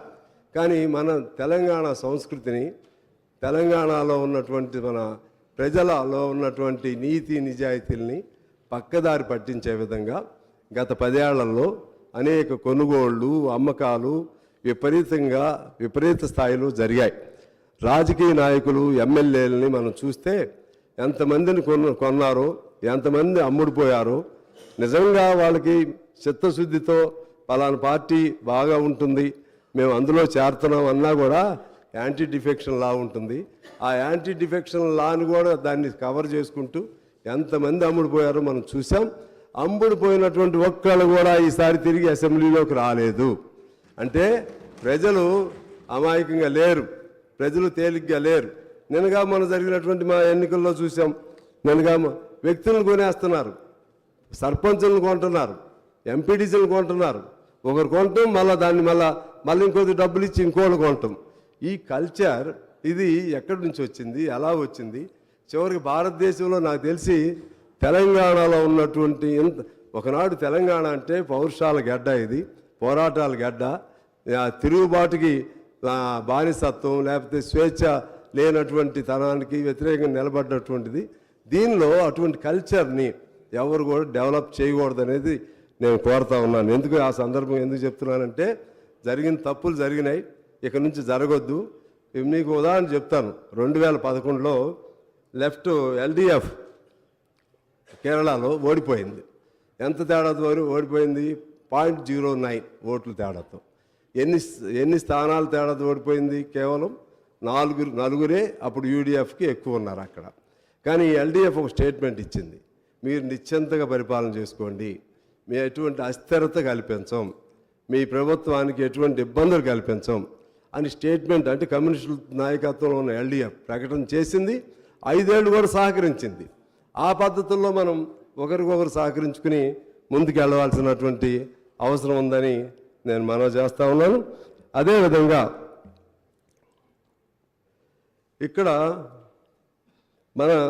ఇక్కడ జరిగినటువంటి ముఖ్యంగా ఈ కొత్త ప్రభుత్వం కొన్ని పాత వాటి నుంచి అనుభవాలు తీసుకోవాలి. మీకేం కోపం రావద్దు, ఎందుకంటే మేము కూడా మీతో సహచర్యం కొంతకాలం చేశాం, కోపం రావాల్సిన పని లేదు. ఎందుకు ఫెయిల్ అయ్యారనేది మీరు విమర్శ ఎట్లయినా ఆత్మవిమర్శ చేసుకుంటారు. సహజంగా 2 సార్లు చేశారు. వాళ్ళు ఎందుకు ఫెయిల్ అయ్యారు అనేది మీరు జాగ్రత్త తీసుకోవాలి. ఆ తప్పులు జరగకుండా చూసుకోవాలి. ఆ తప్పులుగా చూడాలంటే నేను కొన్ని పాయింట్స్ రాశాను. ఒకటి, మొదటి తప్పు ఎమ్మెల్యేలను కొనుగోలు చేయటం. కొనుగోలు చేయండి, లేకపోతే ఏ పేరుతో అయినా కానీ. మీరు మళ్ళీ ఇప్పుడు నా సమాధానం చెప్పకండి, మళ్ళీ మాట్లాడుదురు. పోనీ ఒకవేళ I take back my word, కానీ ప్రజలు అలా అనుకుంటున్నారు. పార్టీలు మారని ఏదైనా కానివ్వండి, తప్పు అది జరిగింది. అది దాంతో ప్రజల్లో బాగా నెగటివ్ ఇది వచ్చింది. రెండోది, పోనీ అయారం గయారం. రెండోది స్వేచ్ఛ. ప్రజాస్వామ్యం అంటే స్వేచ్ఛ, అదేవిధంగా సమానత్వం, లేకపోతే వాక్ స్వాతంత్రం, భావ స్వాతంత్ర్యం, ఇవన్నిటితో కూడినటువంటిది ప్రజాస్వామ్యం. మనం ఉద్యమ పార్టీగా మీరు అధికారంలోకి వచ్చారు.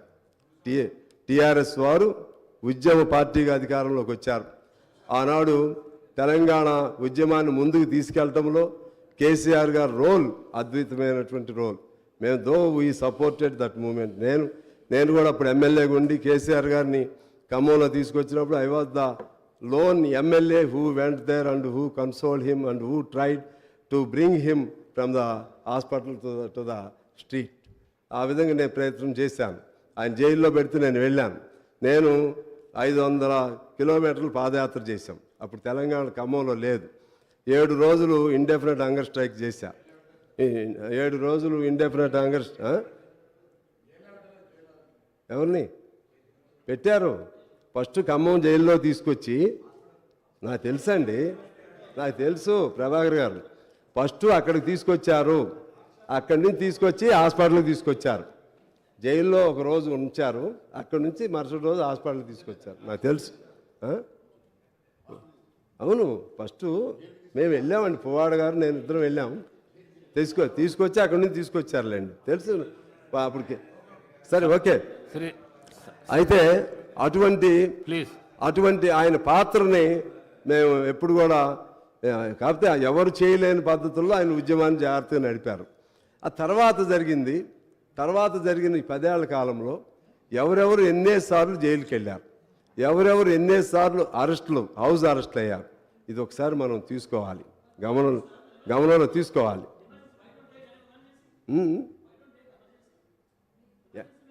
ఆ తప్పులే మీరు చేస్తారా? ఎమర్జెన్సీ నేను మీకు చెప్తున్నా, నేను మీతోనే మాట్లాడతాను. I will straightly talk to you sir. ఎమర్జెన్సీలో తప్పులు చేస్తే ఆ తప్పులు మనం చేయాలా? అప్పుడు ఏం తప్పులు చేస్తారో ఆ తప్పులు మనం చేస్తామా?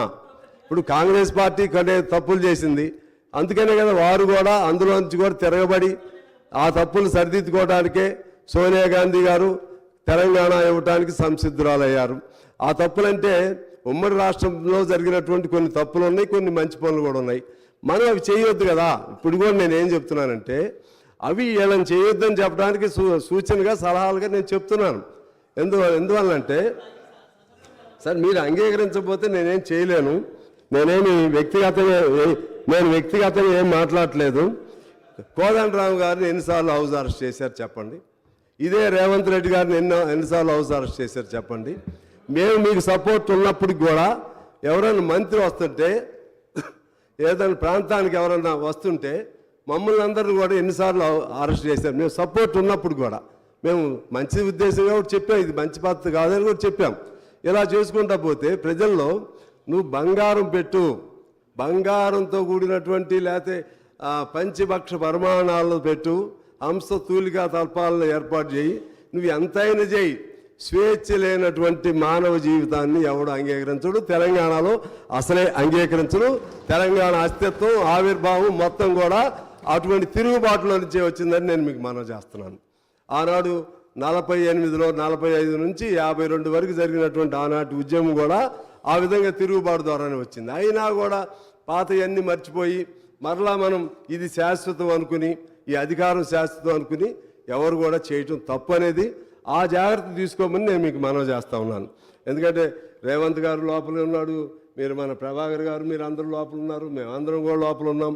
ఇలా ఉండే పరిస్థితి రాకుండా స్వేచ్ఛా వాయువులతో కూడినటువంటి స్వచ్ఛమైనటువంటి సమానత్వంతో కూడినటువంటి స్వేచ్ఛా తెలంగాణ మనకు కావాలి.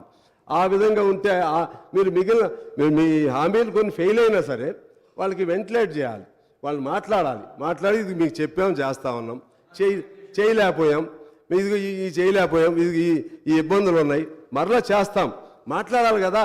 ప్రజలతో మాట్లాడకుండా మనం స్వీయ నిర్బంధం పెట్టుకుని మనం ఎక్కడో కూర్చుని ప్రజలు ఒక చోట ఇవాళ ఎందుకు మార్పు వచ్చింది? ఇప్పుడు మీరేమి ఇవ్వలేదు, ఇంకా ఏమి ఇవ్వకపోయినా సరే 2-3 రోజుల్లోనే ప్రజల్లో ఒక ఆనందమైనటువంటి భావనలు వచ్చేసినాయి. ఏదో మేము పంజరంలోంచి బయటకు వచ్చినట్టుగా భావనలు వచ్చినాయి. ఇది ఎంతకాలం ఉంటుంది? ఉండాలని కోరుకుంటున్నాం. ఎందుకంటే ప్రభుత్వాలకు ఉన్న సహజమైన స్వభావం ఏంటంటే రాజ్య స్వభావం అంటారు దాన్ని. ఆ రాజ్య స్వభావం ఏంటంటే అల్టిమేట్గా పోలీసుల మీద ఆధారపడతారు, పోలీసుల మీద నిర్బంధాల మీద ఆధారపడతారు, జైళ్ళ మీద ఆధారపడతారు, ప్రశ్నించేవాడిని లోపలేస్తారు, ఇంకా ఎక్కువ ప్రశ్నిస్తే ఓపాలని చట్టాలు పెడతారు. చట్టాలు పెట్టకూడదని తెలిసి కూడా మనమే ఉద్యమాల్లో చేస్తాం, మనమే ఆందోళన చేస్తాం. ప్రతిపక్షంలో ఉన్నప్పుడు అధికార పక్షంలోకి వచ్చినప్పుడు అవన్నీ మర్చిపోతూ ఉంటాం. దయచేసి అటువంటి వాటి జోలికి వెళ్ళొద్దని చెప్పడానికే నేను మీకు ఇవన్నీ కూడా చెప్తానే ఉన్నాను. అదేవిధంగా ధర్నాలు లేవు, ఆ రోజుల్లో అసెంబ్లీలో మాట్లాడే అవకాశం లేదు, ఆందోళనలు లేవు, సమ్మెలు చేస్తే ఉద్యోగాల నుంచి తీసివేశారు. ఒక్కో సమ్మె తీసుకోండి, చిన్న వాళ్ళు, ఎస్సీలు, ఎస్టీలు, పంచాయతీల్లో పనిచేసేవాళ్ళు, మున్సిపాలిటీలో పనిచేసేవాళ్ళు, వాళ్ళని సమ్మె చేశారని చెప్పి మీరు సమ్మె చేస్తారా? సమ్మె అనేది బ్రిటిష్ వాడే మనకి ఇచ్చినటువంటి చట్టం. బ్రిటిష్ వాడి కాలంలోనే సమ్మెలు చేసేసాం, వాళ్ళని తీసేశారు. అది కరెక్ట్ కాదు అని చెప్తున్నాం. మేము అప్పుడు చెప్పాం, ఇప్పుడు చెప్పాం, రేపైనా చెప్తాం, మీకైనా చెప్తాం, ఎవరికైనా చెప్తాం. మా బాధ్యత అది, మా బాధ్యత. ఇవాళ మీ సపోర్ట్తో నేను గెలిచినా, కాంగ్రెస్ పొత్తులో గెలిచినా సరే ఇటువంటి ఇబ్బందులు వచ్చినప్పుడు ఖచ్చితంగా చెప్తాం. చెప్పడం మీకు మంచిది, ఎవరికైనా మంచిది. అందువలన మీరు కూడా తప్పుగా తీసుకోవద్దని నేను కోరుతా ఉన్నాను. జరిగింది లేదో ఒకసారి మీరే చూసుకోండి. ఓపాలాంటి చట్టాలు కేంద్రం ఇక్కడ ఎందుకు పెట్టాలి? మనం ఎన్ని ఆర్గనైజేషన్స్ మీద బ్యాన్ పెట్టారు చెప్పండి? పౌర హక్కుల పైన బ్యాన్ పెడతారు, అది కేంద్ర ప్రభుత్వం చట్టం. కానీ అమలు చేయాల్సింది మనం. దాన్ని అమలు చేయొద్దు అనుకుంటే చేయకూడదు. నాకు చట్టం తెలుసు, నాకు I know the law. Even central government decided to put any case against any person. It is a discrimination of the state government to follow it or not. ఇది మీ పరిధిలో ఉంది. మీరు ఎన్నిటిని బ్యాన్ చేస్తారండి? 26 ఆర్గనైజేషన్స్ బ్యాన్ చేశారు. దాన్ని మాట్లాడొద్దా?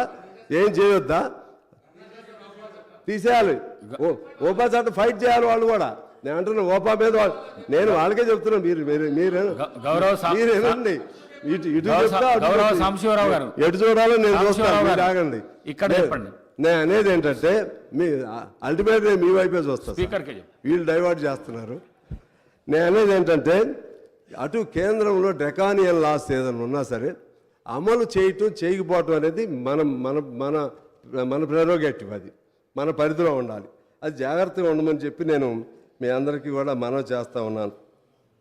అదే పద్ధతుల్లో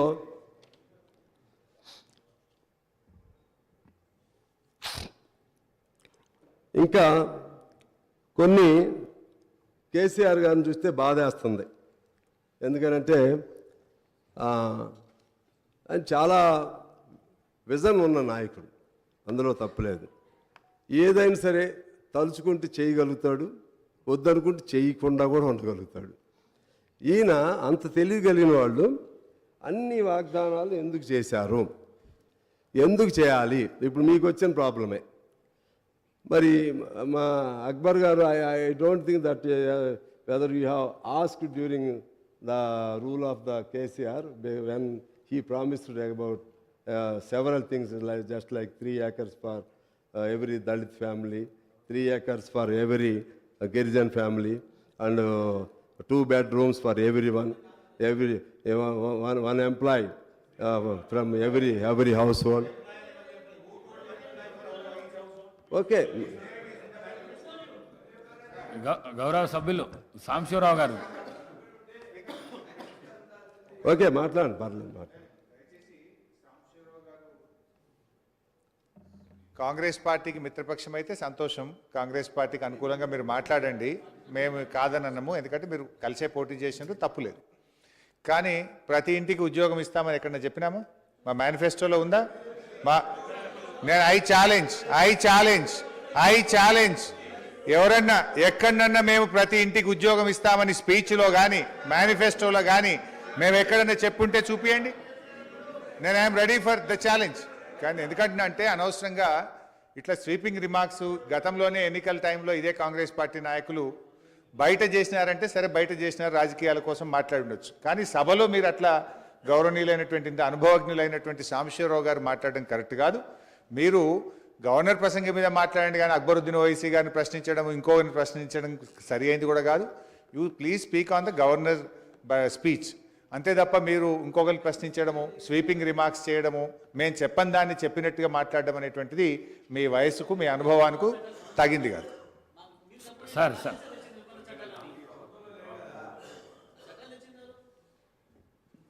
My learned friend had just asked me a question whether I have raised the issue about the land to be given. Honorable, my dear friend is not there. Sridhar Babu and Bhatti Vikrama, Madam is there, Sitaka is here. They are witnessed. I have raised this issue not only in this house, sir. I have also spoken in the Public Accounts Committee where I was the chairman of that. In that also we have raised the same question and replies was given. I have the documental evidence also.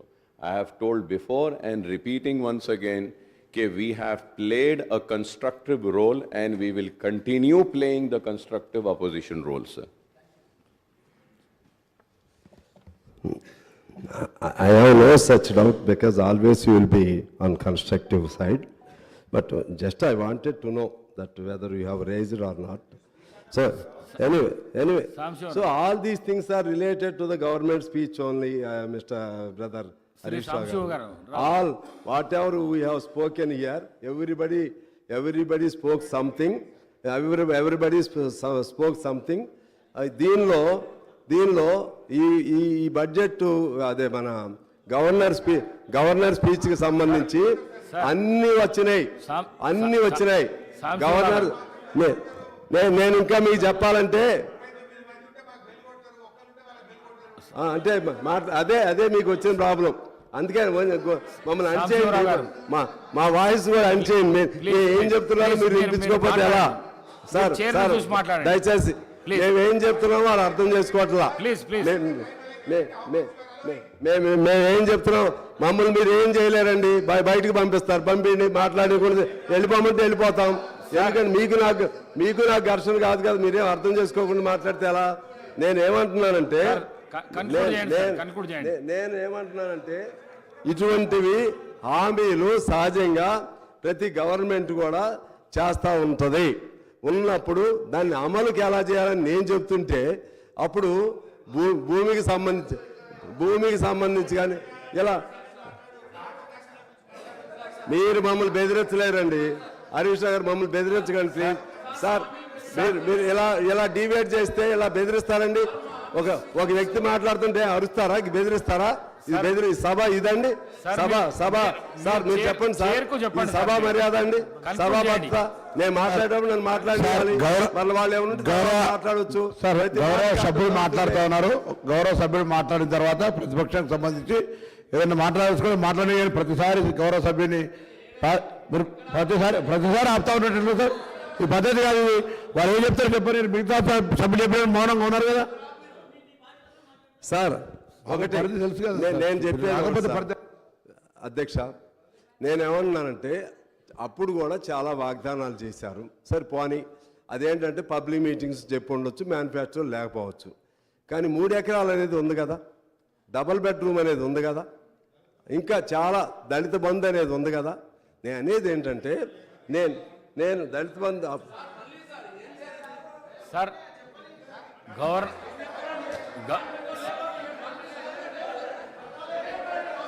Prashanth Reddy గారు please please please please please sir నన్ను continue చేయండి sir. అసహనం ఎందుకు అధ్యక్ష? Mic మీద ఎందుకు పోవు? Mic మీద ఎందుకు అంత అసహనం ఎందుకు? అసహనం ఎందుకు అంటారు? ఒకరే రోజులో సభ కన్క్లూడ్ చేయండి అధ్యక్ష. మైక్ మీద ఎందుకు అసహనం అంతా? మైక్ సార్ నేను అనేది ఏంటంటే గవర్నమెంట్గా చేసినటువంటి వాగ్దానాలు అమలు చేయమని చెప్పే క్రమంలో నేను చెప్తుంటే వారికి అంత ఆవేశపడితే ఎలా సార్? వారు మీరు ఎక్స్పీరియన్స్డ్ దళిత బంధు కూడా చేయలేదండి. మ్యానుఫ్యాక్చర్ లేకపోవచ్చు, ఎట్లా మీరు సత్యగౌరవమైన మాటలు మాట్లాడకూడదు. మ్యానుఫ్యాక్చర్ లేకపోయినా దళిత బంధు అనేది మీ క్యాచీ వర్డ్. మీరు అన్ని చోట్ల చెప్పారు దళిత బంధు గురించి, బీసీ బంధు గురించి అన్ని చోట్ల చెప్పారు, అవన్నీ చెప్పారు. సరే మేనిఫెస్టోలో ఉందా లేదా అనే పాయింట్ కాదు. అందువలన అసలు మేము చెప్పలేదంటే నేనేం చేయలేను దానికి. అది వదిలేద్దాం. దాన్ని నన్ను ప్లీజ్ నన్ను ఎలో చేయండి. నేను ఇక్కడ సెంటర్లో కూర్చుని ఉండా సార్. నేను ఇక్కడ సెంటర్లో కూర్చుని ఉండా నేను అందుకనే ప్లీజ్ అసలు మాట్లాడనీలేదు కదా సార్, నా సబ్జెక్టే చెప్పనీలేదు. నేను మంచి సదుద్దేశంతో సభను ఎలా ముందుకు తీసుకెళ్ళాలి, ప్రభుత్వాలు ఎలా ఉండాలి అవేగా నేను చెప్తుంది. మీరు వినకుండా నేనేం చెప్పాలి? మీరు వినకుండా మీరు ఇప్పుడు అక్బర్ గారు విన్నారు నేను చెప్పింది, విన్నారు. ఆయన ఈ సెట్ ఓకే, మీరేమో అసలు వింటలేదు. నేను కాంగ్రెస్తో స్నేహం లేకపోతే ఇంకోటితో ఎవరితో స్నేహం అని నేను ముందే చెప్పా. ఇక్కడ కూర్చున్నప్పుడు శాసనసభ్యునిగా మాట్లాడతాను, ఒక సబ్జెక్ట్ పరంగా మాట్లాడతాను. అంతేగాని ఇప్పుడు నేను దాంతో స్నేహం పెట్టుకున్నానని మిమ్మల్ని వ్యక్తిగతంగా నేను విమర్శ పెట్టానా? ఇంకోటితో ఏమైనా విమర్శ పెట్టానా? నేను విధానపరంగానే మాట్లాడుతున్నా. దయచేసి అర్థం చేసుకోవాలని చెప్పి నేను కోరుతా ఉన్నాను. అదేవిధంగా ఇంకా కొన్ని అంశాలు ఉన్నాయి అధ్యక్ష. ముఖ్యంగా వీటికి సంబంధించి నేను అంటున్నాను, దీన్ని మంచి మన రాష్ట్రం తెలంగాణ రాష్ట్రం అది సౌభాగ్యమైన రాష్ట్రం, సంపన్నవంతమైన రాష్ట్రం. నాకు కూడా తెలుసు ఆ ఇండెక్స్లు మనం పెర్ క్యాపిటాలో నెంబర్ 1, అదేవిధంగా ఎస్జిడిపిలో నెంబర్ 1, ఇంకా అనేక ర్యాంకింగ్లో నెంబర్ 1.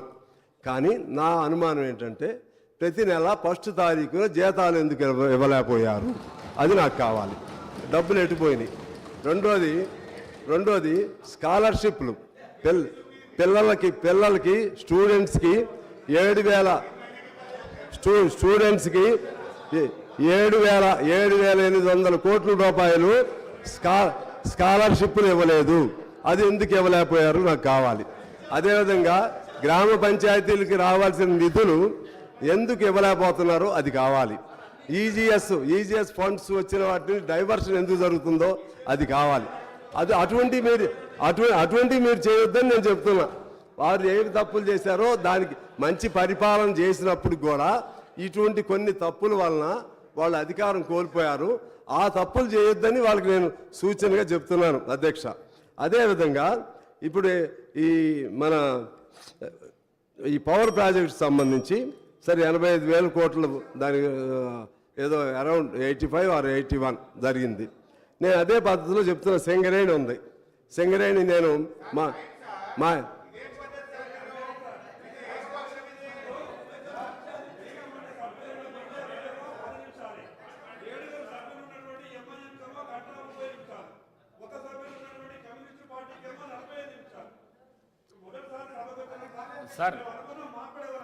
సార్ సాంశివరావు గారు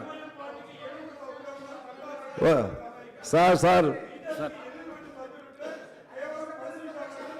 ఎందుకు సార్ నేను ఒక్కనే కదా, నా మీద ఎందుకు మీకు అంత కోపం? ఎందుకు నా మీద ఎందుకు అంత కోపం? మాట్లాడి సార్ ఓకే, నన్ను అది మాట్లాడలేదు.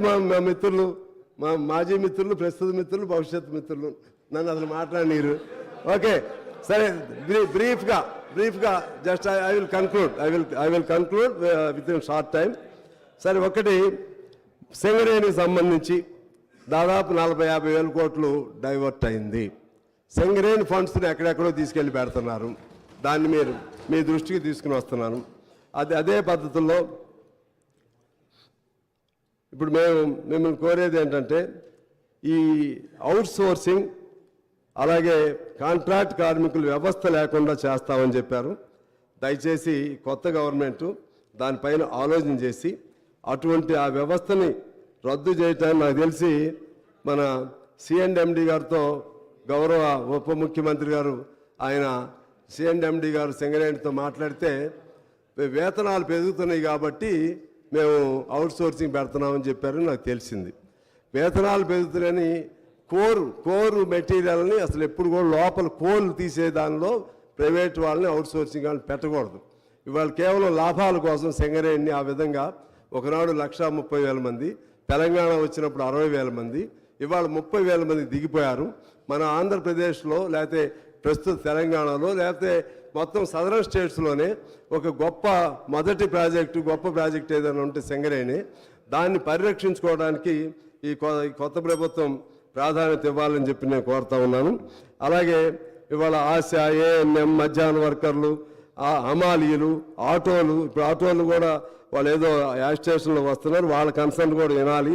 వాళ్ళ సమస్యలు కూడా పరిష్కారం చేయడానికి ప్రయత్నం చేయాలని కోరుతున్నాను. నిరుద్యోగులకు సంబంధించి ఇవాళ నోటిఫికేషన్ వస్తుంది. ఆ నోటిఫికేషన్లో అప్పుడు సంవత్సరం క్రితం ఇచ్చిన నోటిఫికేషన్ ఇప్పుడు కొత్తగా చాలామంది కూడా అప్లై చేసుకుంటున్నారు. మళ్ళీ ఎలిజిబిలిటీ వచ్చిన వాళ్ళు ఉన్నారు. వాళ్ళకు కూడా అవకాశం ఇవ్వాలని చెప్పి నేను కోరుతా ఉన్నాను. నిరుద్యోగ వృత్తిది కూడా మీరు ఆలోచన చేసి ఇక ఆ ఉద్యోగాలు దొరకనటువంటి వాళ్ళకి ఏదైనా అవకాశం ఇవ్వాలని నేను కోరుతా ఉన్నాను. ఆగిపోయినటువంటి పెన్షన్లు, రేషన్ కార్డులని తక్షణం స్టార్ట్ చేయాలని చెప్పి నేను కోరుతా ఉన్నాను. అలాగే వైద్యానికి సంబంధించి ప్రతి జిల్లా హెడ్ క్వార్టర్లో కూడా డయాలసిస్ సెంటర్స్ లేవు. ఆ విధంగా డయాలసిస్ సెంటర్లు ఉండే విధంగా ప్లాన్ చేయాలని చెప్పి నేను కోరుతున్నాను. మన రైతులకు ఇచ్చేటువంటి రైతు బంధు కానీ ఇటువంటి అంశాల్లో కౌలు రైతులను కూడా ఖచ్చితంగా మీరు పరిగణలో తీసుకోవాలి. కౌలు రైతులకు కూడా రైతులకు ఏమేమి బెనిఫిట్స్ వస్తున్నాయో అవన్నీ కూడా రైతులకు కూడా ఇవ్వాలని, ధరణిని మార్పులు చేయాలని చెప్పి కోరుతూ, అదేవిధంగా ప్రతి జిల్లా కేంద్రంలో ఒక ఐటీ హబ్ లేకపోతే ఇండస్ట్రియల్ పార్కు ఇటువంటి ప్రతి జిల్లా, ఇప్పుడు ఎందుకంటే మొత్తం సెంట్రలైజ్డ్గా డెవలప్మెంట్ జరుగుతుంది హైదరాబాద్లో, అది జిల్లాలకు కూడా కొంచెం ఎక్స్టెండ్ అయితే బాగుంటుంది. డీసెంట్రలైజ్డ్ డెవలప్మెంట్ ఉంటే బాగుంటుంది. ఆ వైపు కూడా మీరు జాగ్రత్త పడాలని చెప్పి నేను కోరుతూ, హమాలీలు ఇటువంటి అసంఘటిత రంగానికి సంబంధించి ఉద్యోగస్తులకు ఎలా నెలసరి పెన్షన్ వస్తుందో ఆ సిస్టమ్ ఒకటి ఉంది.